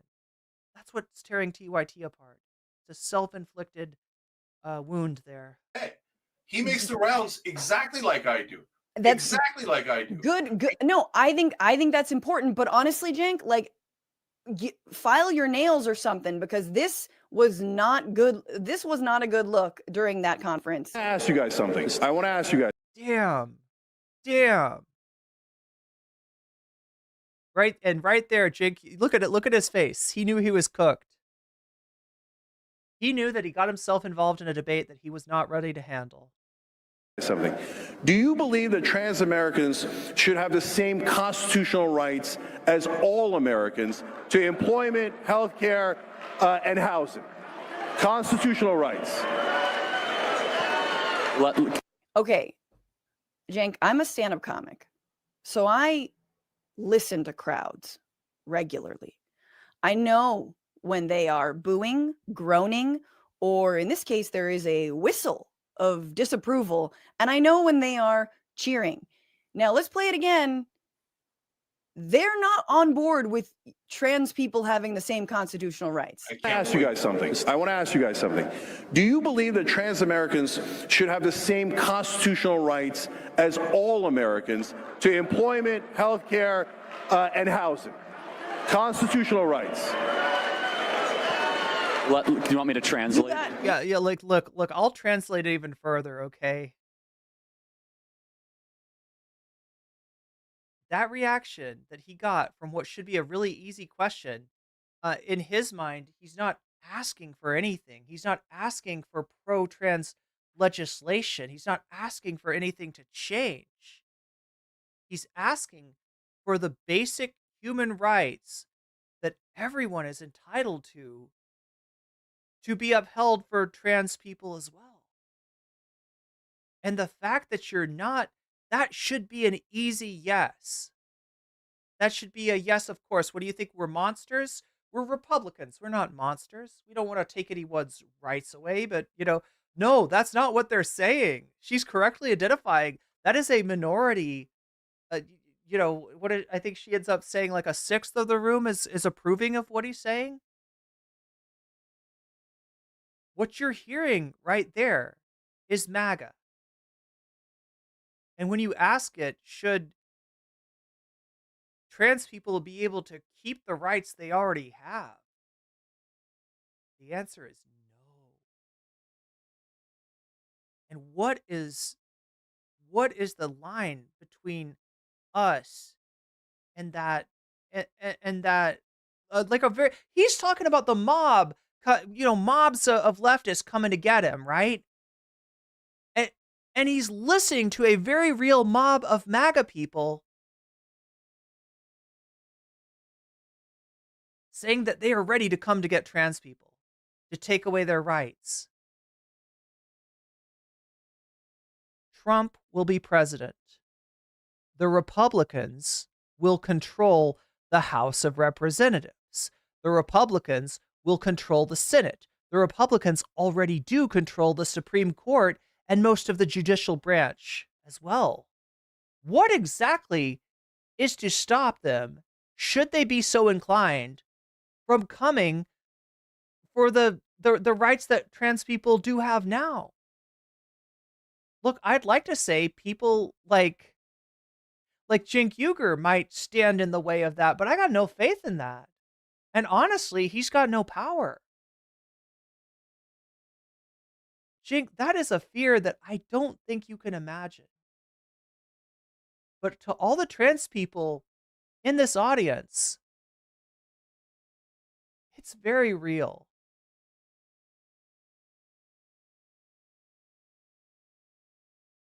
And I wish this could have been a reality check for you. But like I said, he's very good. He's very adept at plugging his fingers into his ears and refusing to listen and refusing to see and refusing to acknowledge reality.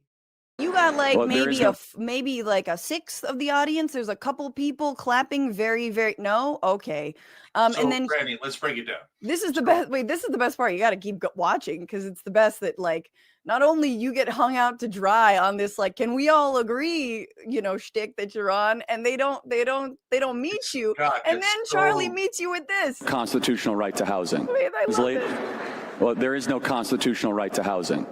So then he goes like, wait a minute, not only don't I not agree with you on the trans people, because he never answered it. He's like, actually, fuck your right to housing anyway. And I know that's not even what the Constitution says. It's just equal protection around housing, right? It doesn't say you have a right to housing. I wish it did. But like, it's just amazing to me. Like, do you see? And you look at him and there's a moment you're just kind of like, there's just this moment and it's just like, what are we doing, Jake? Like, what's going on here? See, this is a great example. You're being so unbelievably unfair about that interaction.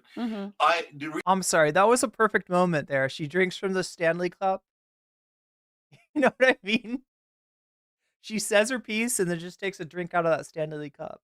What's he going to come back with? What's he going to come back with? The reason I did that, Franny, and I knew I was taking a big risk. You were. Is because I wanted to try to get some of them because I've done it on other right-wing shows and it worked really well. It didn't work really well this time. That's why it was a risk. But I challenged them on how trans people are like every American and they should have constitutional rights. Well, let's watch a little bit. Let's watch whether you did it. Let's watch whether you did it. Did you do it or not? Let me finish, Franny. Did you do it or not? Important, and you're totally smearing me on a thing that is crazy. I'm playing you the clip. I'm not smearing you. I'm literally playing the clip. Jink, I'm playing the clip. Will you let me talk? I said I had the courage to challenge them on constitutional rights for trans people. You asked me to have the courage to challenge them. I did, and now you're attacking me for it? No, I'm not attacking you for it. I'm saying you have characterized it. Wow. Oh, there we go. There's a shaky Gurga. Look at this. They didn't agree with you. No. I'm saying you're trying to get them to agree to constitutional rights. That's exactly what we should do. We should say trans people are just like every American citizens and they should have You tried to get them to agree to like uphold the basic constitutional rights. You tried to get them to agree to not come after trans people in a persecutory manner. In a society that already persecutes trans people in ways that you yourself are 100% accepting of. And they couldn't even meet you halfway on that. Cenk, do you understand why you selling out not just trans people, a bunch of different people? Do you understand why that scares the fuck out of us? Constitutional rights. I go and have the courage to challenge that audience to that, and then you want to make fun of it? Like I'm saying agree with you. What do you want? Do you want me to challenge them, or do you not want me to challenge them? Make up your mind. It was a big swing. You agreed. It was a A mess. little bit of a miss. It was a big mess. And by the way, you're not exactly right about that either. So I was in the room. 2/3 of them cheered. 1/3 of them clearly did not. And groaned and cheered. The people who were cheering were not mic'd properly. I understand. Oh my God. It was. Look, this is as brutal as it could be and still be so polite. It was a swing. It's good you asked, but I didn't think that you really had like a save for that, because I think you were like, you actually gave them credit for the few people that agreed. And meanwhile, Cenk, you have so much disdain for our side. If I say, hey, I believe trans people should play in sports, you have so much disdain. You get so mad. But here you are, and here is what you say. Constitutional right to housing. Okay, so I hear you. What I got out of that, guys. I'm just trying to be the interpreter. Yeah. No, there was a lot of applause and there was some consternation, right? I'll take it. It's a start. It's a start. So, guys. Izzy Sanchi super chatted $5. If this was Street Fighter, and it was Francesca versus Cenk, we would hear perfect after Francesca literally stomped him in this debate with facts. Wait, is Flawless Victory from Street Fighter or is that Mortal Kombat? I'm not even sure. But yeah, thank you for the super chat, Izzy. Yeah, that was brutal. But still very compassionate. You know what I mean? Like, he's always characterizing like that the people that disagree with him are like gleefully tearing him to pieces. And she's not gleeful about it. She's sad about it. She's effective, you know? She's good at what she does, and you could see who the stand-up comic is and who the person that can't read the fucking room is, right? But yeah, thank you for the super chat. When we can even disagree about what's constitutional, Second Amendment, housing, etc. But just let's treat everyone as Americans. And I say that to the right, and I say it to the left. Sure. Okay, so you know what When's the last time they heard that message? Never. Thank you for you don't know. I guess thank you, but you have so much grace for people who really were groaning and not on board with what you said. When did I say I have grace for that? I mean, no, you said it right there. You said, "Hey, I'll take it," and it was like, "This is what we got to do." Two-thirds of the room said, "Yay, trans constitutional rights." When's the last time 2/3 of AmFest cheered for constitutional rights? Why do you not extend the same grace to so-called radical leftists? I'm really glad we're back to this, Franny, because this is important. And we mentioned in the beginning, and I wanted to come back to it. Mm-hmm. So having grace for the left, I run the network, and everybody gets to have their own opinion. Everybody gets to fight me. Everybody gets to state their own opinion without any editorial control. First of all, you do go ballistic on them like you went ballistic on me earlier. Yeah, you do get, and you but always say you're wrong, you're wrong, you're wrong. Yeah, you want me to do that? I can do it too. Right. You're wrong. You're an idiot. You're wrong. Franny, we can do it. We know what you do when you disagree. It's not. Franny, It's not. I'll take it. Hold on. This is super important for the audience to know. But so we fight, right? When we disagree, I say you're wrong, you say I'm wrong. Very but rarely. Is there any consequences afterwards? Do I then threaten your job? Do I take people off the air? I mean, I barely have a job with y'all, but like, look, first of all, we rarely ever, back to what I'm saying, Cenk, who's your main co-host? Anna, yeah, on the Young Turks. When but you say know that there's like over 24 Young Turks contributors and hosts. I know, I understand that. So, okay, but Franny, I'm trying to tell you that there is in fact, Cenk, let's just be real. We said this privately. I'll say it publicly now.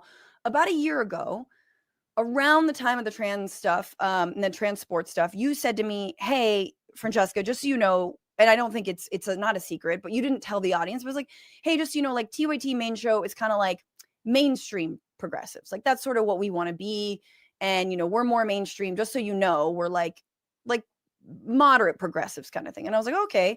And then I said to you, why don't we have a debate? Like, why don't you bring John and I on? We debate, you and Anna. We could talk about trans issues. We could talk about, crime. We could talk about all the things that always, get under our skirts. Like, we could talk about that stuff. And that was like, you didn't seem that very excited about that. Franny, that is a crazy standard. So first of all, no, I'm just being honest, to say, like, we've never had that space. Can I answer? Okay. Are you mad someone's talking too much? Is Cenk Uygur mad someone else is talking too much? So when do I get animated? When people cut me off. That's what drives me crazy. Okay. So now the thing that you just said that was our private conversation, I literally said at the very beginning of this broadcast. Okay. So I said populist establishment is one spectrum, and we're on the extreme end of populism. Left-right spectrum is different, and we're not on the extreme of the left. I said we're kind of in the middle, not the moderate BS that the mainstream media does, right? Oh, Joe Manchin is moderate. No, he's not. Joe Biden and Mitch McConnell are moderate. No, they're not. They're radical corporatists, okay? They've perverted the word, okay? So, but am I in the center of the left? Yes, I'm in the center of the left, and so is Anna. So, like, people catch feelings over that, but the polling shows it, elections show it, everything shows we're in the center of the left. And I'm proud to be there. I don't want to be on the far left. But I don't block anyone from being on the far left. And we've had thousands of conversations. And the reason why I'm saying your standard is unfair is you're saying you and John were not involved in those debates, but I've had those debates on air, and I'll have more. I don't care. I'm not shy about it at all. Do I look shy about debating or discussing? So if you want to have another one on the Young Turks, me and you at the 5 o'clock hour or whatever it might be. Look, in terms of your own platform, you are reticent to have any debate with somebody that's going to full force stand up against you. Right? So the real way that that would work, and it doesn't have to be Sam Cedar if you fucking think that Sam's beyond the pale. You and Steven Crowder and Tim Pool, right, think that there's something wrong with Sam Cedar, that Sam's not up on the up and up. That's a pretty French fucking position, all right? But fine, let's say that you really believe that, right? You got to bring on somebody that is not attached to your media enterprise that can fully, even this, discussion with Fran is not a fully, it's not the move of somebody that's completely confident in his point of view and willing to take on the opposition. Because like I pointed out, there's a limit to what, she's able to, say, considering, the power that you hold over her through the podcast network or whatever. You're doing this on her platform, not on your own platform. When you do a debate like this on your own platform, it's somebody like Jordan who is definitely, under your thumb in a lot of ways, and honestly is not able. I don't even think if he wanted to, which again, Jordan is not that much in disagreement with Cenk. Right, there are things that they disagree about, right? But it as compared to like Fran or somebody, but yeah, no, you're unwilling to have these conversations. You are unwilling to face somebody who fully disagrees with you and is completely independent of your power as what do you call it, the impresario of TYT networks, right? You will never do that. Because 3 to 5. So I'm saying Pacific time. Everybody knows Monday through Friday, 6 to 8 p.m. Eastern, we do the show, and that's a news show. So we go through the news items, right? But now sometimes what we're doing is at 5 o'clock, we're having guests on for longer conversations. So if more progressives that are on the just as populist as us or somewhere else on the populist spectrum, but to the left of us on that spectrum want to come on, great. I believe in my opinions 100%. I'm here to defend it. That's why I'm on this show. So, but what gets me animated is when others say, no, Cenk, you are not allowed to have that opinion. I give everybody the space to have their own opinion. I just wonder where he's getting this, what this looks like, what he's perceiving, right? How does somebody deny him the ability? How does somebody tell him you don't have the right to do that? Like, and the worst they can say is like, you're a piece of shit for thinking that. That doesn't deny you the ability to hold that opinion. Your freedom of speech has not been impinged. You are making a right-wing argument that critique of your opinion is tantamount to denying you your constitutional right. Cenk, nobody's fucking denying you shit. Being the host of TYT, you are the proverbial 800-pound gorilla that sleeps wherever it wants. Nobody has the power to shut you up or shut you down. But Cenk, even though you run the network, even if you didn't run the network, you're not allowed to have that opinion because that opinion aids and abets racist, sexist, whatever excuse we're using. But you're not allowed to have it. That's an immoral opinion, and you're not. And no, I do not agree to that. I've been an example for the last hour of trying to hear you out on your opinion on all of this, and I feel like I've gotten, when the converse happens and I explain that I think that there's a fine line between being anti-establishment and fascistic. There is a fine line between being populist and pro-authoritarian. That so many throughout history, authoritarians, Mussolini, have been massive populists. They were loved and liked so long as certain groups of people weren't included in that populism. And I think there's a better way to do populism. And so okay, you tell me, Franny, what's your genius idea for how to win the voters back without ever talking to them? Well, here's my genius idea. Let's just say, okay, just imagine you had the biggest, YouTube channel for, progressive media. Just imagine you had that. And you had a massive failure in the Democratic establishment. Kamala Harris gets her ass handed to her. Biden didn't drop out. And people are scrambling. They're running like, rats off a sinking ship from MSNBC, from Pod Save America, and all these Beltway bros that lied to them about the Democratic Party having this in the bag, knowing what they were doing, that never talked about capitalism, that never talked about corporate donors, that never talked about any of that stuff. And I would love, if I had a network, to be the place where people from the center left or liberals, the wicked liberals, to come over and say, hey, let's think systematically about this. Let's think long-term about this. Let's think about political revolution. Let's think about getting serious about the 99% against the 1%. That's what I would do. That's exactly what I'm doing. So you're welcome. I explained exactly how hold on, let me. You're welcome. Shaky Gurga. God damn. I don't see you doing that. Can I get some shaky Gurgas from Twitch? Can we get some shaky Gurgas in chat? Well, you're wrong. Again, you're wrong. So I explained. He just shook the camera. That's how shaky Gurga is. He's extra shaky today.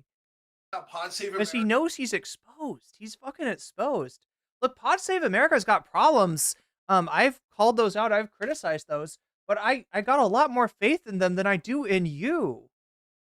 Right? I called Pod Save America out for what felt like them, throwing marginalized people under the bus as a way to paper over the failures of the establishment Democrats, of the political candidate and of the Biden administration.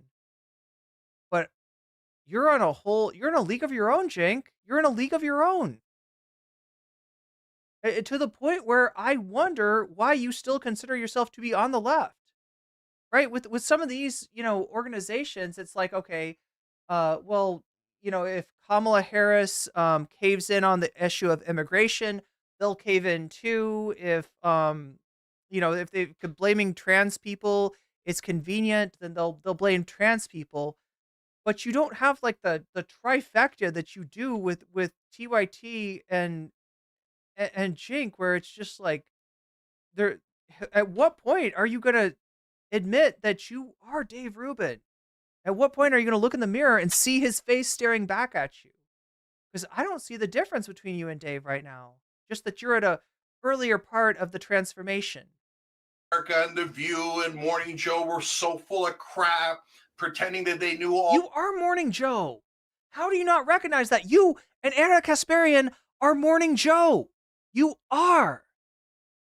The only one I'll cut a break on that is maybe Anna Kasparian, because she refused to say that Trump was fascist. She's been at least consistent in her reactionary take on these things, right? Long that Joe Biden was had trouble, then why didn't you say it, you liars? Why did you protect him all along? I ran against Joe Biden. I did a petition against Joe Biden. I said we should do an open primary. My number one motivating factor is to find a populist left figure that wins that 2028 primary. That is the most important thing in the world. And now you've got me scared, Franny, that all of a sudden, like, if the far left peels off and goes and agrees with the establishment and votes with them, I will lose my freaking mind. It will be the greatest betrayal of this movement that I have ever seen.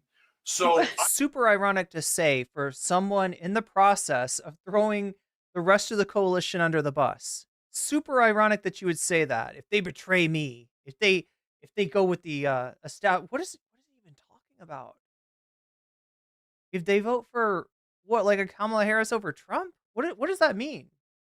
Because the max left is not voting for Pete Buttigieg over Bernie Sanders. The max left is not voting for Hillary Clinton over AOC, right? That's just not happening. Oh my God, this guy, this shaky Gurga guy. Let's get those shaky Gurgas in chat. I fucking love that shit. I am here for the shaky Gurga. The shaky Gurga shakedown. That's what tonight is. I thought I was going to get to other things. I thought I was going to get to Brianna Wu, but apparently Shaky Gurga demands my attention. He demands all of my attention, chat. He needs so much. Look at how much attention this guy needs. Look at this. This is it right here. This is the freeze frame of the evening. Poor Francesca. Poor Francesca having to hold his hand through the simple process of a discussion to air out your disagreement with someone.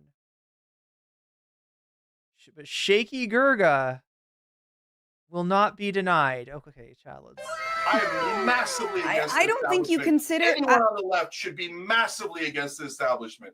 So Sasha G, thank you for the 5 gift memberships. what you're using is fear of the right-wing populism going south on us, which is a real fear, which I'm trying to guard against, to say...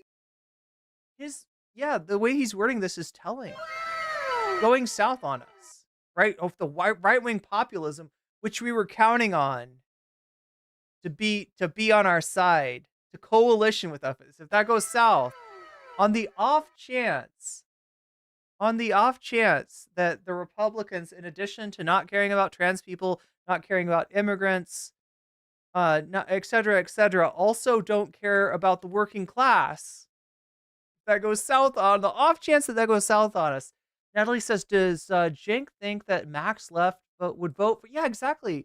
Would vote for Mayor Pete over Bernie in the primary? Yeah, what is he talking about?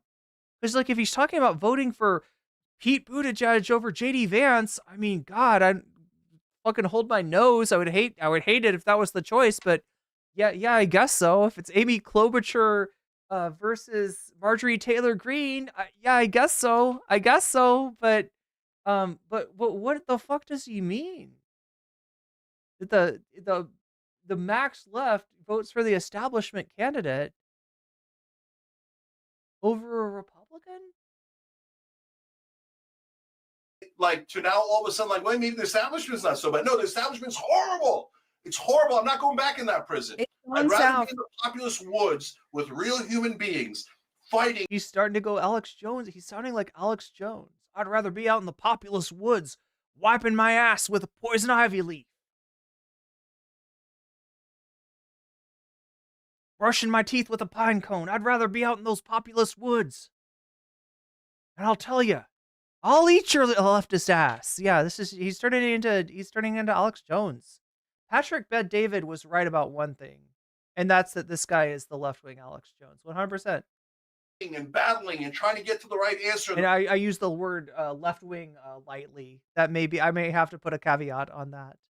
Right coalitions than to be in that may end up with me giving him too much credit. Just maybe an establishment prison where we're now locked up by Mitch McConnell and goddamn Dick Cheney and Joe Biden and Pelosi, and we're marched back into let it continue the robbery. Thank you, sir, for the robbery. We appreciate your stupid and the right's robbery. Not robbing people. The right doesn't rob people. So no, but look at that, Franny. Look at what you're saying. I just said 200 times in this interview that Trump's a fake populist. And there's going to be a huge concretely. robbery. I don't know who you're talking about. Concretely, so you think the right's not going to no. I'm just like let me just say how I see it. Just you've explained how you see it. So I've been covering Trump since 2016. We covered his rise. One of the big videos we did in AJ Plus was like, why do people like Trump, right? And everyone was like, oh no, we have to talk about why people like Trump, and it's so obvious. The outsider tells it like it is, very direct, not afraid to upset, the normal establishment order of like, you gotta be a politician, you gotta be this.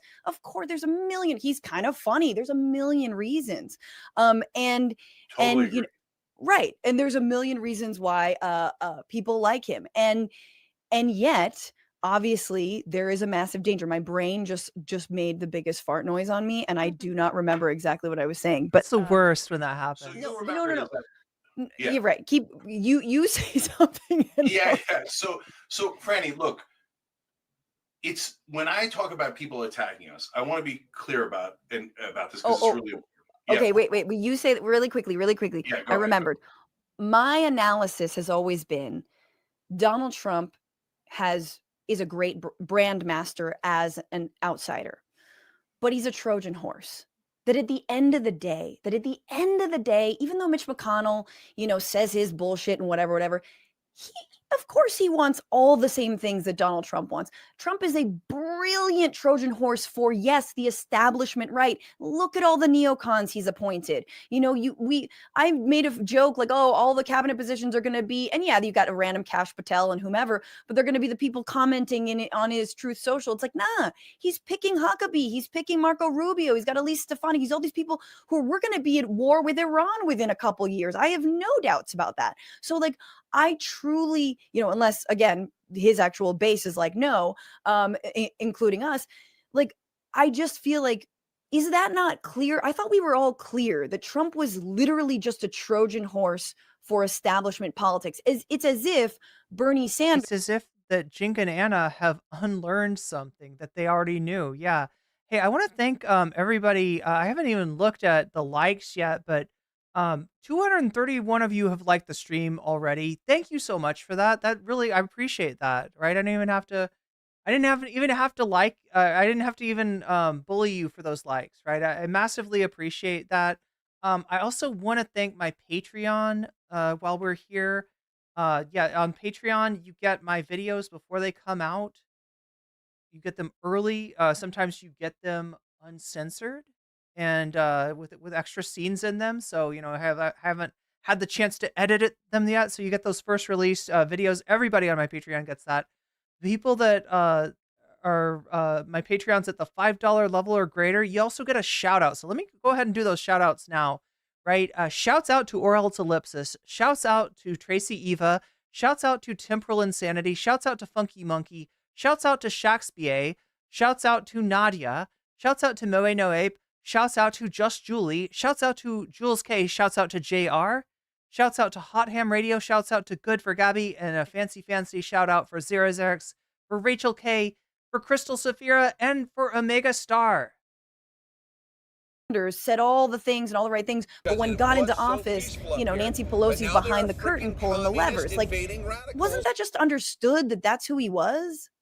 So no, it's more complicated than that. I agree with everything you said about Trump and why he got to be popular. He ran as anti-establishment, right, as a fake populist, right? Right. And so that's what worked really well. Wouldn't it be amazing if we had a real populist on the left and ran on populist left? So I hope to God we all agree to that in the 2028 primaries.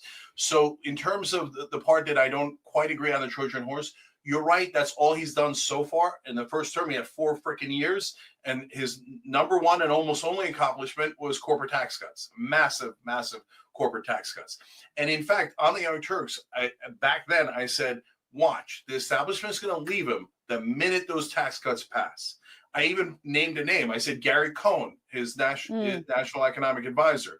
Okay, he's going to leave right after the corporate tax cuts pass, because that was the Trojan horse part. So you're right about that, right?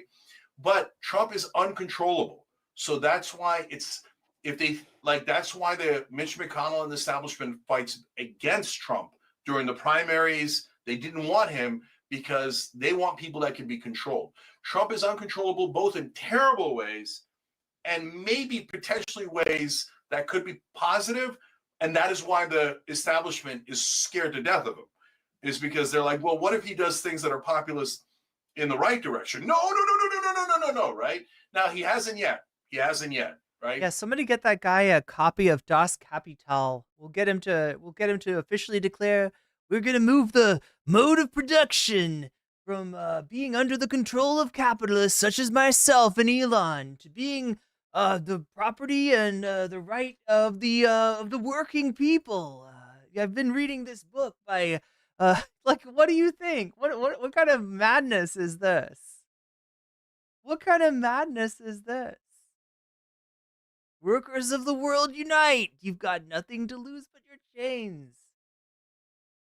So and no gods, no masters, folks.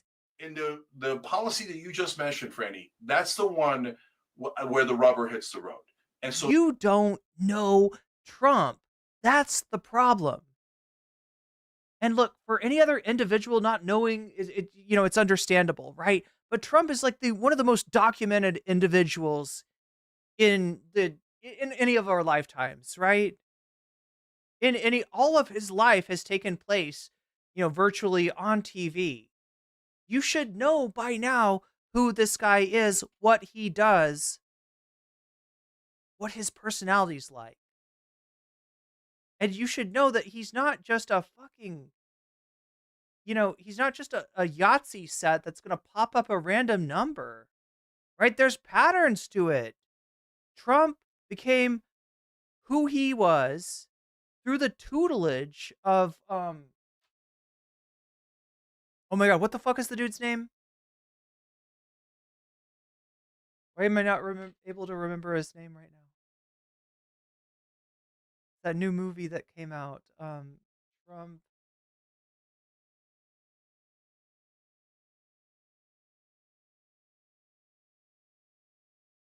Roy Cohn. Yeah, Roy Cohn. Sorry, I don't know why it took me so long to remember that. Yeah, like Trump is the fucking Padawan learner of Roy Cohn. And you somehow think, well, I don't know, maybe he gets a populist bug up his ass. Maybe he really cares about the working class. Maybe the guy that doesn't know what fucking groceries are, and who's planning to enact tariffs that will raise those prices, that will make everything unaffordable, maybe he will completely 180. I don't know. So I am fucking delusional. So curious what's going to happen. So Israel has absolute power at this point. And they believe, and they're drunk on power because they believe Trump is going to give them everything that they want. And in the beginning, he definitely will. That's why he nominated Team Miriam, as I explained earlier, Stefanik, Rubio, etc. Right? And so those guys are neocons. They will push for us to fund Israel's $5. I bet at this point Francesca was just playing Minecraft on another screen cause Shish is just done with this debate. Yo, Izzy, you might be right. Hey, I might be playing Minecraft on another screen. Who knows? Wars from here to eternity. But thank you for the super chat. I am wrong, then there'll never be any pushback from the right-wing populists, the MAGA base, and they'll be like, oh, send all of our money to Israel, start more wars. Maybe we should fight the wars for Israel. And then I'll come on your show and go on the Young Turks and say, guys, I was wrong. No, it turns out the right-wing populists, they weren't anti-war. They were just cultists, right? Yeah, and we can all hug each other while the fucking nukes drop. What the fuck? What are you going to do then? Oh, no, it's okay. I'll come on your show and say I was wrong. Who fucking cares? Who fucking cares? The world is on its last leg already. But you're ready to roll the dice with Donald Trump. What the fuck is wrong with you? Or I'll be right, and some portion of that base will go, no, we're sick of funding Israel's wars. Not that they care about Muslims. I mean, Tucker's a good example of it. He turned on the Iraq war a year into the war, and he explained on a radio show, he's like, because these Iraqi Arab Muslims are monkeys, and I don't care about them. Yeah. So he doesn't do it with good intent or anything positive in his heart, but they genuinely want to. Twitch, he didn't mean it. He didn't mean it. He wasn't saying it. Hell out of wars, right? Yes. So if I'm right, when Trump pushes too far on Israel, they're going to push back. So that's a great mystery. I wanted to with our own eyes. Yes, and I want to say, for the record, I'm not against. Here's what I'm not against: bringing those people into the fold of a broad progressive coalition that includes everyone. So and does. However, if those folks are also like, yeah, because there's already too many Muslims here, right, guys? That's something that I have a line around, but that's not to say, especially if it's some random uninformed voter who's just like racist by, just sort of not genetically, but like their dad was a racist, so they are a little bit, whatever.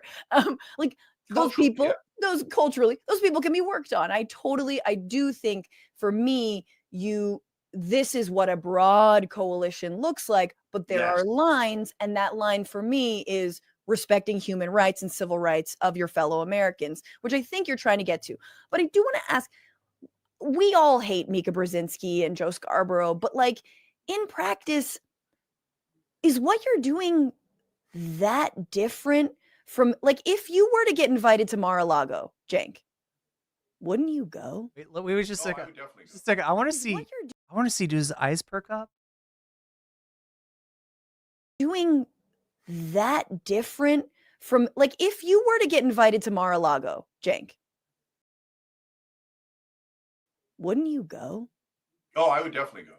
And so, okay, so To let's open lines of discussion. yeah, so good question.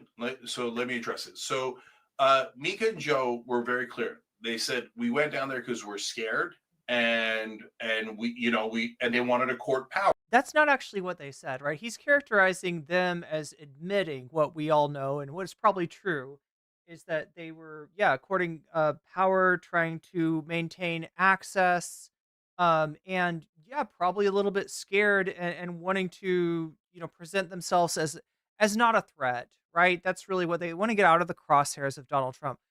They didn't say that though. They said that, we are going where the stories are, and part of covering the stories is having background information. We get background information by having discussions, sometimes off the record, with all kinds of politicians, including Donald Trump. That was their explanation. Now, obviously, nobody bought it.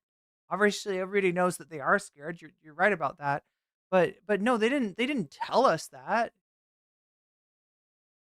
Power and get access again. So to me, what is that about? That's about their ego. That's about their career. That's about their money, etc. For me, why would I go to Mar-a-Lago?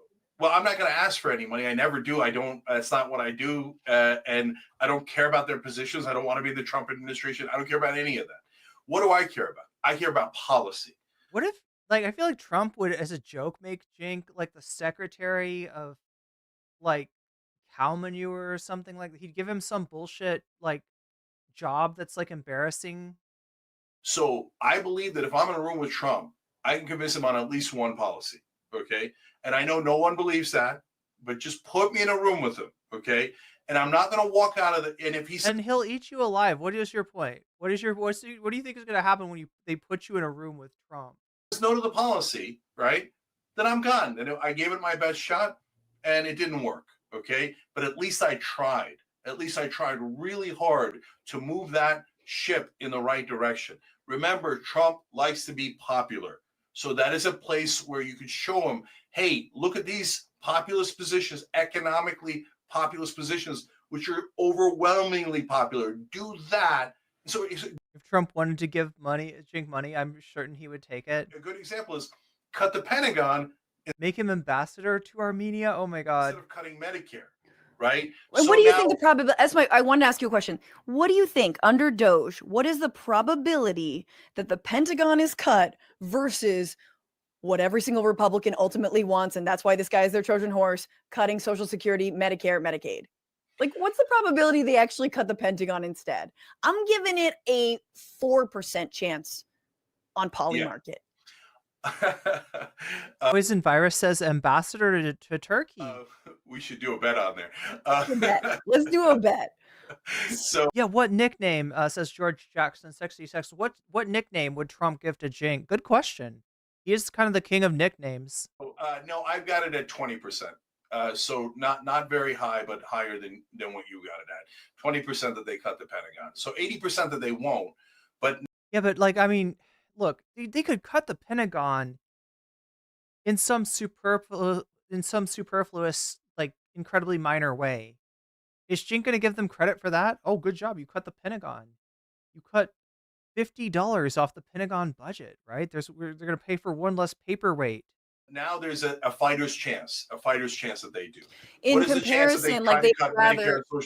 Like they'll cut some like DEI program or something in the Pentagon. They'll cut something woke. They'll fire the woke generals. What is the chance that they try to cut Medicare or Social Security? 60%.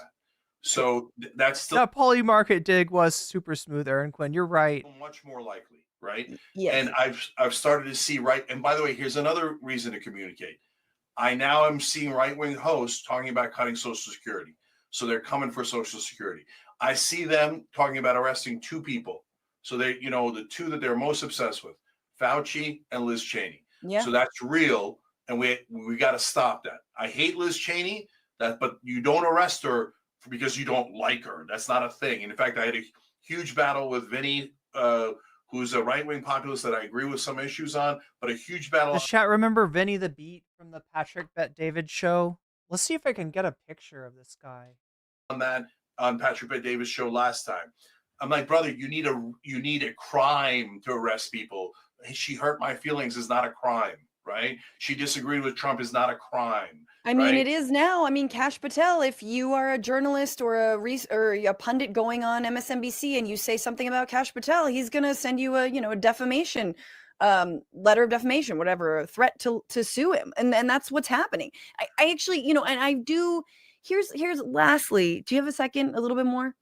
Yeah, and I want to say one last thing too, but go ahead, Franny. Okay, I just want to, because this, I think, was another moment on Patrick Bet-David's show that stung, and I appreciate that you got into it with Vinny. I'm not discrediting that. Again, I'm not saying all of these appearances have been 100% awful. Here's Vinny. There have been moments where you throw the left under the bus more than you push back on the right. And I you might disagree with the characterization. That's how I feel. This part stung for me.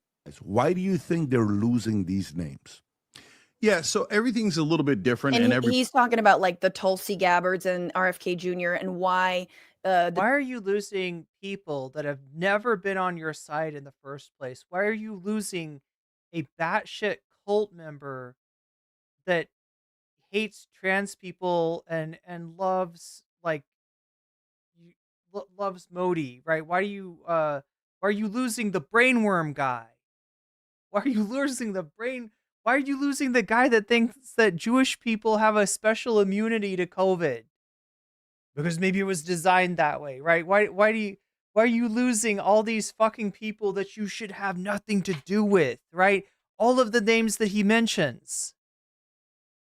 The Democrats have lost those names. Yeah. Ooh.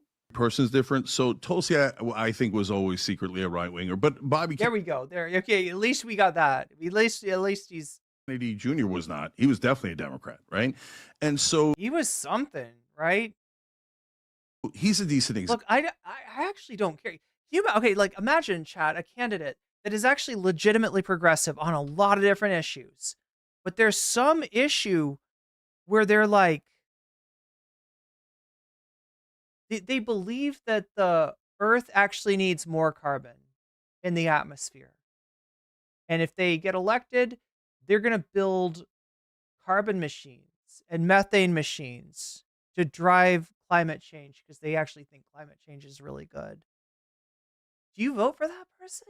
How good would that candidate have to be? Where like, yeah, no, that's like, yeah, it's just like there is something called a poison pill. You're familiar with the in negotiation, right?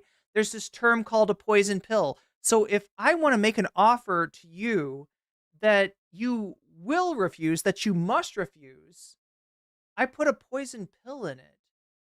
I put part of the bargain is something that I know that you'll never accept or that you can accept. And then I can say, oh, look at that. I offered you a deal and you walked away from the deal. It's not my fault. Right? Bobby Kennedy has, I don't know how many poison pills, right? A guy that believes vaccines cause autism is not a guy that you should be like, oh yeah, well he's on it. Like, I don't care if he's like moderately on our side on some issues, right? It's not worth it, right? If the Unabomber was on your side, he's blowing people up and shit, but he's, he agrees with us on these issues. I just don't understand. I don't understand. Example. Remember when he almost endorsed Bobby Kennedy? That actually happened. Remember how he's glazing up RFK Jr.? So Bobby has opinions that a lot of people on the left don't agree with, right? To which I say something. Bobby has a lot of opinions that people in the reality-based community don't agree with, okay? Revolutionary to the left. Like, ask Bobby about flat Earth. Ask Bobby about the moon landing. So what? Okay, he agrees with us on the environment. He agrees with us on housing, on anti-corruption. He doesn't agree with us on vaccines, fluoride, etc., right? Okay, I stopped it. He doesn't agree with us on fluoride and vaccines there because you talked. He doesn't agree with us on infectious disease. About getting no biggie. A shot in the primaries, which I actually we'll just live with polio again. We've done it before. Yeah, we'll just get those iron lungs fired up. Get that shit fired up again because we're going back to the old days. Just because, like, Bobby Kennedy, right? He's so cool.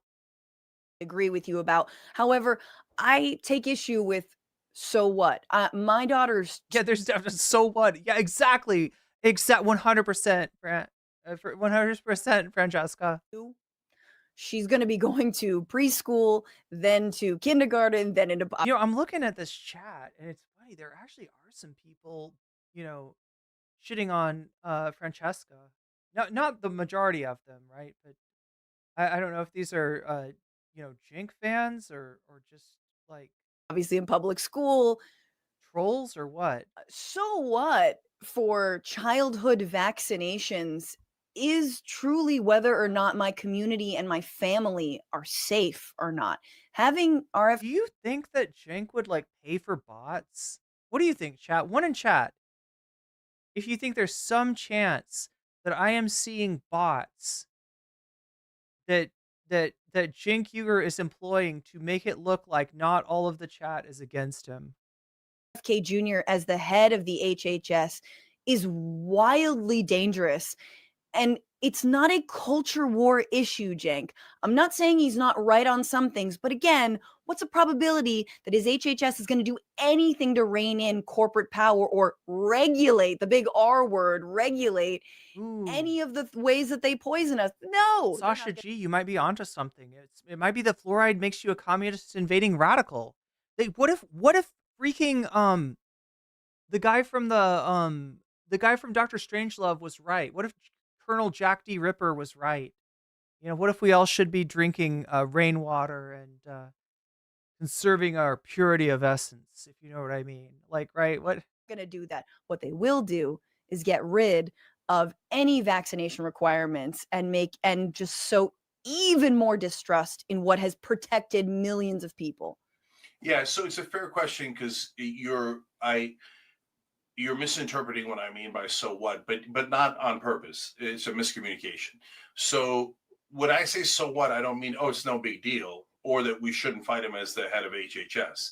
I'm against him being the head of HHS. I mean, so what is in so what? Then let's fight him on those things, right? So I wish he was the head of HUD, and then I would support him. He is great. He wants to ban private equity from buying our residential homes. Great, that's a great policy, right? But as the head of HHS, I massively disagree with him, and I think that getting rid of vaccines is a very problematic and not a culture war issue. It's very real. That affects people's actual lives. And when vaccines are blocked, there was a story out of Pakistan. They thought it was like an American trick. And then they blocked the polio vaccine and polio spread. And they were like, no, sorry, come back. How about the people in, how about RFK Jr.? Was it American Samoa? Oh, like, that's a great, this is a great freeze frame. Oh my God. Wow. Yeah, what about the people, like, right, he literally went to, was it American Samoa? To advocate against vaccines, and it ended up with people dying of the measles. Come back, right? So that's what I mean by so what. So what? Let's fight him on it. Like there's no, see, that's partly what's wrong here, which is that we're thinking of them, us. And so if they're in the them, then we hate everything about them, right? And what I'm saying is, no, we don't have to hate everything about them. All we have to say is, so I don't agree with Bobby Kennedy on vaccines. So let's go, let's fight him and show that he's wrong, right? Sure. So there's nothing wrong with that's all right. I'm willing to give you that. As we wrap, I do want to ask. Now take note, okay? She signals an end to the interview, not him who's got someplace to be, who's just ostensibly got to be on the main show at some point, right? But she's, giving that reminder right here. Watch what happens next. Do you think about how what you're doing reflects on TYT as a whole or on individual hosts at all? I personally feel implicated by a strategy that I do disagree with. Or do you think, well, I'm doing the right thing, so everything I do should reflect beautifully on everyone who works at TYT? See, this is a way of getting me, like, saying, Cenk, you're out of. Oh, it was regular Samoa, not American Samoa. He caused the deaths of over 80 children, but refuses to admit he was there. Wow. Let alone talk to the PM and anti-vaxxers on the island. Bounds. So you're implicating I'm me not with trying. a I'm not. strategy I don't agree No. with. Well, but what am I supposed to do? Not do the strategy I believe in because it might implicate people on the network? I think mean, I'm you asking for said, like, empathy. not get I'm how just absurd asking that for sounds? empathy, Cenk. It's just a being a little empathetic. No. Seems like empathy and solidarity he seems to be wholly beyond. I don't think that's about it. It just sucks that he's unreachable like this, right? Because I do feel like as frustrated as she is with him, she honestly tried to reach him. And he just proved himself to be unreachable. I think what you guys are asking for, and this is why I'm not on the far left, is you're saying, since we don't agree with your strategy and your strategy implicates us, you really, if you were empathetic and a good person, you wouldn't do your strategy. And I don't agree. I think my strategy is way better and will protect all of us much better. And so I'm not going to purposely do the wrong strategy because it implicates people on the far left. If you say, hey, I'm so implicated, I'm going to leave. This is unconscionable to me, as some did. Great. I got Wait. Is that right? Raiden Reynard's, I'm not sure if this is true or not, but isn't RFK's rejection of vaccines why he has spasmodic dysphonia? Does anybody know? No, that's just a disorder. Okay, so it's not. But he has tried. Poison Virus says RFK has even tried to claim his disorder was a vaccine injury. Wow, he's really dedicated to this shit. Look, I'm not quoting you. I'm just asking questions because you made me curious. Risk factors include measles? Brenna's making over 2K a month on Patreon a couple of years ago. Surely even more now. Yeah, like so she's not entirely and she says as much, right? She's not reliant on Cenk for her income, thank goodness, but a number of things that she uses are tied up with Cenk and TYT networks. Here, I'll roll it back. I'll roll it back a little bit. Since we don't agree with your strategy and your strategy implicates us, you really, if you were empathetic and a good person, you wouldn't do your strategy. And I don't agree. I think my strategy is way better and will protect all of us much better. And so I'm not going to purposely. But Cenk, if somebody's like, the left is fucking crazy, and you come over and you're like, yeah, the left is crazy, but I'm on the left too, and I'm not crazy. What do you think that accomplishes? What do you literally, what does that do? Do the wrong strategy because it implicates people on the far left. If you say, hey, I'm so implicated. See, the thing is, you're talking about a strategy, but you don't have a strategy. You are the strategy. You are the tool for the right wing because you're giving yourself over to them. You are aiding and abetting them. There's no question of like your strategy implicates us. Your strategy implicates you as a fucking traitor. As a right winger. I don't know how else to say it. Like, right? It feels like you're gaslighting us now. Just fucking get it over with. Rip off the Band-Aid, look in the mirror, and see Dave Rubin's face and say, that's right. I finally made it. I'm finally with you, David. We're seeing eye to eye now. Going to leave. This is unconscionable to me, as some did. Great. I got no problems with it. Everybody makes their own choices, but I'm not pushing anybody out. You get this. You're making yourself sound like a victim for the fact that people that built your fucking network no longer want to contribute, feel burned, feel hurt, feel gross because something that they helped to create is being used not for the right reasons, not just that you won't stand up for the people that you're supposed to stand up for, to aid and abet the fucking Republican Party as an apparent clout grab from you. I don't know how else to say it. Everybody gets to stay. Everybody gets to have their own opinion. They get to have it passionately. They get to fight me on it. They get to fight everyone on it. They get to make their case. I can't do it. Look, if the strategy is to create conflict, right? Because you've read somewhere that conflicts drive algorithms, and you somehow think, well, it's good for you because you're getting to say I disagree with Cenk, and it's good for me because I'm getting to say you're the crazy left. You know who it's not good for? The movement. All right?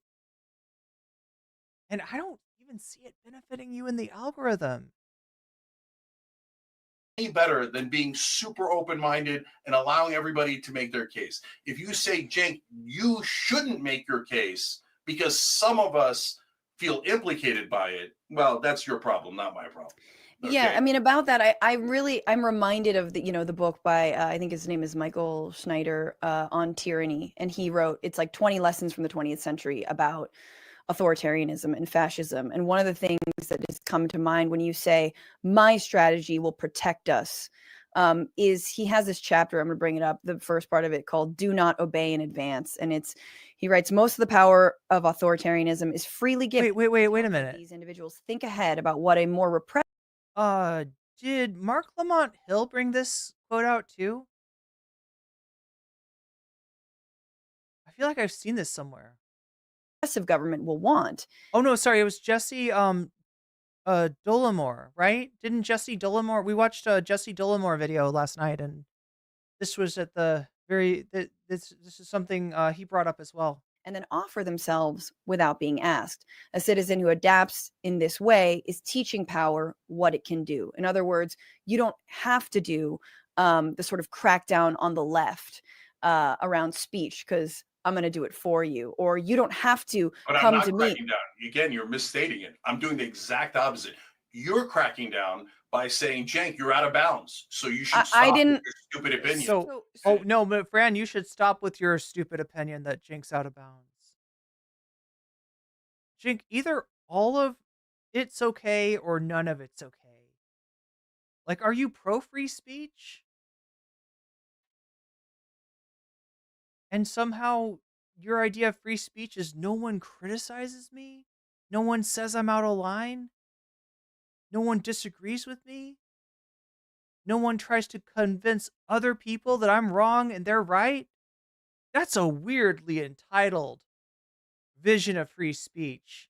And like the only place I've seen it is on the right. Like that's where this shit comes from. That's where this twisted idea of what the fuck free speech is comes from.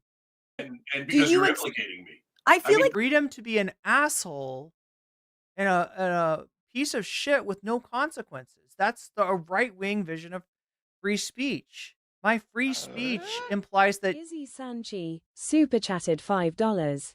This debate seems to be the end of their professional relationship. Cenk is making it easy. As someone said in chat, Fran's look is like daggers. Yeah, no, you're not wrong, Izzy. And look, I wondered about that. Now, I mean, like, we'll see how this ends, and I don't think that, like I said, I feel like she went as hard as she could without giving him a pretext to fire her. Still, I don't know that won't happen. You're suggesting that maybe she'll cut ties. That's a possibility. A lot of her chat wants her to do just that. But I know that from her perspective, it might not be that easy. I'm just not sure. I'm still not sure what her situation is. Mute button doesn't make Cenk look at. Oh, the pause button doesn't make Cenk look any better. Or wait. Oh, you muted it to try to. Wait, I'm trying to understand. I hope she can cut ties. Yeah, she doesn't deserve this to have that. Where's the cat ears?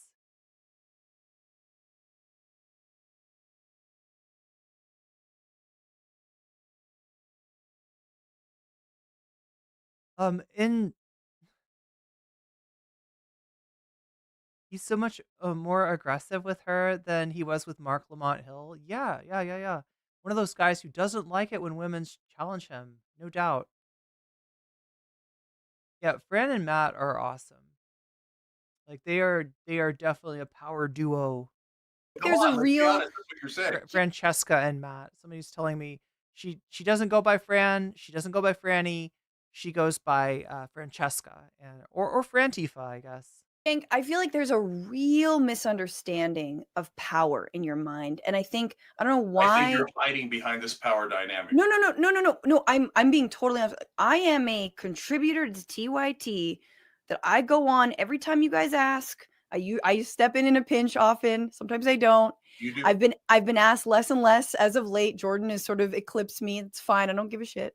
But like I am but a mere contributor. I make You know that's how he's gonna spin it.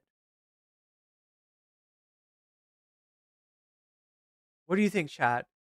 Is he gonna try to play this? So peaceful up here, but now there are freaking communists invading. Is he gonna try to play this as her being jealous of Jordan? Do you think that's probably his move? That's probably his next move. I feel like Joseph Joestar up here, right? Predicting people's next moves. Your next line is very little money from this show. I'm really grateful to the people who support it. Again, you have founded the TYT. You've been the head of TYT. You're one of a stalwart in. Look, if this was Skibbity Toilet, you'd be G-Man, okay? Or Scientist Toilet. You'd be one of the main toilets, right? If this was Skibbity. Broader progressive left of center media discussions, what you do is far more impactful than what I do. I'm just being honest with you. Okay. You have a huge footprint. You have it's a good thing I have the right strategy. And when you go on shows, and you go on stages, again with Charlie Kirk, it looks like an apology tour. You you're wrong about it. You implicate not just everyone who's worked with you and everyone who is ostensibly on your side, but it basically makes it seem like it cheapens everything that we've done and we've built. That's why I can't sleep at night. That's why I feel sick when I see you on these shows. Like, I'm just being, I guess I'm nuts. I guess I'm totally crazy and I should just trust you. Yeah, I guess I took the crazy pill, right? That's what's going on. I'm not the one. I'm the one who's detached from reality. Yeah, I guess that's it. And say, yes. I guess I'm just imagining this shit, right? Cenk and Sam Cedar's actually calling you a Nazi out there. Emma Vigeland is praising the Democratic establishment, and we need you're doing the right thing. You're protecting us. No, you don't have to say all that. I am doing is I'm filled with absolute Chat, I feel like we're just all being gaslit. I feel like this is all a lot more simple than any debate with Cenk is going to make it.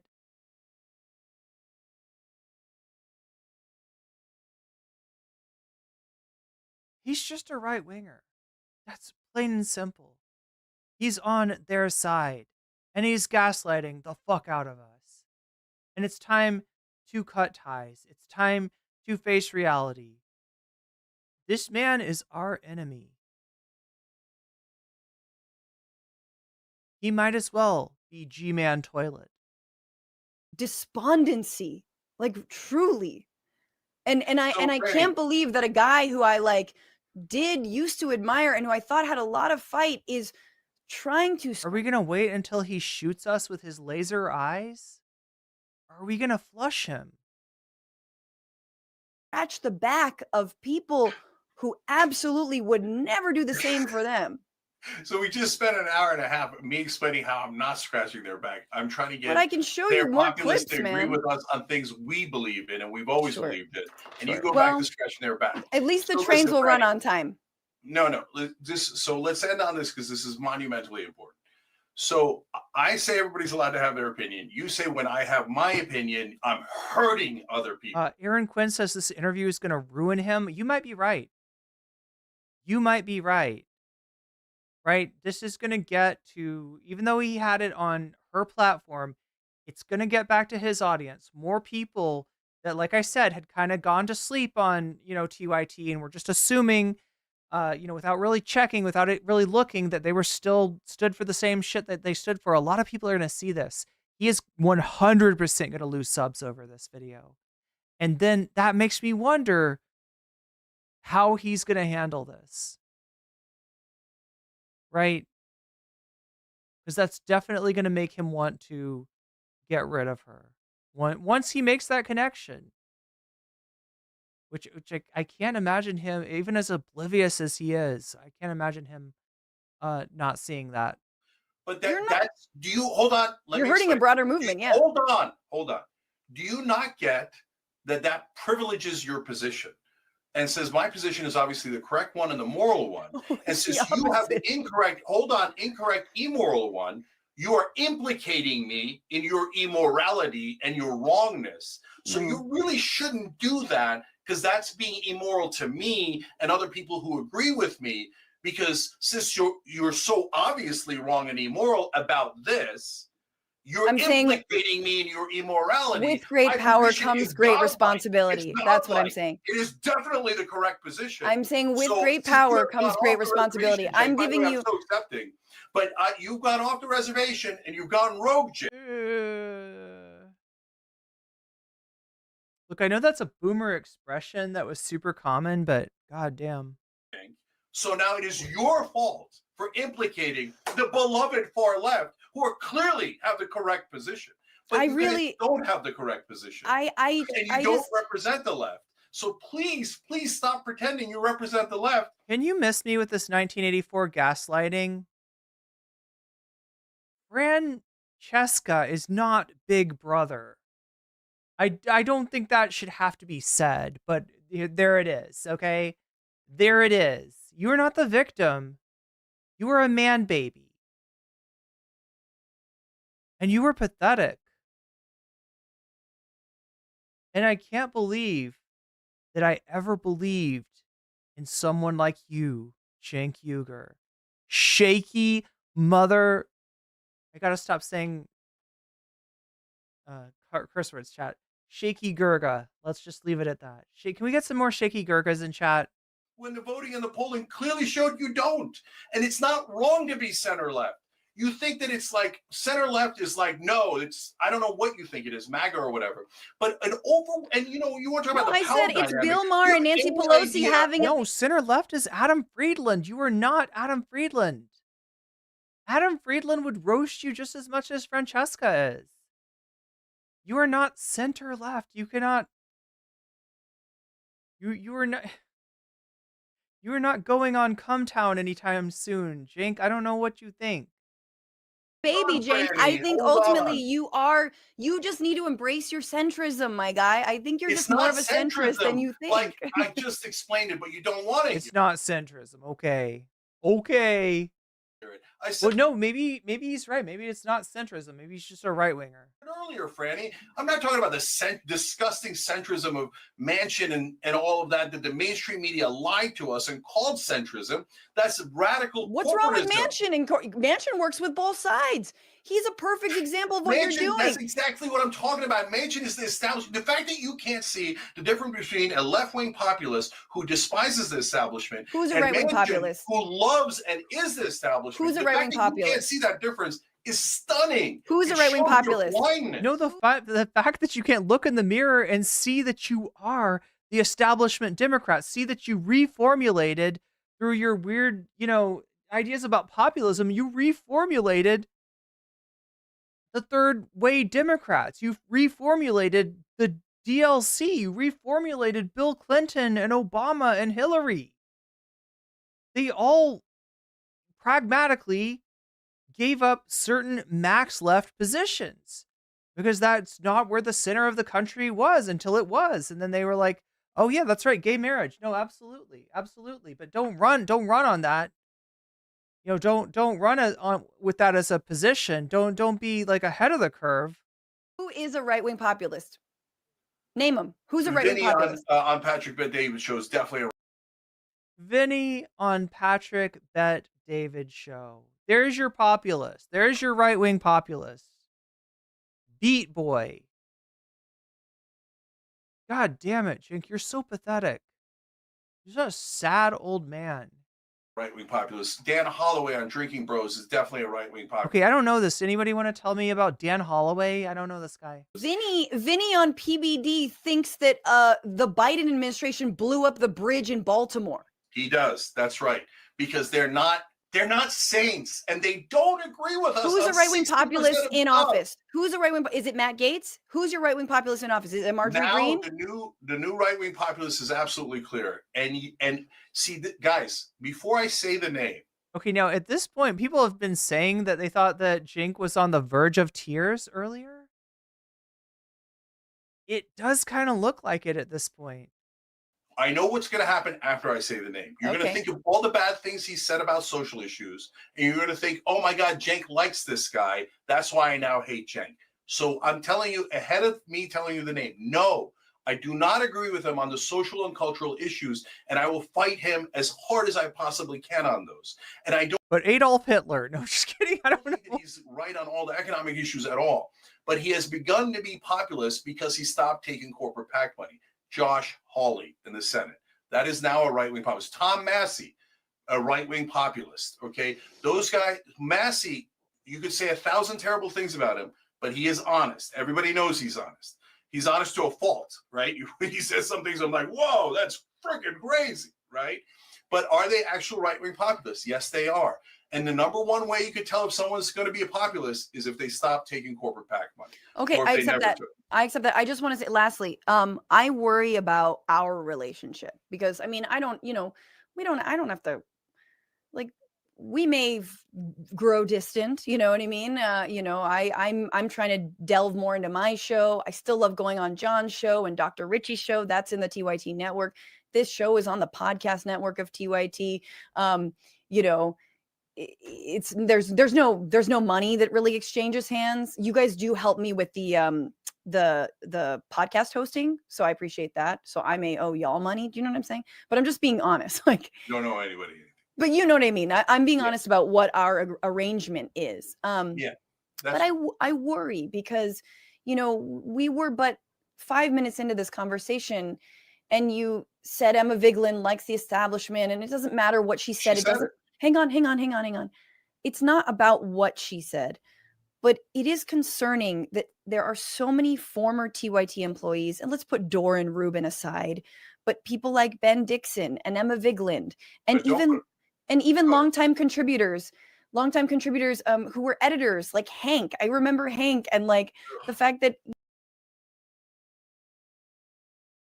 Hank, Cenk is throwing up in his mouth upon hearing your name. Jesus Christ. What a dick. What an asshole. Woody Red, thank you for the resubscribe. The patience of Francesca. You're not wrong, Raiden.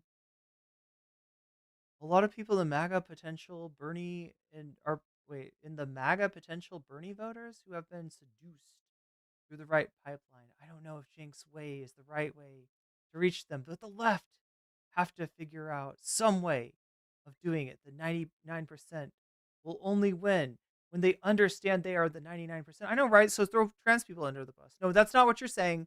That's not what you're saying. I'm just teasing. But no, I know that this won't work, right? Because I've seen it. If you look, a little historical analysis will, sorry, I shouldn't use that term for this, but like just a look back at history will reveal that what Cenk is doing is essentially been tried before.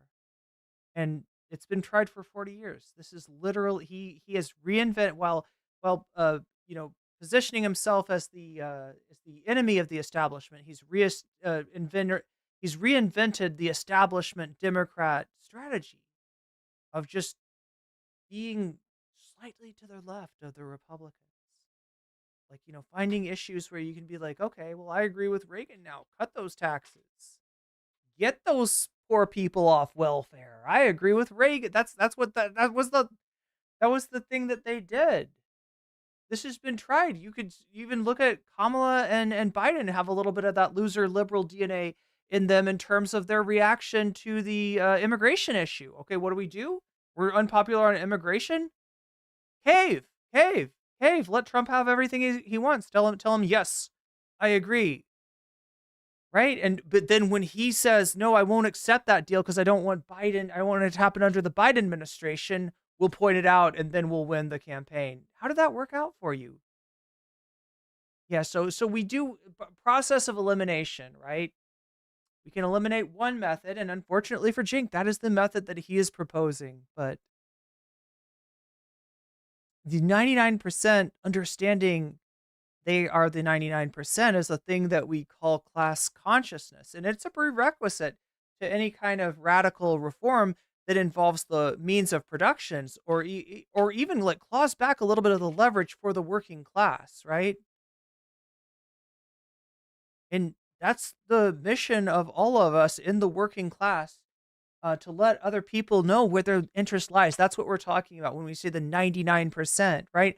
99% of us that are getting our wages for the work that we do rather than the property that we own. And it's probably slightly more than 99% at that.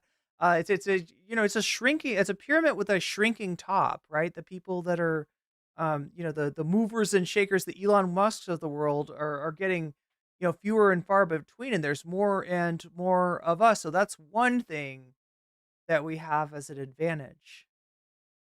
But yeah, this is the one thing that, and here's what you're not going to see from Cenk, as my discussion with Hank Thompson, who's in chat right now, revealed. Cenk is in an intellectual cul-de-sac.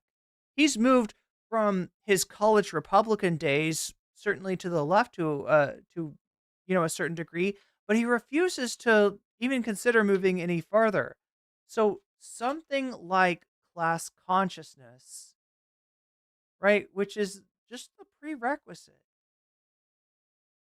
for any kind of, he talks about populist politics. Let's talk about workers' politics. I don't care about populist. Populist can be like, we are populist because we're all racist, right? That can be a populist movement to go after people based on their race. Fuck populism. I think what you really mean is workers. The workers of the world recognizing that they have more in common with each other's interests than they do with the interest of the capital class. That I don't want my boss to get tax cuts. Because it was I want peaceful up here, but now me freaking communist and my friends to get a pay rise. Okay? That's what we need. And that's not what Cenk is proposing. He is allergic to that shit. Just as much as he thinks that, it's radical to do police cut the police's budget, just like he thinks it's radical to give a pathway to citizenship. He also probably thinks it's radical for he would really think it was radical if it happened at TYT for workers to get together. Remember how he reacted to workers trying to put together a union? No, this guy's fundamentally, his class interests are fundamentally and diametrically opposed to our own. He helped start the TYT union and now has obviously He helped with nothing. Okay, but I knew Hank was such a great guy, and Emma and Ben are such. I'm just saying, I'm asshole. What an asshole. Telling you, these are. But okay, how? I'm afraid, man. Like, I'm next. Like, I don't know what I'm gonna do that I'm booted out of the castle, and suddenly it's us versus them, and they're. So what does it say about TYT? What does it say about you? That there's so many former employees who are on our side ostensibly, who you have so much disdain for. So, Franny, if you're next and I have this secret nefarious plan to push people out, why am I on here? Why would I come on here and talk to you for now nearly 2 hours when if I'm planning to push you, that doesn't make any sense. So number two, some people have left the network, and don't exclude Dor and Ruben, because Dor and Ruben and some others they went right, but some others went left or far left or whatever. But some group of them have the same agenda. Come watch me, come subscribe to me, not the Young Turks. I'm the morally pure one. I'm the right one. I'm the one that's right. And they're all evil and terrible. And don't give them money. Give me money. Right. So let's keep it real. So is that everybody? Absolutely not. Absolutely not. Okay. So a good example is Mondale Robinson. I like Mondale, and he has the similar ideological problem as you do, and he decided one day, that's it, I'm quitting, right? Yeah. And so, but bless his heart, that's what God made doors for. Okay. So, and now he's attacking me and saying I'm in league with racists and stuff like that. Okay, that's his opinion, right?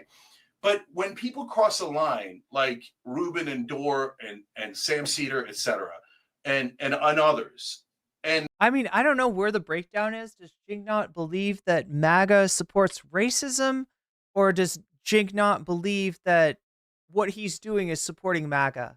Where exactly is the disconnect here? they say, oh, Cenk's just has this evil plan, and he's doing it for money, and he's a grifter, and he works with the CIA, or he works with this guy or The that CIA wouldn't hire your ass. The CIA would not hire you. No, guy. Well, okay, now you're lying, they would hire, I don't know, like Tim Pool before they would hire you. and you're lying in like extreme ways. So like this whole thing of like Sam, for example, analogized me to Oh God, we gotta go. Yeah, okay, we're gonna go after the majority report again. He is so bitter, and if he realized this is like the worst thing that he could do, this is the worst thing that he could do. Putting himself up for comparison with the majority report is going to result in what is possibly his greatest fear, which is Sam taking a portion of his audience. That is not because Sam is an evil man who is set out to do so, despite, his claims that Sam was like, wahaha, I'm going to get Jimmy Dore's audience, right? Sam is just stating a simple dynamic, right? No, you're watching me right now, okay? But I don't own you. You're not my audience. You're watching because you're interested in what I have to say. You're interested in what I'm covering, etc., etc. But I'm not entitled to your eyeballs. I'm thankful for your eyeballs. I'm grateful for your eyeballs. It's not he I don't know, the entitlement that he has to think that to get this sort of jealous paranoia in his head, where he now sees Sam as like, the evil Hugo, the health inspector from Bob's Burgers that's coming over to shut down his TYT restaurant just because they're using human flesh in the burger recipe, right? Just because they're, get a little creative with their recipe, right? That's I'm sorry, chat. Those of you who watch the show or are familiar with Sam Cedar, you don't know Sam Cedar's the voice of Hugo on Bob's Burgers. So a Nazi, but he's done 1,000 things. That's just one of them. And then when I go, hey, hold on. When I say cut that crap out, and they're like, oh, we're the victims. Oh, wait, I just said you were a grifter and that you're lying to people and you're cheating. Sam's the grifter. Okay, got it. Let's keep this straight. Okay. People, and I said you might be a Nazi and you're definitely a right winger. Wait, no. Does he think that? I'm sorry. Let's roll that back. Does he think that Sam called him a grifter? He called to be 100% with you. He has called Sam a grifter. Am I right on Hassan? I believe when he was on his nephew's platform on Twitch, he called Sam a grifter. Sam has not called him a grifter. Sam has not called him a Nazi. Sam was very slow to criticize TYT and really, almost had to be pushed by his audience to give his opinion. And he was honest. Oh my gosh, look at these faces that he's making. This is so good. Oh my gosh, Shaky Gurga. That guy. Well, okay, now you're lying, and you're lying in like extreme ways. So like this whole thing of like Sam, for example, analogized me to a Nazi. No, in the analogy, you weren't the Nazi. You were Neville Chamberlain. Okay? In the analogy, Trump was the Nazi because you at least agree with calling him a fascist. And yeah, you've said Nazi too, even if you say that you weren't serious about that. You did say that at one time.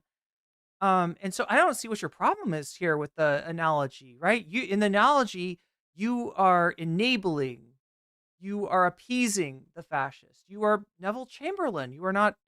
He didn't say you are Adolf Hitler. He said you are Neville Chamberlain. But he's done 1,000 things. That's just one of them.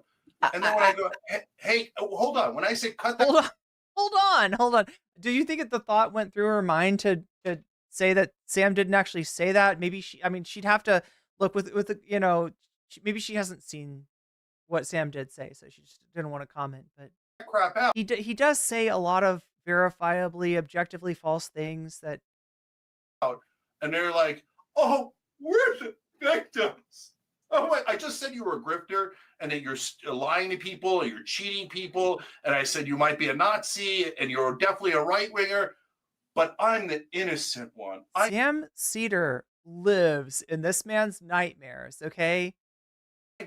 I can't believe Cenk counterattacked after I punched him in the face. It was super ineffective. I don't know what you think. What do you think you're doing that's a counterattack?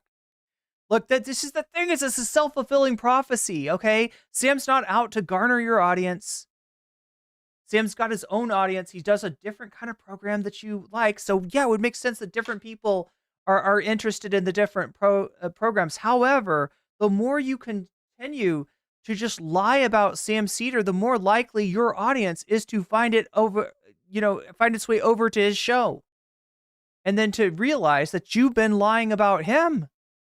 And what do you think is going to happen then? You were going to fulfill the prophecy. Apparently you want Sam to take your audience.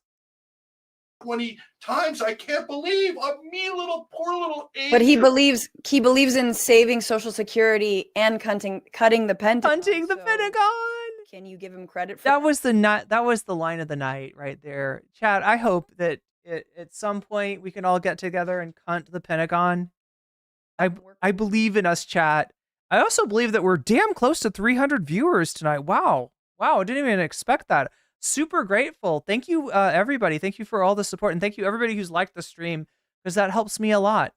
Oh, yeah, of course. So, I mean, if Sam's going to vote to save the Social Security and not cut Social Security, I'm not the guy who says, I don't want his vote, right? I just don't have to go on his stupid show and agree with his stupid ideas.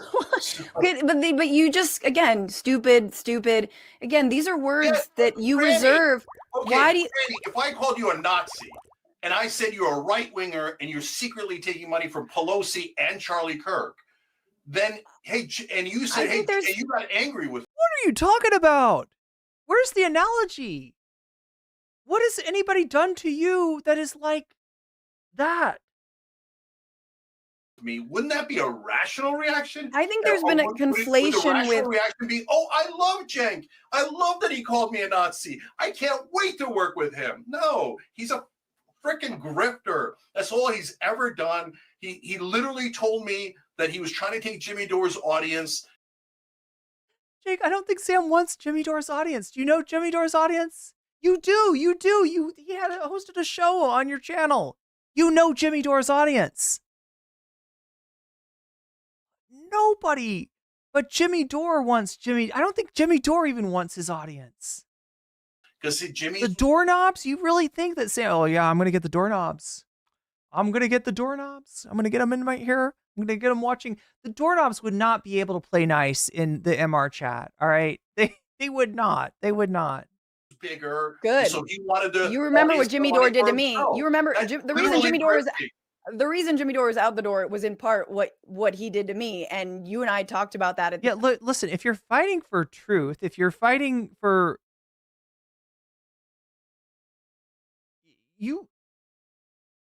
you're fighting for the audience, not Jimmy's audience, but like the audience. You're fighting for the ears and the trust of people on the left. And that is the business that we're all involved in. And as adults in this business, we accept the fact that, if somebody resonates with my audience or somebody who's been my audience, somebody who's been in my audience, really, I don't consider like I have ownership over you, then they're going to go, right? That's just the way things are. And I think you vastly are mischaracterizing what Sam said to you. which was probably something more along the lines of, I would rather like lead people away from the bullshit that Jimmy is feeding them. Bullshit that you agree is bullshit, right? You're not a fan of Jimmy Dore? That's not a bad thing. I mean, obviously,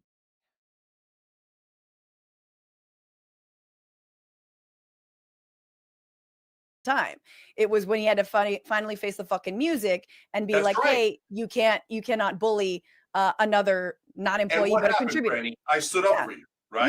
You did. It had to get bad, but you did.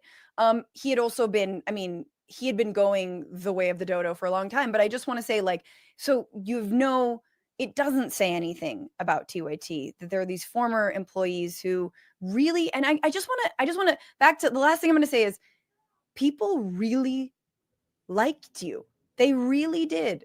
They here we really, go. and they looked up to you. And they thought of you as a comrade, a boss, a co-conspirator When you said comrade, he had a really negative reaction to that. in this grand, political project to really change this country, to make it more democratic. And it really is. I have to say, like, there's a thin line between love and hate. And even these channels that are hell bent on being like, Cenk's this, Cenk's that. But now You there know are what? freaking You are communist all invading radicals. massive Cenk fans. I think we all are a little bit. And so I just Look, want I would never call myself a Cenk fan. I would never admit to that, even if that used to be true. But I did like TYT, and I did have a great deal of respect actually for Anna, and that's sad too. Now, Fran mentions the possibility of talking to Anna. I don't anticipate that's going to happen, but holy shit, if it does, we will be there, chat. I will be there to cover that. All right, because that is, wow. I want to say, like, that is going to be freaking dynamite. it is sad to us to see you, honestly, act like very small when in fact you could be a lot bigger. Oh my God. Oh my God. I mean, I don't look, it might be tempting to look at this as like a backhanded slap or something like this. I think she does have some compassion. I think she is honest about what she's saying. But she's also real.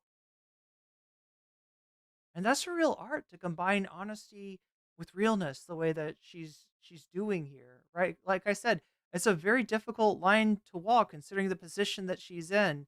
And look at him, and even saying you're hiding behind the power dynamic. No, but the power dynamic is real. I don't think she's hiding behind it at all. I don't think she even mentioned it. God. So, Franny, It's a bad day for Shaky Gurga, I will say. He does not look good. I think you're being unbelievably unfair. So you're taking 6 people, 4 of whom are like clearly doing it for money, okay, and clearly doing it for attention. And I'm not and taking then anyone. I'm asking you a Yeah, question. You accuse me. Oh my God, this does not look good. I feel bad for him. I shouldn't. I don't owe him that, but I feel bad for him. This is Incredibly unfair things. Can you allow me to respond? Sure, go ahead and talk over me some more like you've been doing this whole time. What the fuck? Can you allow me to respond? Franny, you know the people inside TYT, they work here 15 years, 17 years, 20 years, 17 years, and they love working at TYT. And what these assholes are doing is pretending The that max left is taking the food off their plate. We're bad bosses, and we're bad to our employees, and we're bad to everyone that works at TYT, and we do all But I'm a job creator, goddammit. things and we push them out. Bullshit. Every one of those people left, and they said, oh, I'm going to be bigger and better than you. And then they viciously attacked not just me, but everyone that works at TYT. Why do you think Edwin and Bart and all those guys have been there for so long? We gave people 12 weeks of paid family leave when no one else was doing it. And we did it for moms. We did it for dads. I can go on and on. Franny, to make it seem like I'm pushing people out and that I'm the bad guy here, when in fact you know for a fact that 98% of the people that work at TYT love TYT and try to stay there forever and ever and ever. Sometimes they'll go to a different company and go, whoa, holy shit, that's bad, and come back to TYT. So please be fair and honest with your audience, because working at TYT has been amazing for those people. And all we're getting is smeared by a couple of people who literally say, we want to tear down the network. We got 75 people here that we have to provide for. And they're trying to take food off their table because me, I'm going to tear down the left-wing network. Why don't you spend your time, those people that I'm talking about, tearing down the right wing, tearing down Trump, tearing down all these people? Yeah, silly and belly. And the reason is that they don't want that audience, which you consider your audience, but I will call it the audience, to go down the road that you're leading them. The things that you are saying have real consequences to people who are parasocially attached to you through their repetition of getting their news through TYT. And your bullshit words, yes, enabling the fascism of Donald Trump, will be taken a lot more seriously than they deserve to be by those people. So what do? The only thing we can do, make our argument that you're leading people down a blind alleyway. Some will listen, some will not. But don't act like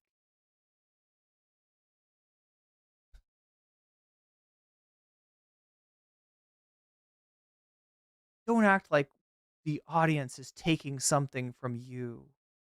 You're not worthy. You don't deserve that audience. They deserve better.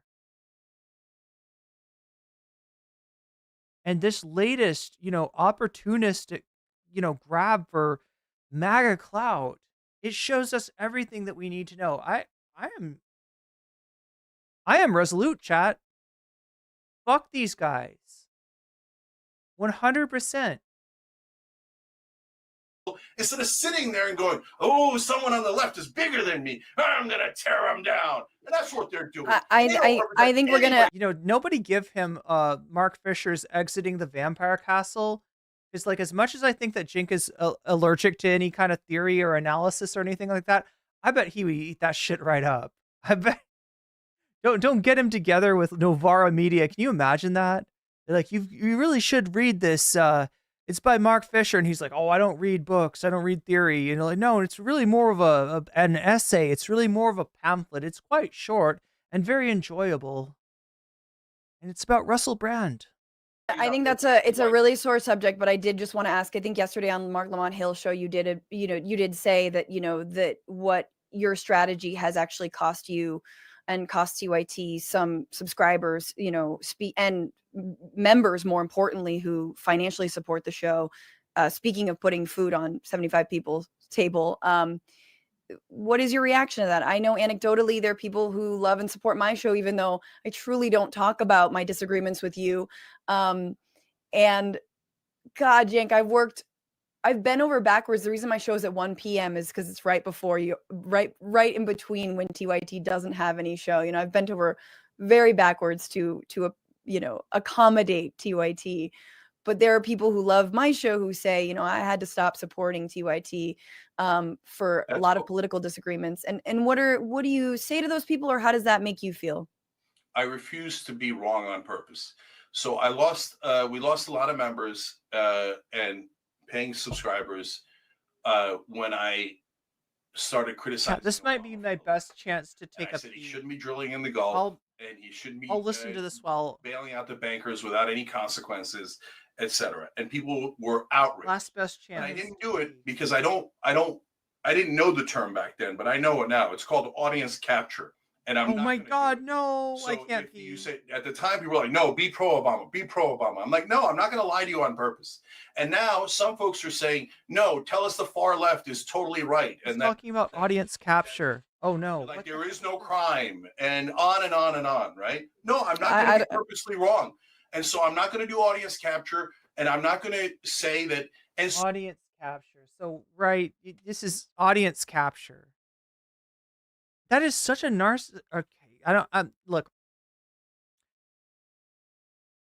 I'm not trying to throw any diagnoses around. All right, I'm talking about narcissistic as an attribute of his personality, not anything greater than that. But it's such a narcissistic way of viewing the situation. Your audience made you.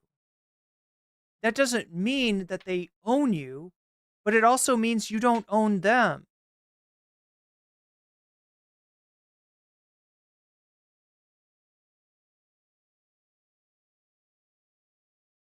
Yeah, audience capture, the idea that you're saying things that you don't believe and you're just kind of mirroring what you're hearing from your audience.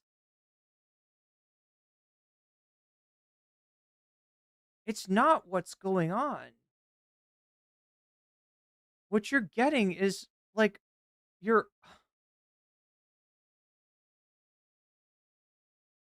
God, I hate that he tries to bring this audience capture into this. so how could I be a grifter and say at the same time, Here, let me sacrifice a lot of money that I'm super worried about for all of us at TYT to do the right thing? That's the exact opposite of grifting. That's saying I'm standing on principle. I'm standing on what I think is the real viewers of TYT and representing them. And Franny, what you're not seeing is there's so many people on the left who are afraid to state their real opinions. No, what the fuck is this? The real viewers on the left? The real viewers of TYT? What you are unwilling to face, Cenk, is the real viewers of TYT have left the building, okay? The only ones that are left are the parasocials that are hung up on your personality and that trust you more than they trust their own instincts, right? That's what you're left with, right? The audience that left you was the realest part of TYT. You know, the rest of it is just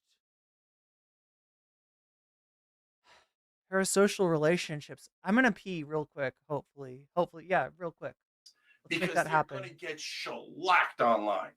All the Right far left is going to come out and call them a right winger and a fascist, etc. They're so scared to actually state their own opinions because the far left has so much more power than they realize in terms of the social media ecosystem. Sure, right? I agree, and I do think that it would benefit all of us to be a little bit less online because I do think there is a real left. They are in labor unions. They work in homes. They, they are serving people Starbucks, right? Like there are real leftists. Yes. They are, let's be real, they are on the streets demonstrating for Palestinian human rights. They've been on the streets, although I know this gets into prickly territory, but they've been on the streets saying things like defund the police, saying things like Black Lives Matter. And I know you might disagree with them, but there are real leftists who don't just live online.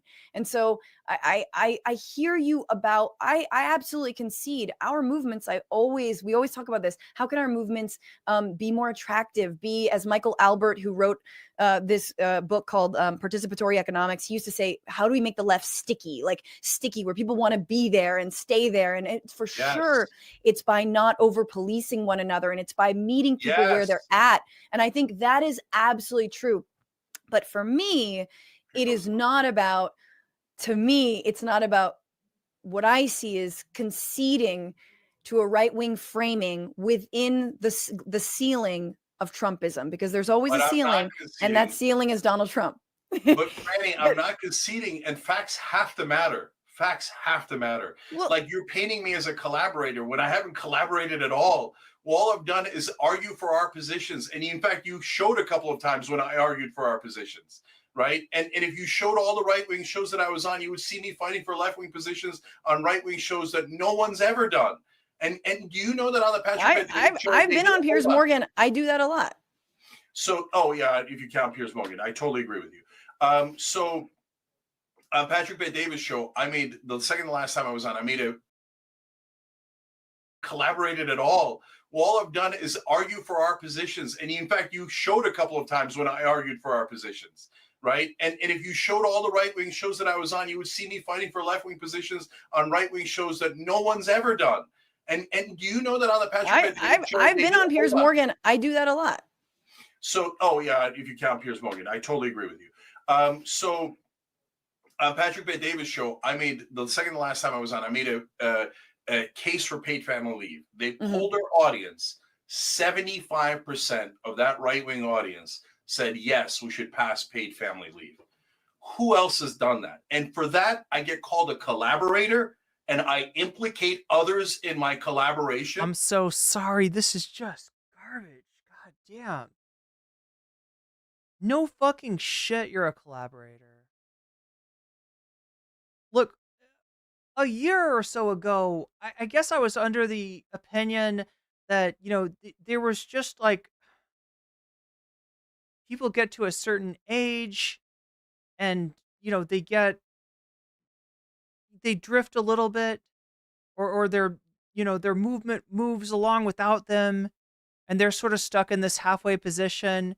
That this was all about trans people, that on other issues, Cenk and Anna were still pretty good. I no longer believe that. And I no longer believe that there is a bottom, a rock bottom that TYT and Cenk will hit. I feel like there's kind of a self-reinforcing cycle that's going on. And it's just going to keep on spiraling downward. I don't know where the bottom is, but I don't think we're anywhere near the bottom at this point. Can you not see how unfair that is? So what is the goal then? Do you hope that maybe some of those 75% are people who heard your argument around paid family leave are like, you know what? Let me check out TYT. Like, let me see what they're about. Like, I liked what he said on this one thing. Is that also the goal? So the strategy is to coalesce populists on the thing. Now I'm saying it for the 200th time because it's not getting through. So, but it's not about audience then. It's not about maybe getting some of their audience. Because I understand. I don't know what you're talking about in like what audience framework. So, are you a movement? Yeah, so she's acknowledging that like the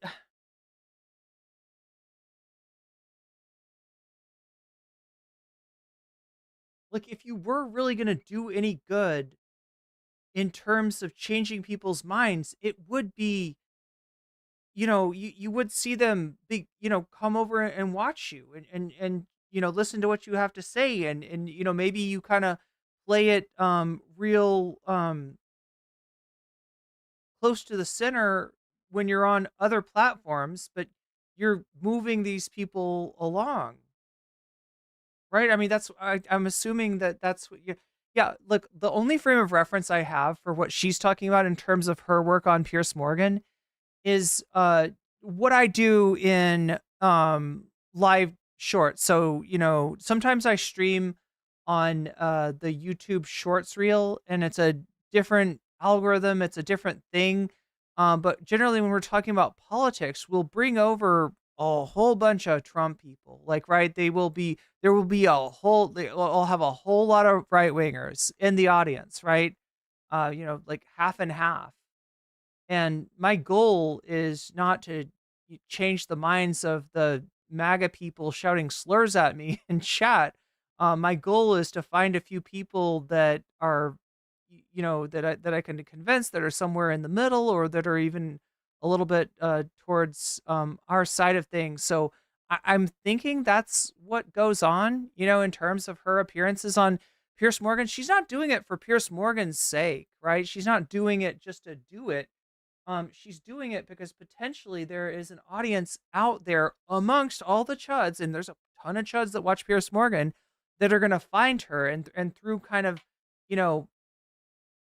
being part of a show that's very algorithmically relevant, you're gonna find audience that you wouldn't have otherwise found. But leader? Are you going to start Yeah, what is his strategy then, right? What is he doing when he goes on Has he even thought about this? a political party, or are you just the head of an online channel? I mean, the latter is what we know to be true, right? Yeah. So look, when Jimmy left and other people left, oh yeah, Young Turks are going down, blah blah blah blah. No, it was total nonsense. Never had any issues. Here, this is a giant fight, and we do have issues. Okay, and so Chat, I just checked. We hit 300. So that is standing on principle. No, it's not like I didn't know that we were going to get into this huge. That's a pretty cool milestone. Issue, right? And that the other left-wing hosts were going to take this as a great opportunity to try to whittle us down. And so we've gone through all that, and we've done. I'm sorry, but he's got too much paranoia. I feel like to be in this business. I don't think this is healthy for him. If that's how you're gonna think of it, it's they're out there with their knives trying to whittle us down, trying to whittle us away, trying to take food off our table. You can't fucking handle this. You can't handle this. I don't think this is good for you. Done that. So why am I doing it? Number one, because I believe absolutely that it is the right strategy and the right policy, and to the ultimate goals that you're asking about. Franny, number one, we've got to win the primary in 2028. So why am I saying things where I go, hey, I am center left and I do not agree with far left? Because I believe far left will be used, and you could disagree. There's nothing wrong with disagreeing. Kyle Kalinske disagreeing, no problem. You disagreeing, no problem. Jordan, everybody disagrees, no problem. It's only when they lie and they do bad faith is when I've got the issue. Okay, so you guys disagree, no problem, guys. Okay, but my goal is, number one, in order to win that primary, we've got to convince the normies that we're not going to release all the criminals. I know it sounds like hyperbole, and I know that really bothers people, but that's how they're thinking. That's why Oakland recalled their mayor 65-35, because now they started to think that the word progressive means release the criminals. No, it doesn't mean that. It means Medicare for all. It means paid family leave. It means higher wages. So that's why. So that's great, Cenk. We live in the country that incarcerates the greatest percentage of its population. And progressive doesn't mean change that. It means sit in the house on fire and say this is fine. It means allow the prison industrial complex to take more of our taxpayer money, to corrupt our government, to make sure that their jails are always filled. In other words, Cenk, your version of progressive doesn't mean a goddamn thing. All you've done is reconstituted 40-year-old loser liberal tactics. And I have looked back on history and seen where those failed, which anyone with half a mind could have predicted. I have to distinguish, in order to win that primary, between the center left and the far left, and also because it's true, I am center left. And the great majority of those voters are center left. They do not. Okay, look, we had Adam. Wait, did Cenk say that he went on Destiny? Did I miss that, chat? I feel like I heard that somewhere. Anyway, I want to see Adam Friedland debate Cenk. I want to see him challenge Cenk and say, now, Cenk, you say that you're center left. All right? What are you, center left? Adam Friedland. I don't know. We got to have a showdown. Agree with the far left on some of the extreme trans issues, crime issues, etc. You don't think that when we get to the general election, just to finish the thought. Yeah. When we get to the general election, can we win over some of those former Bernie people that went to the right wing? Can we win over the independents and moderates that are not MAGA but voted for Trump because they says Trump was more anti-establishment than Kamala Harris was? Can we win those guys over so that our side wins? I believe we can, but and I'll use myself as an example again. So when they tried the Muslim ban, I have every right to call them Islamophobe from here to the end of the earth. I have every right to be concerned about me and my family, okay? But I don't believe it's the right strategy to call them Islamophobes and to push them away. I think the correct strategy is to go in the room, get some agreement on some things that we agree on, and then fight over the things we don't agree on, but treat each other as American citizens and human beings. And then at the end go, hey, by the way, I'm Muslim, okay? So do you think someone... Libra Vision, can I ask you, I don't know. I gotta know, is your S key busted? I feel like I've been in that situation before where one of my keys on my keyboard doesn't work and I have to type it some other way. I don't know if that's what's going on. That's just my headcanon. Anyway. Someone like me should be banned from the country. And when you do it that way, 9 out of 10 times they go, well, no, of course not. Of course not. But if I came in and said, you're an Islamophobe and you're a racist and a bigot, they'd say, ban this mother effer, right? And so I just think you guys have the wrong strategy and some wrong policies. But that's a normal part of a healthy debate. We could have had that debate without people making wild accusations. Well, instead of just saying we disagree, they're collaborator, right-wing, fascist, etc. I really hope that you do, and I hope, let's leave it. Oh. I really do Okay, that's valid. hope that you can get past the... So yeah, 30 minutes ago, around 30 minutes ago, I told you she was making her first overture towards letting him leave, giving him, kind of reminding him what time it is. And he didn't leave. So now she's like, okay, can we kind of push this towards the end here? What you feel are slights, to actually speak to some of the people that you're talking about, to be in more rooms with leftists who you may disagree with, and more people who are ultimately on your side. I've had the same conversation with Van Jones back in 2016, man. It's like I'm deja vuing all over again, where I told him the left is more on your side than the right. And he's like, no, the left wants to tear me down. But anyway, Cenk, it's really great to have such a candid, open conversation.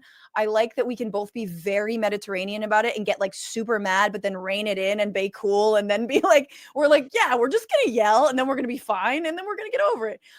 So that's the kind of beer I like to have. Yes, thank you. But not right. She definitely drank with Charlie Kirk. And I will leave it at that. Everybody, you can check out all of the interviews. You don't have to, it does not hearsay. Watch for yourselves and see Cenk, and obviously every single day on TYT, 3 p.m. Pacific, 6 p.m. Eastern. Thank you so much, Cenk, for being here. So Franny, last thing that I have to clarify. He won't leave. The man literally will not leave, chat. I think he's waiting for me to get 300 steady in chat. I think that's what he's doing. He's like, I can't leave yet.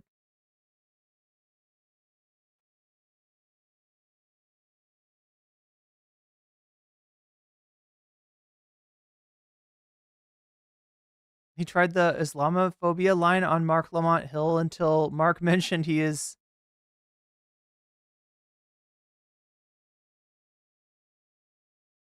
This is wild. He just will not leave. I don't know what he thinks. Does he think she should play him off with closing time? Someone time this? Oh, good idea. Groove Dragon is saying somebody should take a look and see how much time she spent talking versus how much time he spent talking. Because I agree. I bet it's 2/3 of the way towards Cenk's direction. You might be right, Groove Dragon. 3/4, you say? We're making bids here, chat. We're bidding on how much of the time Cenk how much Cenk dominated the time clock.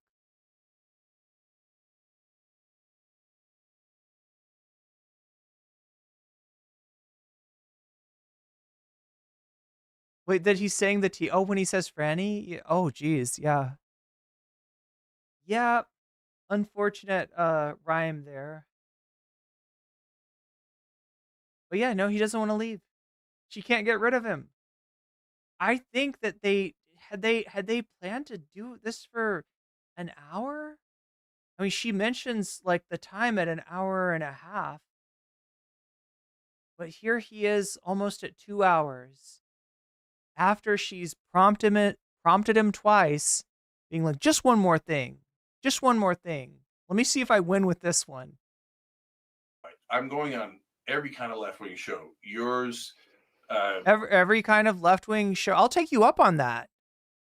Lamont Hill, Breaking Points, Brian Tyler Cohen, Dollcast. There's just a whole... Yeah, Dollcast, right? You're going on Trandis Owens' show. That's great. How about you come on my show, Shaky Gurga? Oh, Destiny, I guess he's kind of on the Is it too small bore for you? Yeah, he said Destiny. He said Destiny. Is that real? Did he do that? Can somebody tell me if that's a real thing? God, that's talking about a cursed conversation. Destiny and Shaky Gurga. Oh boy, don't talk about Israel. Two of my least favorite people. But I'm going David Pakman. I go on every show. The only shows I do, there's only a couple of shows I don't go on because I think those are the shows that Tim Pool told me were on the blacklist, right? We can't go on Sam Cedar because he's bad faith. They're bad faith. And what they then do is saying, oh, he's not going on any left-wing shows. What, because they're the demigods of the left? He won't go on this one. And yes, sir, I am a demigoddess of the left. Thank you for asking.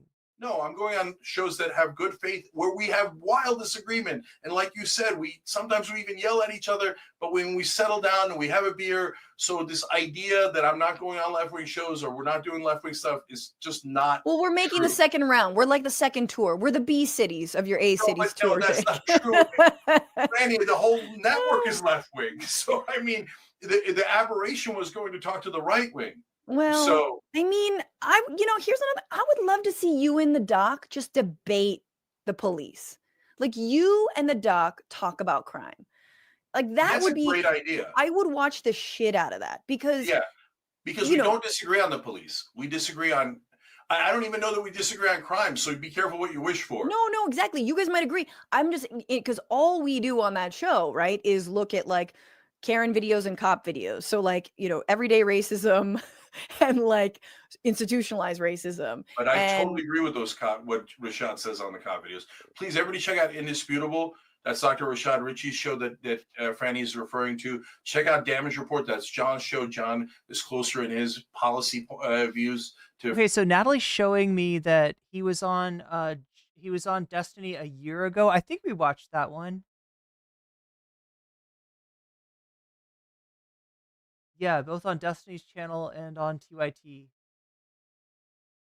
Franny is than he is to me, I think, these days, etc. So please give all those shows an opportunity. Check out everybody on Rebel Head. Oh, and he went on a month ago? He went on David Pakman with Destiny to debate against Destiny with David as moderator, I guess. Orders.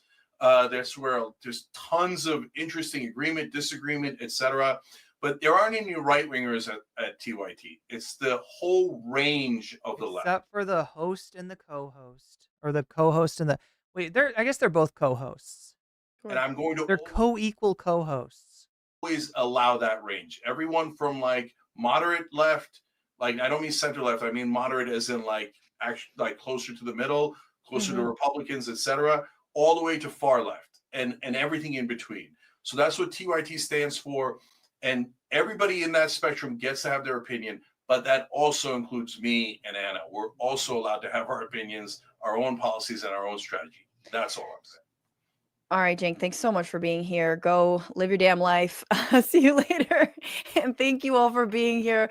It was beautiful. It was heated. I hope everyone enjoyed it. And there's a lot to discuss. And these are conversations that I think we're just going to continue to have.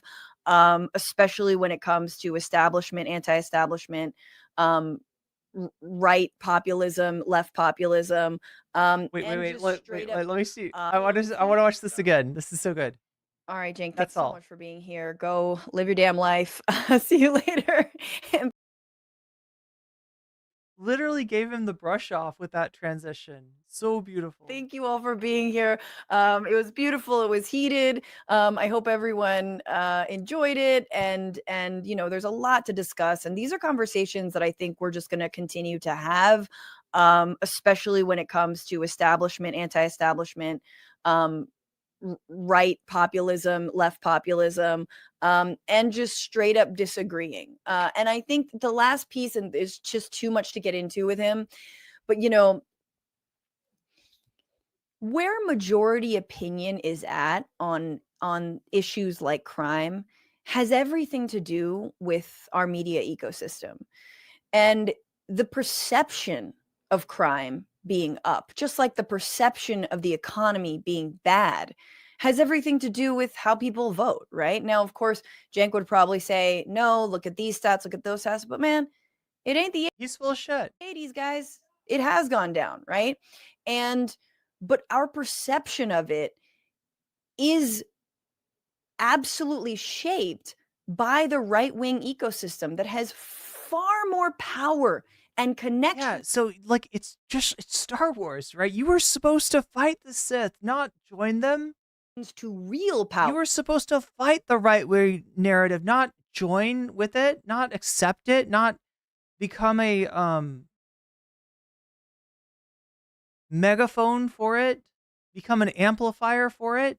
So not just right-wing funding, but literally we've tracked there have been great documentaries. I think it was the QAnon Into the Storm documentary that basically tracks how the right and MAGA and Trump launder the most obscure stories upward till they become policy, right? I mean, there is a pipeline, a reverse pipeline from, the backwaters of right-wing conspiracy theorists and literal, and the White House. And so they have far more power than we had. If only there was a pipeline between us and Nancy Pelosi or, anyone in power. Sadly, there's not yet. And so I think it's really important to remember that as we think about narrative and messaging, as we go forward and we try, again, I've said this multiple times, how can we humanize migrants, right? They're eating the cats, they're eating the dogs. And the New York Times does one article about Haitians in Springfield like a month after the whole thing. Narwhal_by super chatted $5.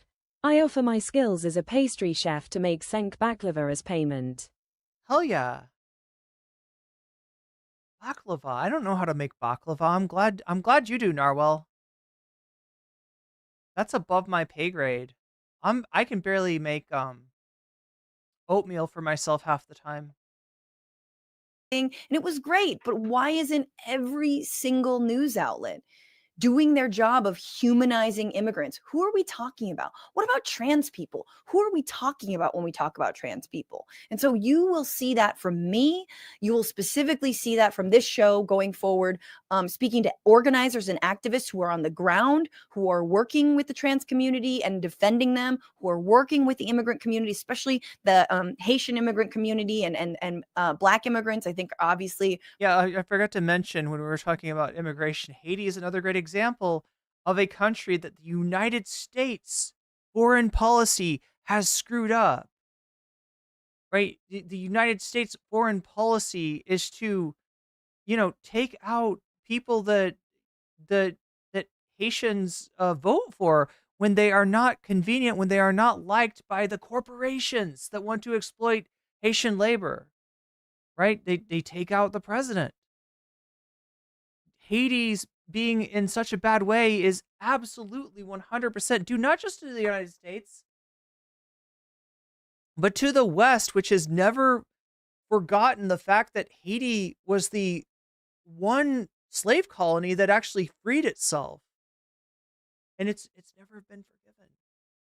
Do you know that they had to pay the French back for themselves, for the value of the Haitian people as slaves? They had to make reparations to the French government, right? And the United States continues that tradition, working its will on in destabilizing Haiti.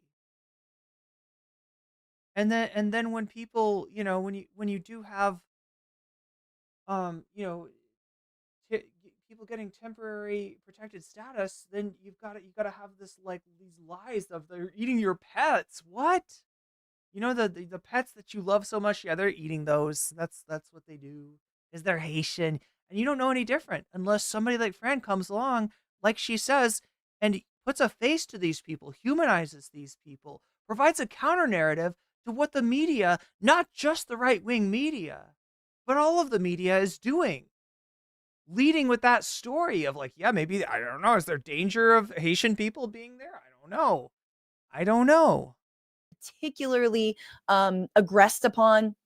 So, like, that is something that I will always center, is that kind of work, in addition to the radical analysis. Yes, radical analysis of real intersectionality, real broad-based coalition work that needs to be done to build for our side to win.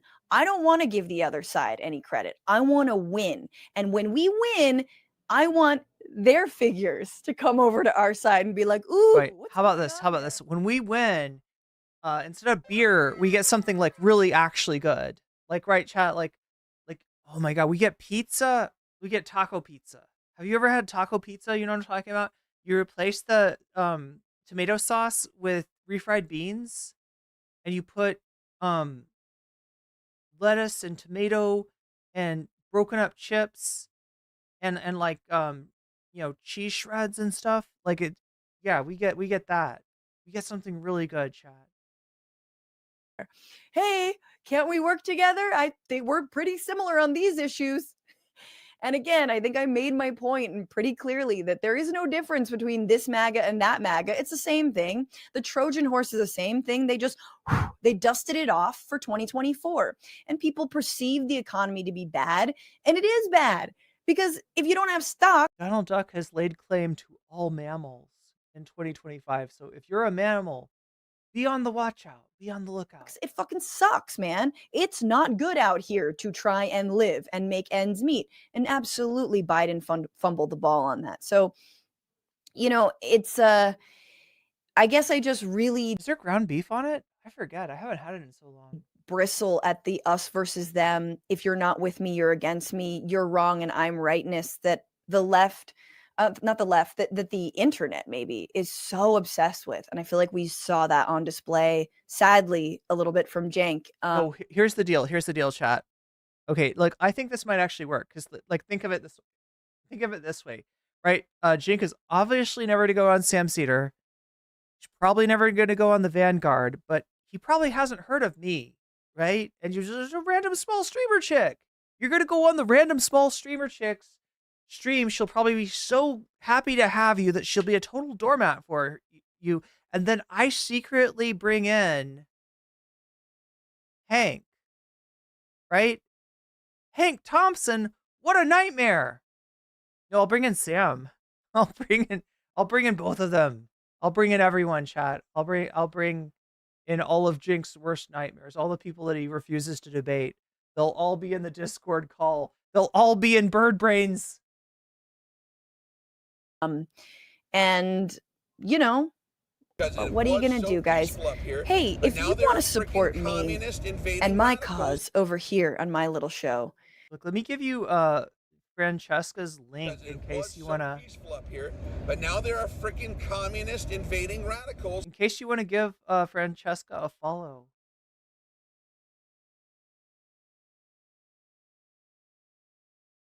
All right, so here's where you follow. Boom. Wait, no. Let's try again. Boom.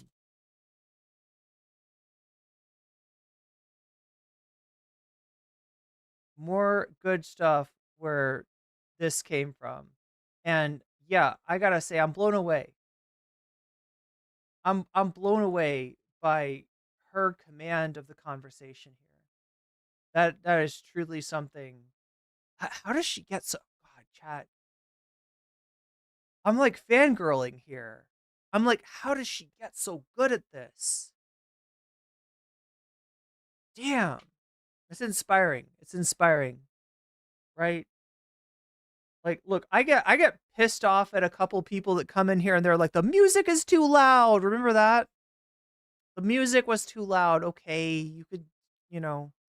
Look, I did try to change some of my settings, but here's Francesca with so much on the line, being able to keep her composure, not only keep her composure, but direct a completely unhinged clown like Cenk Uygur, like, keep him more or less on track, deal with him and his cope and his paranoia and all the rest of it. It's a lot, chat. It's a lot. It's truly inspiring. Her command of the situation, the bituation, hey, one might say, right? I feel like she commanded the bituation quite well. And I'm inspired. I'm inspired. This is like for me, chat.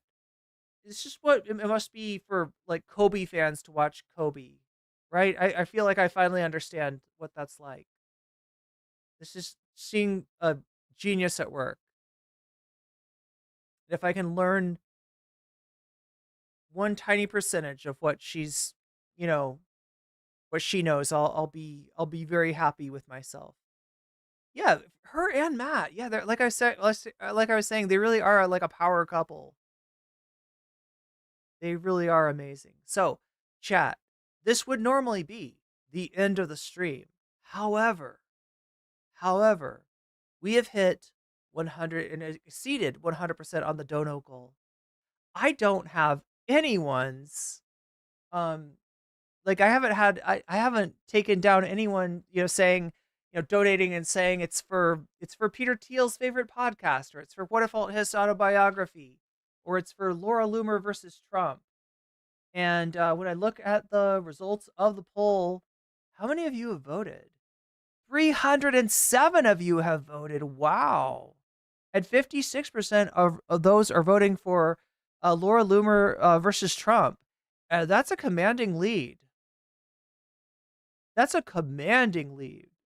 Are we seeing Four Blondes up in here? That's a good song. I feel like there's one note, though, in that song that I don't have. It's too high. Take a deep breath, then I get real high, and I scream at the top of my lungs, what's going on? Should I try, chat? I don't think I have the note. I think it's that first hey, yay, yay, yay that I don't have. I don't know if I have that. On some days, yes. On some days, no. I don't know. I feel like I'll hit the wrong note. Give my dono votes to Narwhal. What does Narwhal say? Have too much power. I relinquish it unless is he. Oh, geez, you're trying to give each other the vote. Well, look, I mean, we could always go with the choice of the people. Because the people have spoken. And they seem to really want to see what's going on between Laura Loomer and Trump. Now, if I were really to tell you what's going on between Laura Loomer and Trump, I would be age restricted, okay? If I were really to tell you what I think we all know is going on with Laura Loomer and Trump, that would be not a family-friendly stream. However, I will tell you about a disagreement. Or rather, wait, versus Trump? Wait, did I write that down wrong? I actually don't know who's on what side here. And now I'm curious. And I said, hey, yeah, yeah, yeah, yeah. Hey, yeah, yeah. I said, hey. What's going on? Okay, anyway, chat. That's the closest I could get to that note. Laura Loomer and Trump. Let's bring it on. Let's bring it on. Let's see what's up here, because I got a few videos to show you.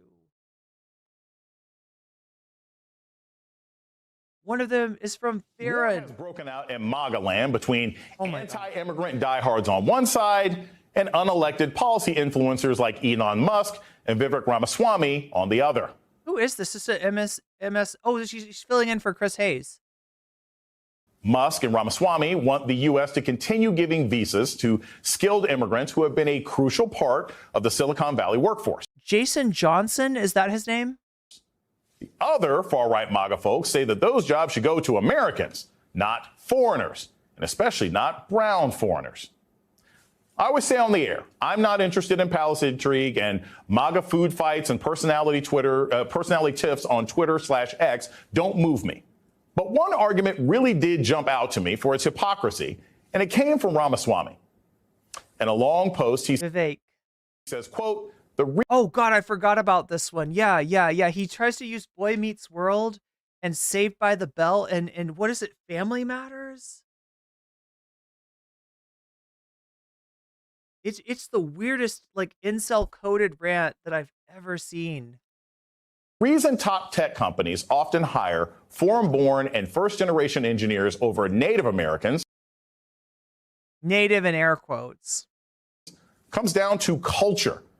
A culture that venerates Corey from Boy Meets World, or Zach and Slater over Screech and Saved by the Bell, or Stefan over Steve Urkel in Family Matters will not. Wait, Corey from Boy Meets World was a Chad? I guess I never watched that show. Zach and Slater over Screech? Stefan over Steve. Okay, I don't know enough of these references, but produce the best engineers. More movies like Whiplash, fewer reruns of Friends, more math tutoring, fewer sleepovers, more weekend science competitions, fewer. It's just him, like, posting his insecurities. Fewer Saturday morning cartoons, more books, less TV, more creating. I'm sorry, but in this society, if you're arguing for less socializing, less downtime,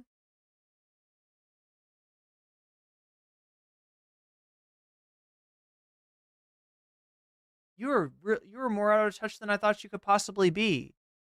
Now, again, this argument is cursed, right? You got racists on one side of it, and you got tech bros on the other.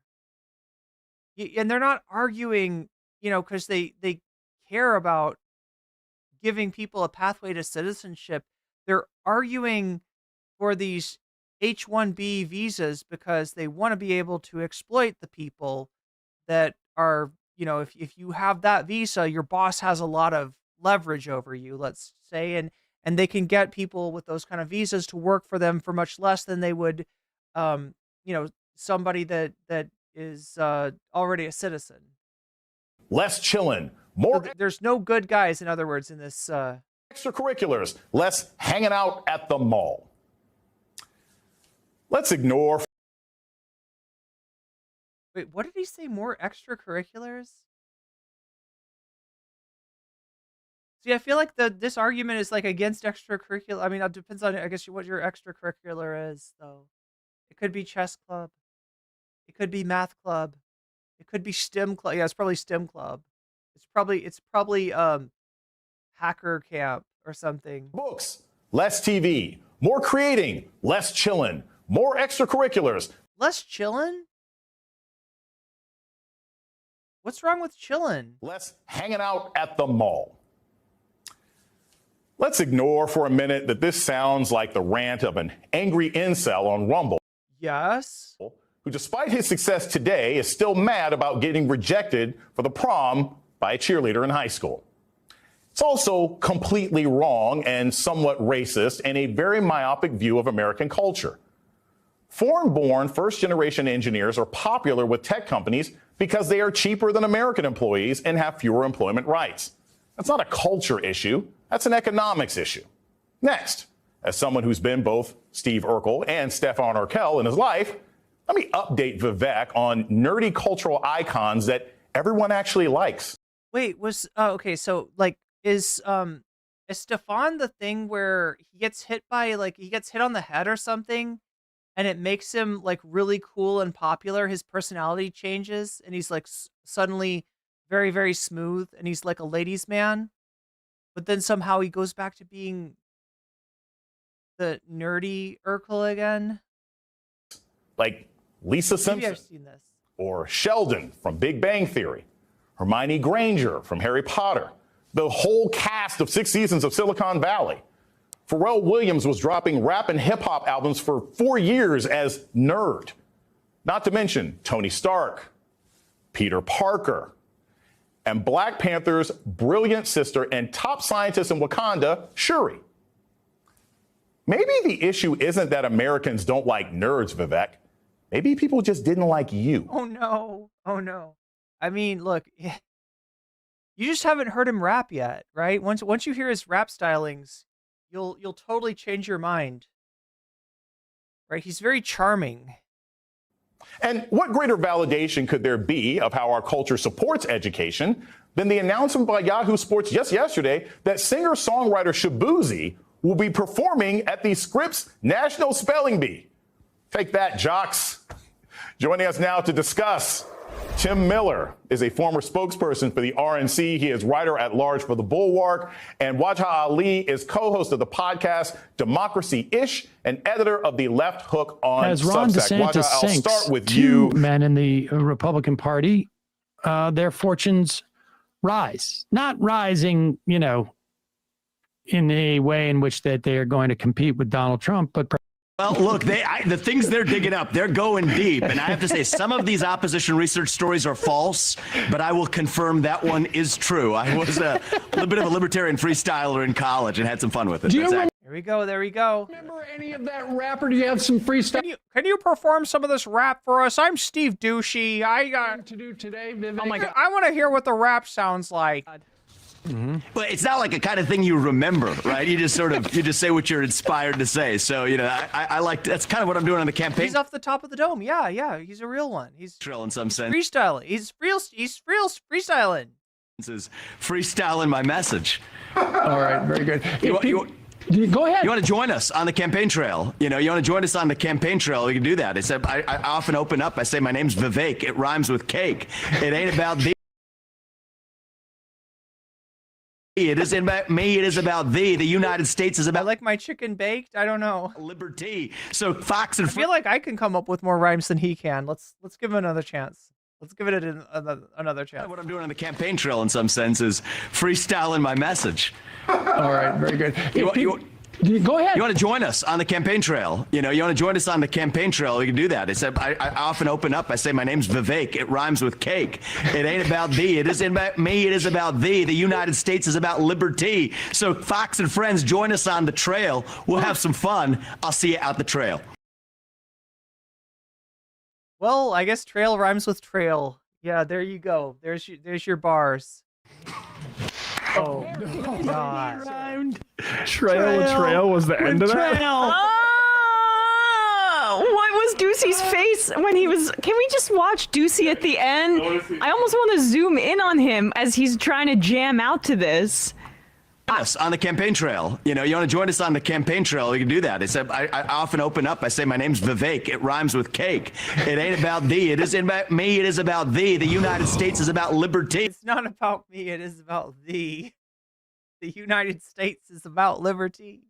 So. With the tongue. What is this tongue doing? Is he licking his teeth? Look at Ducey right now. What are you doing? Some friends, join us on. Oh my God! Allow me. We'll have some fun. He's cool. He's cool. Look. Some freestyle too. Okay. Yeah. Based on my name is Sam. My name is Sam.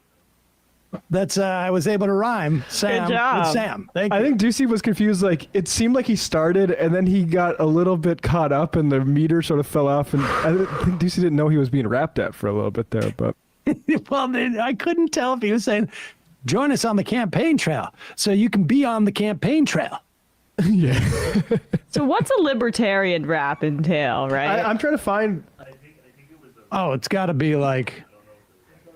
I don't have gold chains. I have gold in my basement. It also doesn't rhyme.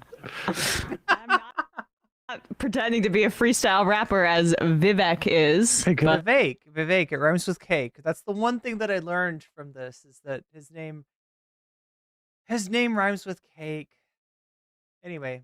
I just want to read an excerpt of your column sort of about the Bulwark is here. Battle. One of the most pathetic creatures in the MAGA universe is the person of color who truly believes that all of their prostrations to Trump, shameless parroting of right-wing propaganda, indulgence in racist conspiracies, and delusional adherence to the model minority stereotypes will finally earn the love and admiration of the base, which is forged from grievance, rage, and adherence to white supremacy. And look, there was plenty of racism towards Vivek Ramaswamy during the primary, even though he was the one that was clearly in the tank for Trump. He went nowhere close to criticizing Trump. On the contrary, kind of going after any candidate that had some harsh words for Trump. Bars. Wajahat, give me your general take of what we've seen over the last couple of days. He literally ran to kiss Trump's ass, and they were still racist as fuck to him. I tried to be very subtle. Face-eating leopards enjoys eating faces. Yeah, face-eating leopards eating good tonight. Yes. Especially those that are brown. Many faces available. Because they're extra exotic and flavorful. This was inevitable. You know, this MAGA civil war between, immigrant MAGA versus nativist MAGA. And Vivek Ramaswamy is indeed a pathetic creature. Sorry. A dweeb, like you mentioned, who, despite a life of privilege, becoming a billionaire, becoming, wealthy, still cannot get over the fact that he was rejected and holds the MAGA base, much like Musk, with contempt, right? This is what's so clear here, is that the 1% represented by Ramaswamy, Musk, despite everything they've been given in life, are still miserable, look down upon American culture, American workers, as contemptible fools. That's a quote from Elon Musk. Elon Musk retweeted a post. Wait, is that actually a quote from Elon Musk? Where someone was saying, basically, this is a fight between the tech bros and MAGA, and the tech bros think that American workers are the R word, and Musk agreed with it. So I want MAGA voters to really look at this. Wait, I saw that somewhere. A second. The people that they put in charge, the billionaires, look at them with contempt, look at the culture with contempt. And furthermore, people like Vivek Ramaswamy, Nikki Haley, Harmeet Dillon, look what they make you give, to quote Born Identity, another nerd movie, right? A nerdy brawler, Matt Damon. Look at what they make you give. They make you hate yourselves. They make you prostrate to Musk, to Trump, to racist conspiracies. You not only don't love yourself, they don't love you. And I want to end my rant with the following. According to a book written by Peter Baker and Susan Glasser on Trump, Trump looked at Nikki Haley when he was thinking about having her as Secretary of State and said, she has the wrong complexion. It won't be good for me. And I want Vivek to remember that Ann Coulter openly told him, I'll never vote for you because you're Indian. So this is what we're dealing with, a MAGA culture rooted in white supremacy that will always reject a Vivek and a Nikki who thought they were the model minorities, who worked really hard, and who dump on black people, poor people, immigrants of color, and refugees. And look what it's got them. It's got them this, a civil war with Laura Loomer, Cernovich, and Marjorie Taylor Greene, and Stephen Miller. I hope they eat each other. I'll have the popcorn with some paprika and butter on it. Okay, so to show you the meme, yeah, it's a lot easier to see a meme than it is to hear about a meme. I think Adam Mockler's got this.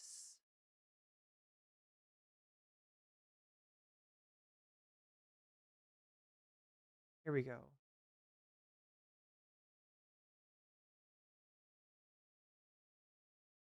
Hard, but this is something I found really hilarious. Elon Musk essentially called all Americans idiots multiple times. So did Vivek Ramaswamy. I mean, yeah. So this is somebody, essentially providing a synopsis for what Elon Musk said. They keep implying that Americans are too dumb to learn the skills needed to be successful. So let's just start here. Autism Capital, a random account on Twitter, said, yeah, capitalizing in ableism, apparently. This is like I didn't realize there were accounts dedicated to ableism like this, but here we go. Basically, the right split into two factions. Tech right versus the right. And the tech right is like, hey, we need H-1B visas to do the jobs. And the far right was like, no, you need to hire Americans. And the tech right is like, but you guys are retarded. And the right is like, well, you don't train us enough. And then the tech right is like, you can't out-train being retarded. And while all of this was going on, we learned some people really don't like Indians. Now, the reason I said all of that in full without censoring it is because I think it adds more effect when we realize that Elon Musk then responded saying, does it though? I don't know. That pretty much sums it up. This was eye-opening. He just agreed with everything this person said, which caused a follower to say, I mean, like, we can see what it says. Anyway. Yeah, so Elon Musk is like, yes, this, but unironically, this is right. This is a synopsis, right? This is how I feel. So we got ableist versus racist. That's what's going on Twitter.com right now. That is what we're dealing with.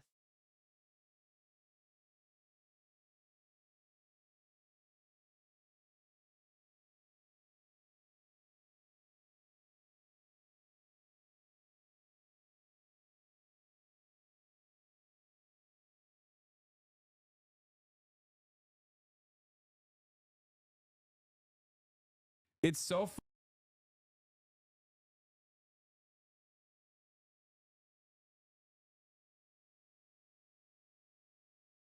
Oh, wait, I have this open already? Didn't I somewhere? Here it is. Laura Loomer is back. Trump ally Laura Loomer is back out there, this time threatening to derail. She's back at it again with the white vans. The entire Republican Party and Donald. What are those? I don't know. Trump by extension, because Loomer is angry about the tech entrepreneur that Donald Trump has picked to be a, quote, senior policy advisor on the issue of artificial intelligence. Now, AI is something that right now definitely needs a little bit of regulation, okay? This stuff has come out fast and furious over the last 2 years. It has evolved tremendously, and it can be super helpful for things, a few things. But it's also being taken advantage of, and it's also very dangerous. So we do need some kind of person who understands that in an administration, in Congress, somewhere where regulations can actually form. So Donald Trump picked tech entrepreneur Sriram Krishnan to be his senior policy advisor for artificial intelligence. Right? He's from the tech industry. Sure, I don't know if he has a financial stake in it or not. They usually do, but either way, he does kind of understand it, so this is not obviously the worst pick Trump has ever made. But to Loomer, it apparently is. Because Mr. Krishnan here also has given money to progressive Democratic Representative Ro Khanna. And because of that, Loomer thinks this guy can't be trusted. Clearly, he's a Democrat. And here I thought she was just going to be racist about it. Here's what Loomer posted on social media the day after Christmas. I can't imagine someone donating to a Democrat who said Trump should be impeached over Ukraine, then getting a promotion to go advise Trump in the White House. Truly shocking. Should MAGA stay home? Remember, this is the lady who was warning the rest of MAGA not to trust. Was it Anna? Yeah, she went after Anna. She basically gave Anna free clout too, because she's like trying to, talk about Anna's looks and stuff. And it's like, I'm sorry, but Laura Loomer is not somebody that should be calling anybody's looks into question. That's not something that she probably wants to draw attention to, but there she was doing it. And Anna got her free Duncan. In 2026, I want Team Trump to let us know who is a priority, the MAGA base or an anti-Trump Democrat congressman who gets donations from tech bros and voted to impeach Trump. Oh, I love that they're using tech bros as a pejorative over in the I just want to know what to tell voters MAGA in 2026 when they ask me if they should vote. First and foremost, cool your jets there, right? You're acting like you are the messiah of the Republican Party, Laura. Like, oh, well, people come to me to find out if they should vote or not.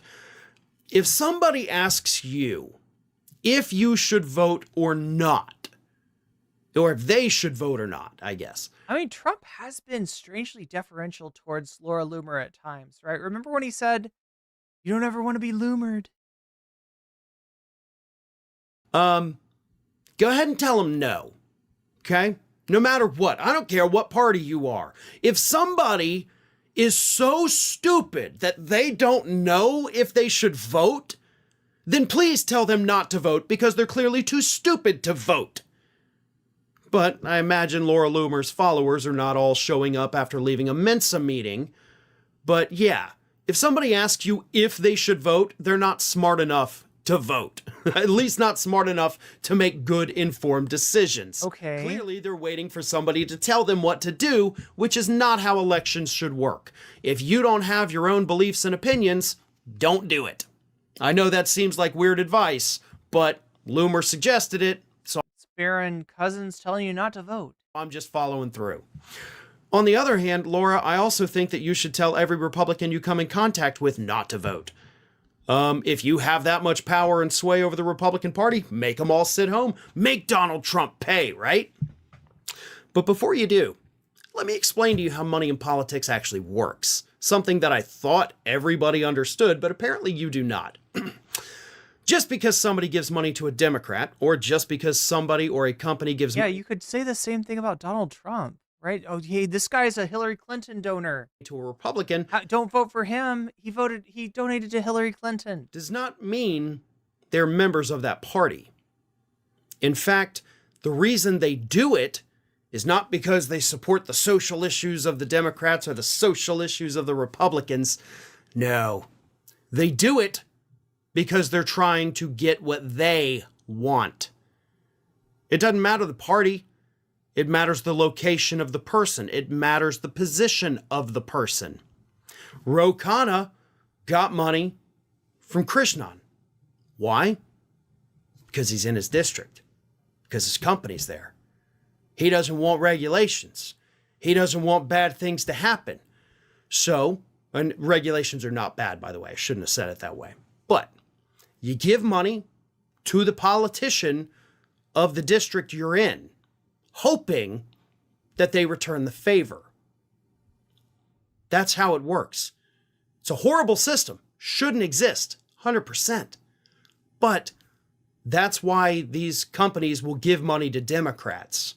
That's why they'll give money to Republicans. Millionaires, billionaires, corporations, they don't care about political parties.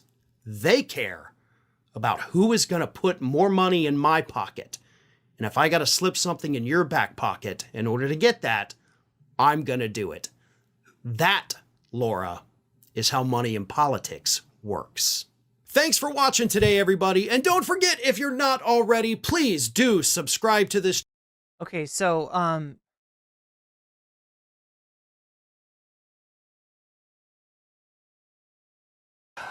Tim, you were actually involved in that tweet sort of with the R word. And I think it's telling, not just because of the sort of disingenuous nature of a lot of these arguments, but as Wash was just saying, the sort of disdain with which these unelected individuals who have policy influence have for the actual voters. Talk a little bit about how that can be a problem going forward, because, you know, what Vivek Ramaswamy wants to say and Elon Musk wants to say ends up having consequences for people who actually have to go out and get votes in the Republican Party. Isn't that a bit of a problem? Yeah. It is. And just to be clear, I was involved in that tweet with the R word in the sense that I was making fun of it during a lengthy chain that people don't need to understand all the players in, because you got to be deep online, MAGA lore, to understand who's on what side of this fight. And it really was unfortunate, I think, that Corey from Boy Meets World caught strays in this whole disagreement. But look, it is funny that we've gotten to this place. To your question of whether it hurts them with voters, well, I mean, we just had an election, so it won't be for a while. But it does show that there was like an overthrow of the old Republican Guard, which I was once a part of many years ago now, almost a decade ago now. The Chamber of Commerce Republican Guard, the one that wanted compassionate conservatism, the one that wanted was pro-immigration. You go back and watch Reagan and Bush debates, and they're talking about how great immigration is. Reagan's final speech as president was about how important immigration is to the country. The Republican voters didn't want that. And yeah, I believe Reagan's policy was called amnesty, which is a bad word. You're not allowed to say that in the Republican Party these days. That being said, the old Republican Party sucked ass too, and I'm not a big fan of these These old guard Republicans. Through those leaders, the McCains and the Romneys and the Kochs and the billionaire class, and they thought that they had found some new billionaires that were aligned with them in the culture war, because Elon Musk and all these other guys, these other tech bros will go along with them on a lot of the culture war fights that don't affect them. They'll go after trans people, they'll go after the Hunter Biden laptop, they'll go after Fauci, those sorts of things. But on this immigration issue, this is something that affects their bottom line. It affects their companies. It affects them personally. Many of them are immigrants. And so now, all of a sudden, the voters are realizing, these MAGA voters, that they've just traded one set of rich guys that did not agree with their preferred policies when it comes to immigration for another set. And I think that is at the crux of this. And I do think that if Trump sticks with the Silicon Valley crowd, which it seems like he very well might, because he likes the attention, he likes the fact that they're famous, I do think it will create problems within the voting base, because this is their core issue. It is the immigration issue. You might call it nativism. The support for American workers over foreign workers. This is if MAGA is about anything, it's about that. And the thing is, they end up doubling down by not just showing that they disagree overall with the supposed Republican consensus, the MAGA consensus on immigration, which is that it's bad, but they also hold their own voters in contempt, right? And they're not standing, by immigration in any sort of principled way. They're still against, the people who are immigrating because the United States fucked up their country, and they need to, be able to survive, or they need to be able to send money back home, or whatever. Like, right? It's not for them. It's for, people that they are trying to brain drain from elsewhere in the world, and then underpay, and have them over a barrel as far as their visa status. There's no good guys in this fight. It's all scumbags. So I think that scumbags all the way down. This is not just a Christmas week kerfuffle. I this is going to be a long-term dispute within the coalition. One of the other things in this, and you sort of make I'm just wondering when they're going to bring Laura Loomer in. Reference to it. Tim's made reference to us as well. Is also sort of a cultural blindness that the Republicans seem to have, despite winning a close election and everything else like that. I was caught by the irony of Vivek Ramaswamy basically bringing up this sort of model minority myth, right? And complaining that, there's too much, kids spend too much time watching TV and parents should have them doing work. But he makes that point with nothing but cultural references from 30 years ago. If they actually want to have an Don't Cap, I thought you were Dutch, not French. Influence in the culture, isn't it also important that the people who are at the head of these culture battles know something about what Americans are doing now? Or are they sort of proud of the fact is that a cognate between the two languages? That he's lost with where the heartbeat of America really is today?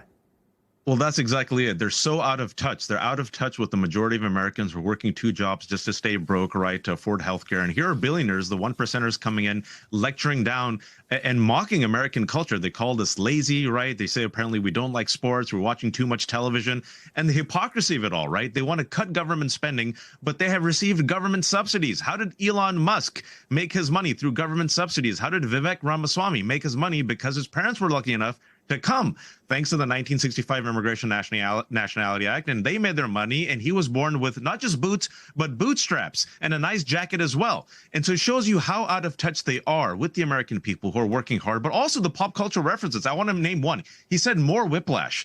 That was a great movie released several years ago in which the drummer... Should I see that? Became so psychotic as a result of his deranged obsession with becoming the best drummer that by the end, yes, he wins the competition, but he loses his family, loses his girlfriend, and Damien Chazelle later said if that character had lived, he'd most likely kill himself. That's the model that Vivek Ramaswamy is saying, hey, be like that. Oh, jeez. Work harder, you peasant. There's kind of a pattern here, right? The people that the right idolizes are people that are not supposed to be idealized.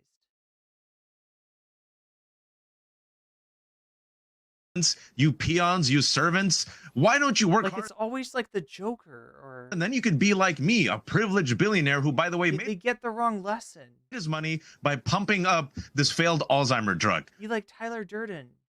Nice job of trying to win over the average American worker. I'm sure it'll land really well, especially during the holidays, Jason. Anyway, yeah, this is a wild and swiftly devolving situation. Shower Chat, thank you for the Prime sub. I really appreciate that. Wow, look at this. Twitch is coming back.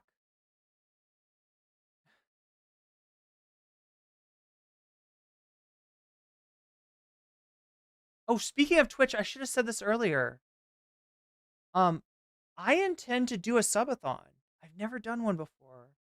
And I was thinking of this weekend. Now, I know there's preparation that I got to do because I want to do it right. I don't want to make it a subathon where I just sit around and look bored and stay on for an excessive amount of time. So I got to prepare for it and everything. But yeah, I want to try to do that this weekend.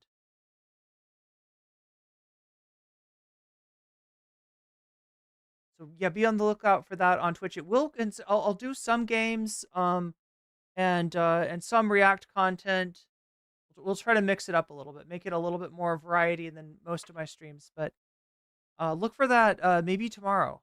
Maybe tomorrow after the stream, we'll all go to Twitch and do a subathon. Okay, what else did I want to show you?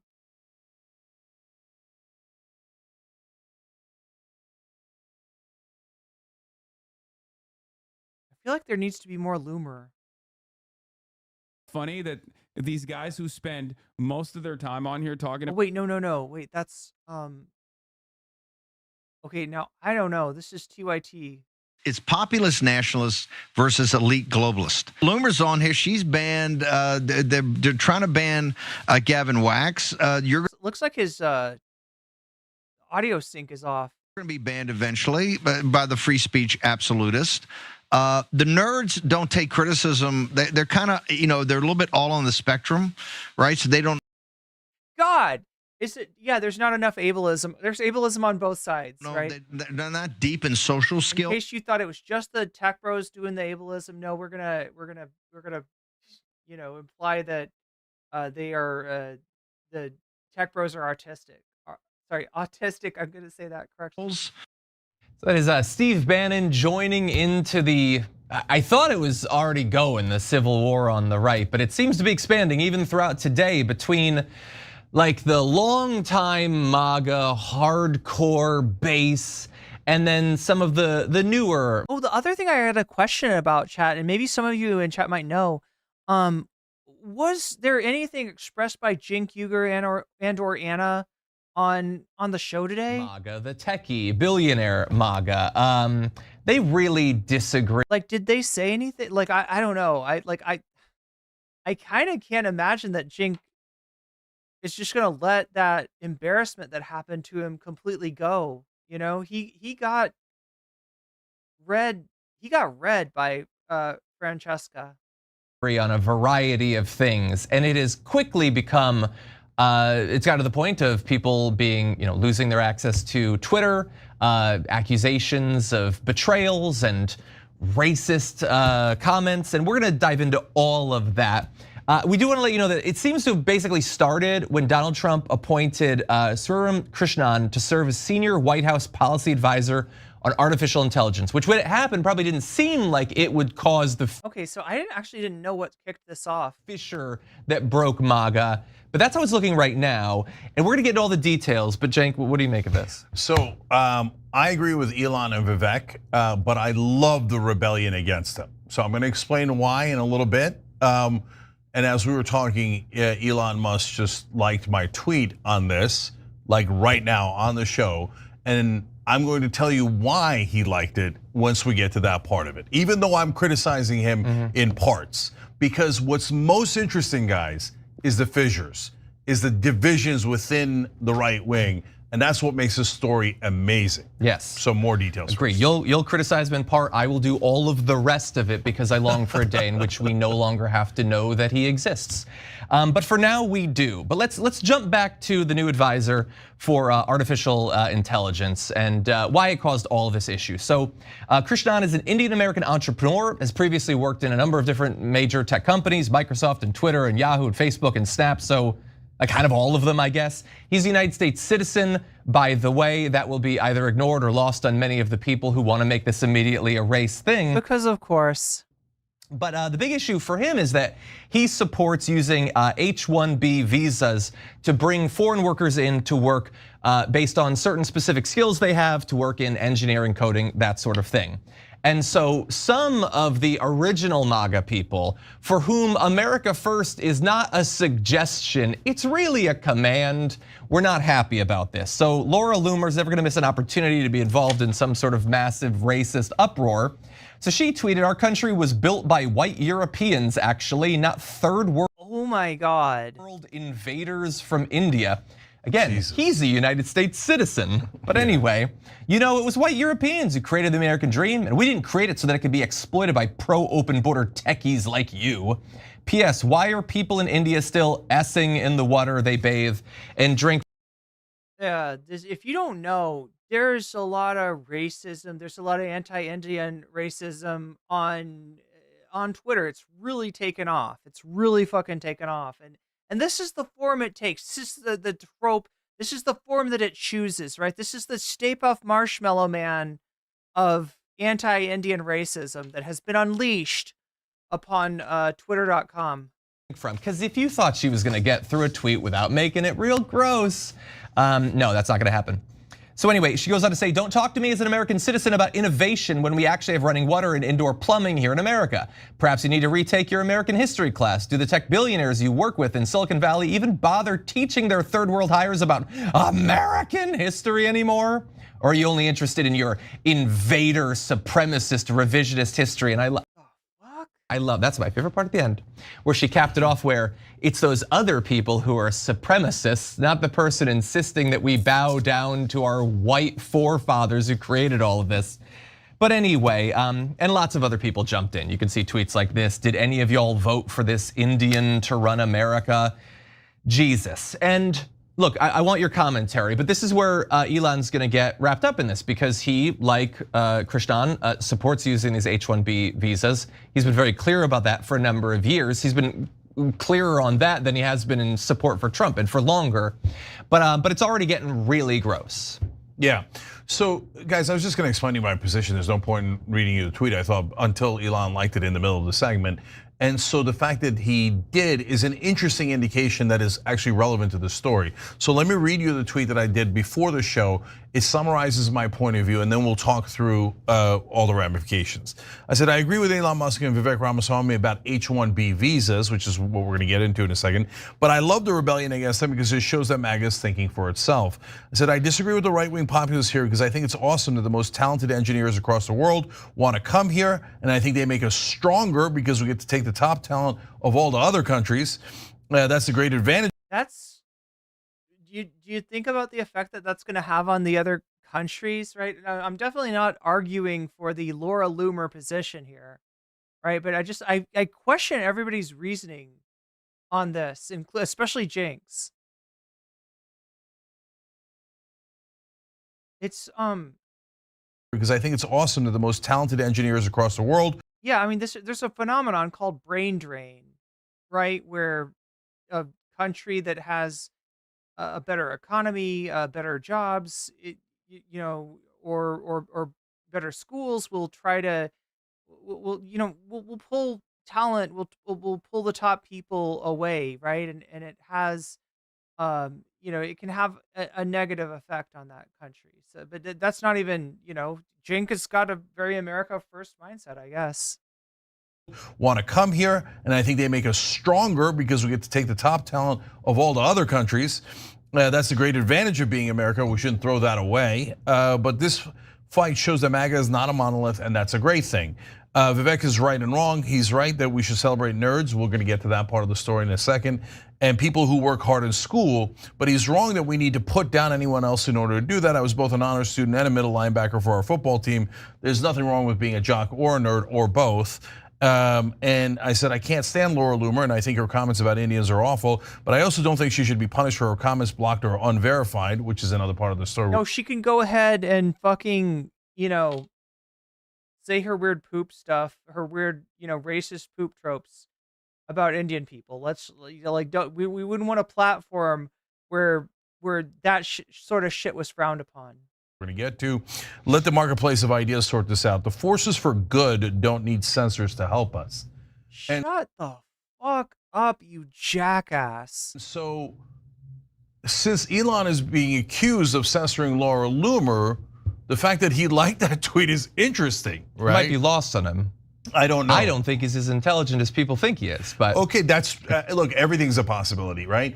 And so let me get to the core why I love all of this. Because guys, in the bad old days, whether it was Mitch McConnell as the leader of the Republican Party, or George W. Bush or Dick Cheney, or Donald Trump in his first term, they would just give an order and all the Republicans would go, yes, sir, right? And now orders are given and people go, maybe, sir, but maybe not. And then we get into this giant messy fight. That is way better than one person gives an order, one person is completely in charge, and everybody is in a cult and they do exactly what they're told, right? So this particular fight is already instantly ugly. And so I've been talking about left-wing populism and right-wing populism and how we agree on maybe about 40% of stuff, anti-war, anti-corruption, etc. But there's 60% we don't agree with. This is among the 60% we don't agree with, because there's nothing wrong with H-1B visas. Look, again, here, I'm gonna turn to Ramesh now, because Ramesh, some folks are saying, no, there is something wrong with H-1B visas. It's being applied wrong. It's maybe not a bad idea overall, but it allows people, the tech companies, to hire people for less money, et cetera. What's your take on that? Well, several different things. First, very, very troubled in something that has to be broken down, how those driving tech have turned more and more to the right and to become MAGA supporters. And I know you all have been covering that, but there's a lot to get into there. And second, sort of somewhat shamefully for me, as a child of H-1B visa parents and as someone who's South Asian and Indian American myself, it's sad for me to see fellow Indian Americans embrace and cozy up to this, to Trump, and the Trump administration, which still is pretty open about its racism. That said, the H-1B visa was one of the major fuels by which the US economy was able to boom because of its ability to attract high-skill workers from other parts of the world, particularly parts of South Asia, East Asia, and so on. However, as we know quite well, our economy is sick. It's infected. It's not well. It's diseased, right? I want people to have a pathway to citizenship that doesn't go through their boss's ass. You know what I'm saying? Because that's what this is. Your pathway to citizenship is kissing your boss's ass. You will be at the behest of your boss, right? Your boss will have incredible leverage over you because your ability to be able to stay in this country will essentially be left up to your boss, right? I want pathways to citizenship. I want visa programs that do not leave workers exposed. When any worker, whether they be an immigrant or whether they be a American citizen born in America, is subject to, the whims of their employers, we're all weaker for it. I want all workers to have more negotiating power. So yeah, I guess in that way, I would say that, does that make Max left? The H-1B visa is not enough for me. I want something that puts the power back in the hands of the person, holding that visa, not in their boss's hands, and therefore doesn't allow their bosses to use them as a tool to lower the wages of other employees. And so there's always going to be this kind of clash or this tension between people saying, wait a second, the reason we elected you, and this is the vast majority, I would say, or majority of many of people who voted for Trump, is because the economy is sick for middle and working class people. So I think what, Elon and Vivek, I'm not a big fan necessarily of both of them on many different levels. I think they're both recognizing that the only way the US economy will continue to thrive in its incredibly unequal and unjust ways, which is behind Trump's election, is by expanding this program. And that's going to bring out racist responses like what you had read out. But at the end of the day, Trump and all these folks running this administration, Vivek, Elon, etc., are going to have to show whether they can deliver for the middle and working classes, for the so-called MAGA base, which is mainly working and middle class. And we've seen next to no evidence that they could do so from the first administration, where Trump passed the biggest tax cut for billionaires in the history of our country. And I don't see much evidence of this now, even though I'm happy about the labor secretary, though the National Labor Relations Board was scuttered. So I'm just getting at the point here that these flashpoints of elitism relative to populism are showing up now within this new emerging administration, because really there's not really a better adjective or characterization of people like Ramaswamy and Musk other than the word elite. Yeah. And I'm going to briefly criticize Elon, but then I want to give you what Vivek is talking about, because he gets more into sort of the cultural side of why they think they can't turn to American workers or don't want to, and then we can criticize him.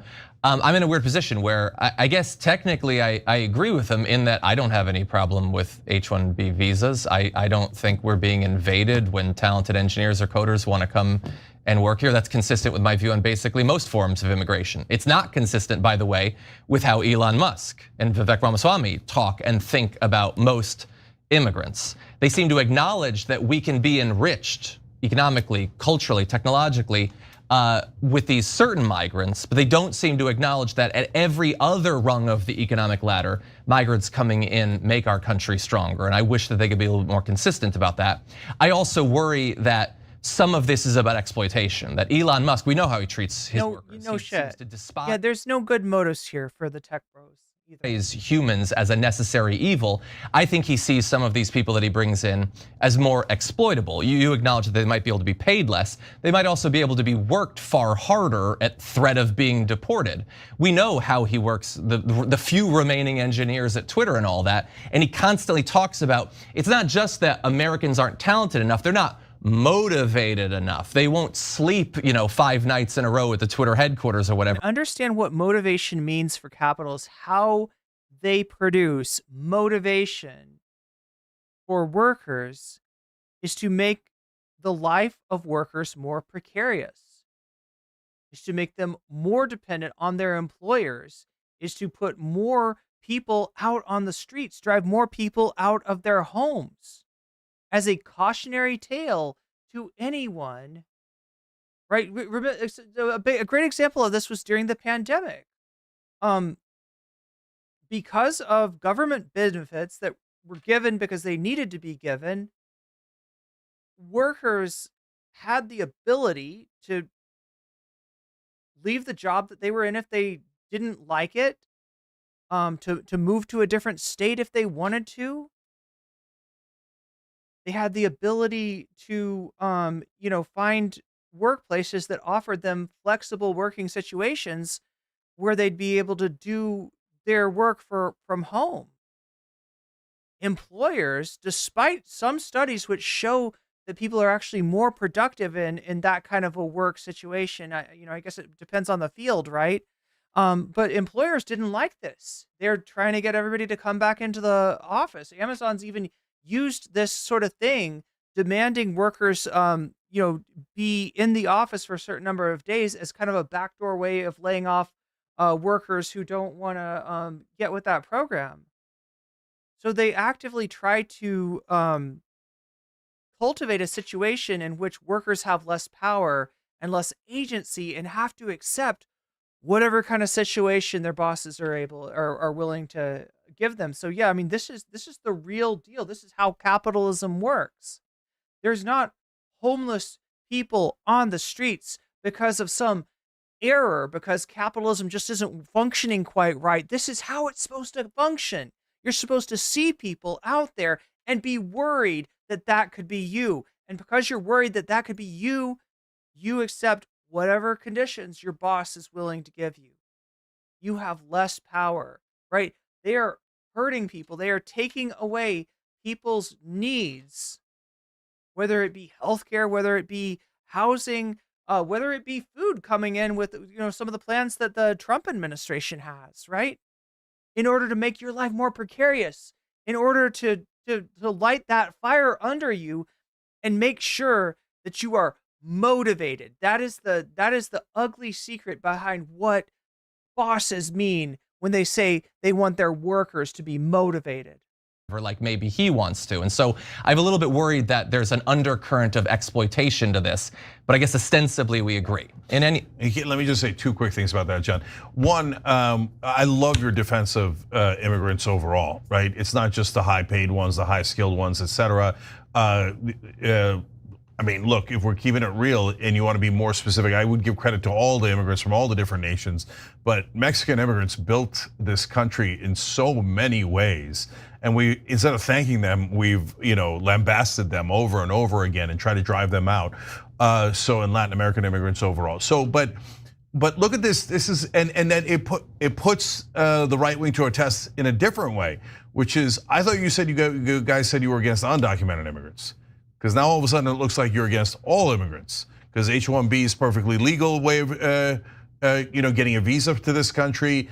So let's be clear about it. Undocumented immigrants is a different category, but documented immigrants, I'm 100% in favor of in this country, and I think we should have more, not less. But I like that they're finally realizing, yeah, Elon and Vivek are part of the elites. Now, just because you're an elite doesn't mean you're wrong about everything or that you're a bad person. I just agreed with Elon and Vivek on the H-1B visas, right? But I like that the right wing's going, oh, right, we have elites too. To which I say, of course! Yeah. Elon was the #1 donor to Donald Trump, gave him over $250 million. And he didn't do that for his health. Yeah. But I do want to get into the cultural argument that Ramaswamy is making, then we can discuss that. So, and there had been a little bit of this in what Musk was saying, and Musk went off on this. He agreed with this tweet referring to Americans as too R-word to be able to do this work, and you can't teach them in schools because they. Did Elon actually say? Is it Elon that actually, like I saw that I showed you that tweet, right? Or we watched that tweet from Adam Mockler, but that wasn't an Elon tweet. That was. I mean, Elon responded to the tweet and said that's pretty much right. This is Autism Capital that's saying that. Did Elon actually use the? What a cringe lord. There, the R word, and he had no issue with that whatsoever, which I find strange. Okay, yeah, I think that's what John means, is that like when somebody summarized his argument as being such, he said yes, right? He agreed with that. And noteworthy, but this is what Ramaswamy says. The reason top tech companies often hire foreign-born and first-generation engineers over Native Americans isn't because of an innate American IQ deficit, a lazy and wrong explanation. It comes down to the C word, culture, okay? Our American culture has venerated mediocrity over excellence for way too long, at least since the 90s and likely longer. That doesn't start in college, it starts young. A culture that celebrates the prom queen over the math Olympiad champ or the jock over the valedictorian will not produce the best engineers. If you grow up aspiring to normalcy, normalcy is what you will achieve. Now close your eyes and visualize which families you knew in the 90s or even now who raise their kids according to one model versus the other. Be brutally honest. This can be our Sputnik moment. We've awakened from slumber before, don't say woke, and we can do it again. Trump's election hopefully marks the beginning of a new golden era in America, but only if our culture fully wakes up. A culture that once again prioritizes achievement over normalcy, excellence over mediocrity, nerdiness over conformity, hard work over laziness. Golden era of the rich pissing on the rest of us. Yeah, that's the golden era that we're entering into. Even on that nerdiness thing, you see the strike back from the other MAGA people. It was Steve Bannon implying something bad about nerds, as if he doesn't understand that he's just a politics nerd. Like, what is he? A lot of what Steve Bannon has done is to, cultivate an audience of video game nerds. He's a jock.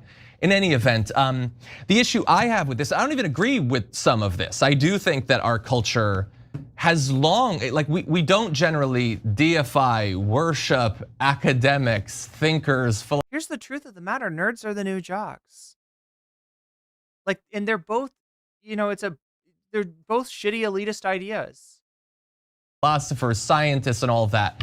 But I would also say, how about an economy that works for everyone, regardless of their interests or skills? How about an economy where we don't make examples of people in order to quote unquote motivate the workforce? if you're going to be like doing a dissection of where our culture turned away from those sorts of heroes, or even just accepting them, like, do they know which party they're supporting? Do they know what Fox News has spent the last 3 decades doing? Do they know how implicitly anti-intellectual Donald Trump himself is? I mean, these are the assholes telling people not to go to college. His circle is, they're the ones who've demonized not even just higher education anymore. It started with grad school. Turning Point USA, like their stated mission is to make people lose faith in college. PragerU, to make the very idea of education a joke. They've turned people against teachers, convincing them that if they're in higher education, they're Marxists. If they're in lower education, they're sexual predators. They've turned people against doctors and scientists, academics of all stripes. If America no longer like pushes its kids to enter into these fields, do they get that they're cheering on the side of the aisle that has pushed that more than any other? Feel free to disagree, but I kind of feel like the anti-intellectualism. Yeah, there's a lot of compartmentalization to keep them from realizing this. Is coming from fundamental contradiction inside the house. But speaking of coming inside the house, you're sitting right next to John, the king of compartmentalization, Cenk Uygur. Yeah, there's a lot of truth to that. So on top of that, look, I agree with Vivek, as I said earlier, that, hey, we don't, like, it's good to celebrate nerds and people who don't conform. And oftentimes in the past, although I think American culture has really changed on that and it has accepted that a lot more than it used to. In the old days, you beat up on the nerds and stuff, but I don't think people do that anymore. I check with my kids all the time. They're like, that's weird and needless. Nobody does that anymore, right? Maybe, but we live in LA, I don't know, right? So yes, people who work hard in school should be celebrated, right? On the other hand, you don't have to beat up on average Americans. I love average Americans. You know why? Because they're not average. And so what I mean by that is that we have a genetic lottery, guys, if we're keeping it real. So like the elites like to pretend that they have a monopoly on being on wisdom and knowing what the right thing to do is. And golly gee, they just happen to set the rules on their own behalf with all their wisdom. And they say, well, that's the objective position. No, it's not, right? In reality, both in terms of genius for working hard, for geniuses, in every way, that's actually spread out all across the population. I'm sorry, I feel like you're overemphasizing the genetic aspect of it. Okay, so that's why I love that Scotland, this part of for me, the cornerstone of Western civilization, Scotland started public schools. And once they did, all of a sudden, a whole bunch of geniuses popped up in Scotland, including Adam Smith, who wrote about capitalism. Why? Because the geniuses were always there. They just didn't have an opportunity. And so that's why I love. And also, Adam Smith's capitalism is very different than the kind of capitalism that the United States practices. Standing up for the average American, because if you give them an opportunity, you're gonna get all of those blossoming geniuses all across the country. By the way, it's not just Western civilization. China did something similar for thousands. Like, I swear to God, if you brought Adam Smith into the modern era to show him this is what capitalism is now, he might become a Marxist. Of years, where they would find the best and the brightest in the different villages and towns and give them an education and then promote them up within their structure. So there's great examples all across the world, and we can focus on the great positives that we have here, et cetera. But guys, back to the H-1B visas and that idea of a culture that is hungry and wants to perform. There's one thing Elon's right about for sure. In a different tweet, he analogized this to a team. And I thought that was a pretty good analogy, because if you're in the NBA and you say, no, I don't want the best players from across the world, you're gonna turn down Jokic, you're gonna turn down the Greek Freak, you're gonna turn out literally the best players in the NBA. There's also amazing American players in the NBA. But why would you limit yourself and your talent?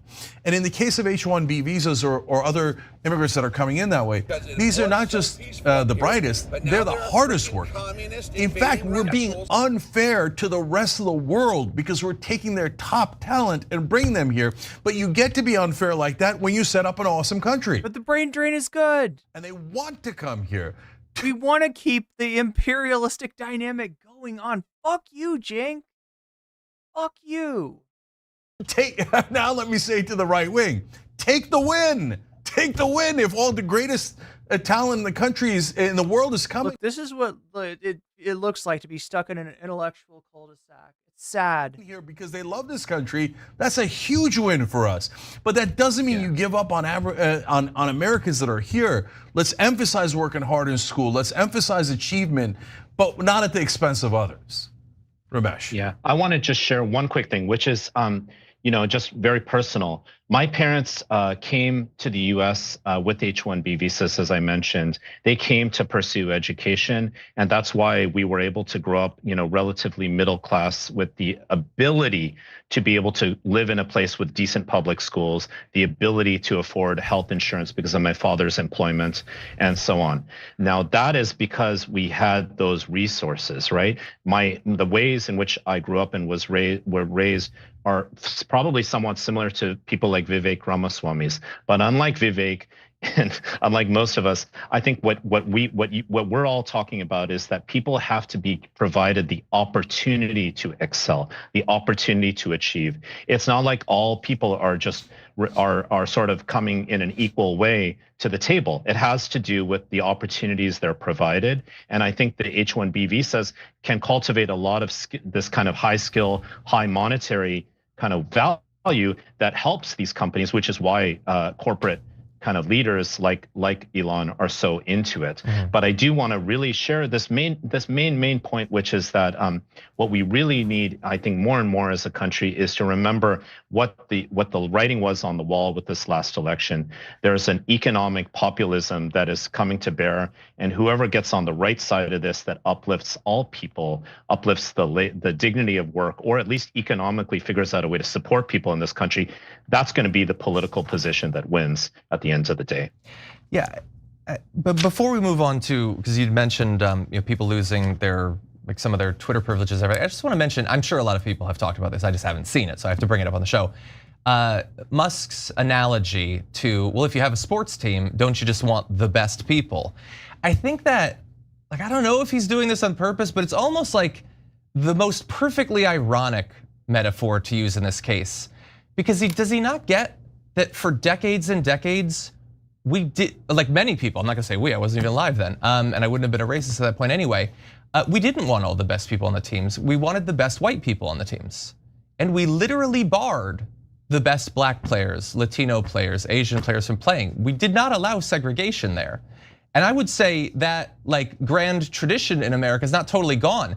You could be the most badass possible gay soldier. They wanna kick your ass out of the military.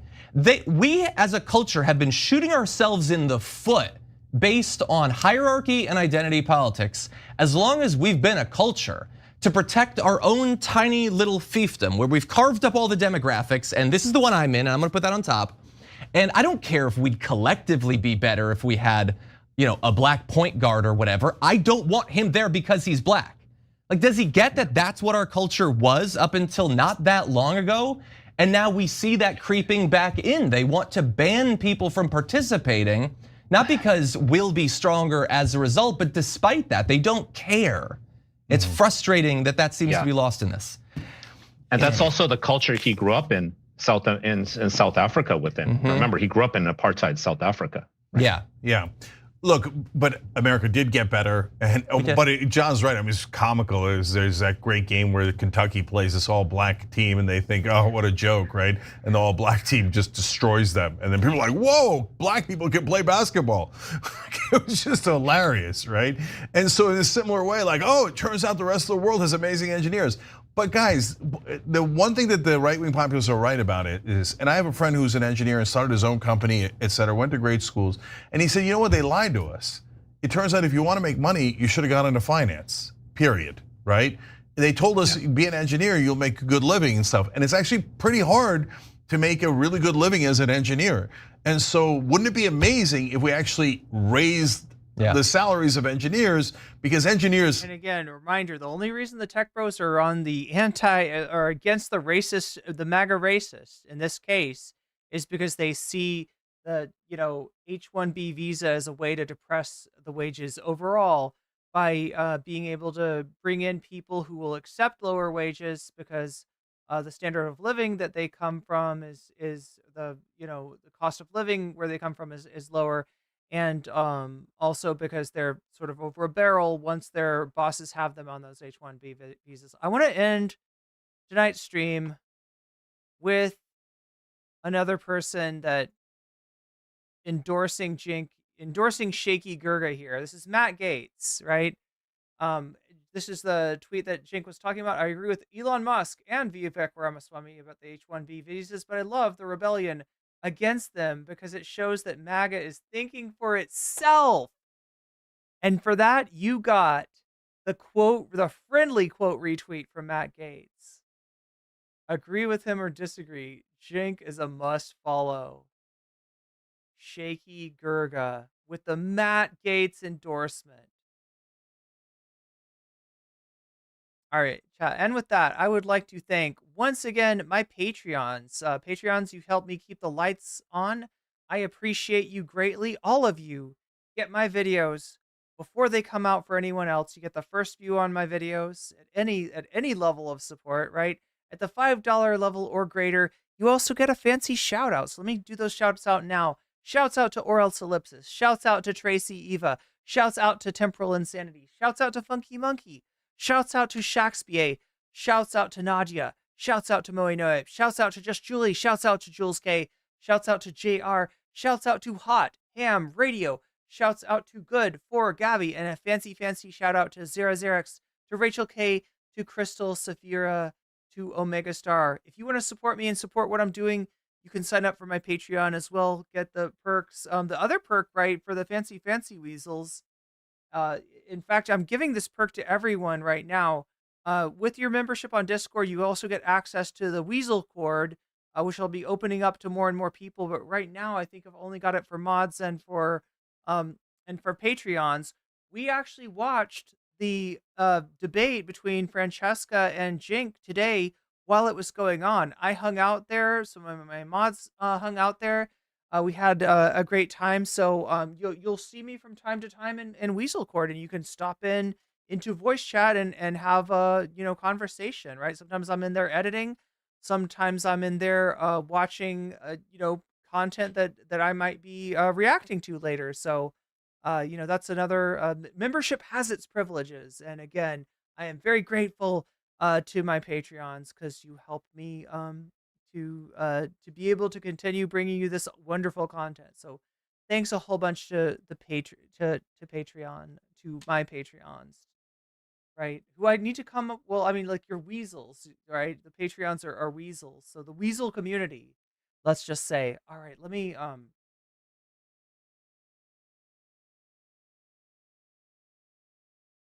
see what we're doing on Twitch tonight.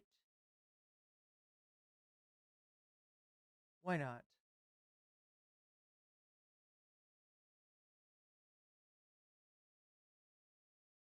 So it looks like Echoplex Media is going to be doing some conspiracy bingo. Oh God, did we hit him right? We hit him right during a break, I think, unfortunately. But say hello to Dave and the rest of the Echoplex Media crew for me. And with that, chat, I've got to get to sleep. I'll be back at it tomorrow. Again, we'll try to do like a subathon on Twitch tomorrow. So we're gonna try to build up the presence on Twitch. Things are going really great for me on YouTube. We hit 300 viewers tonight. That's like a first. That's a first. Oh wow, everybody's becoming a communist invading radical. It's like a thing now. It's a thing to be a communist invading radical. Yeah, that was the first time I had 300 people in my YouTube chat. So other than the other than the shorts chat. Anyway, I'm rating you into Echoplex Media on the Twitch side of things, and on YouTube, I'm saying Moe Kyun. And I will see you again tomorrow. Thank you, mods. You keep us all safe, especially on days like today that are a little wild. So anyway, good night and have fun with the UFO and conspiracy bingo.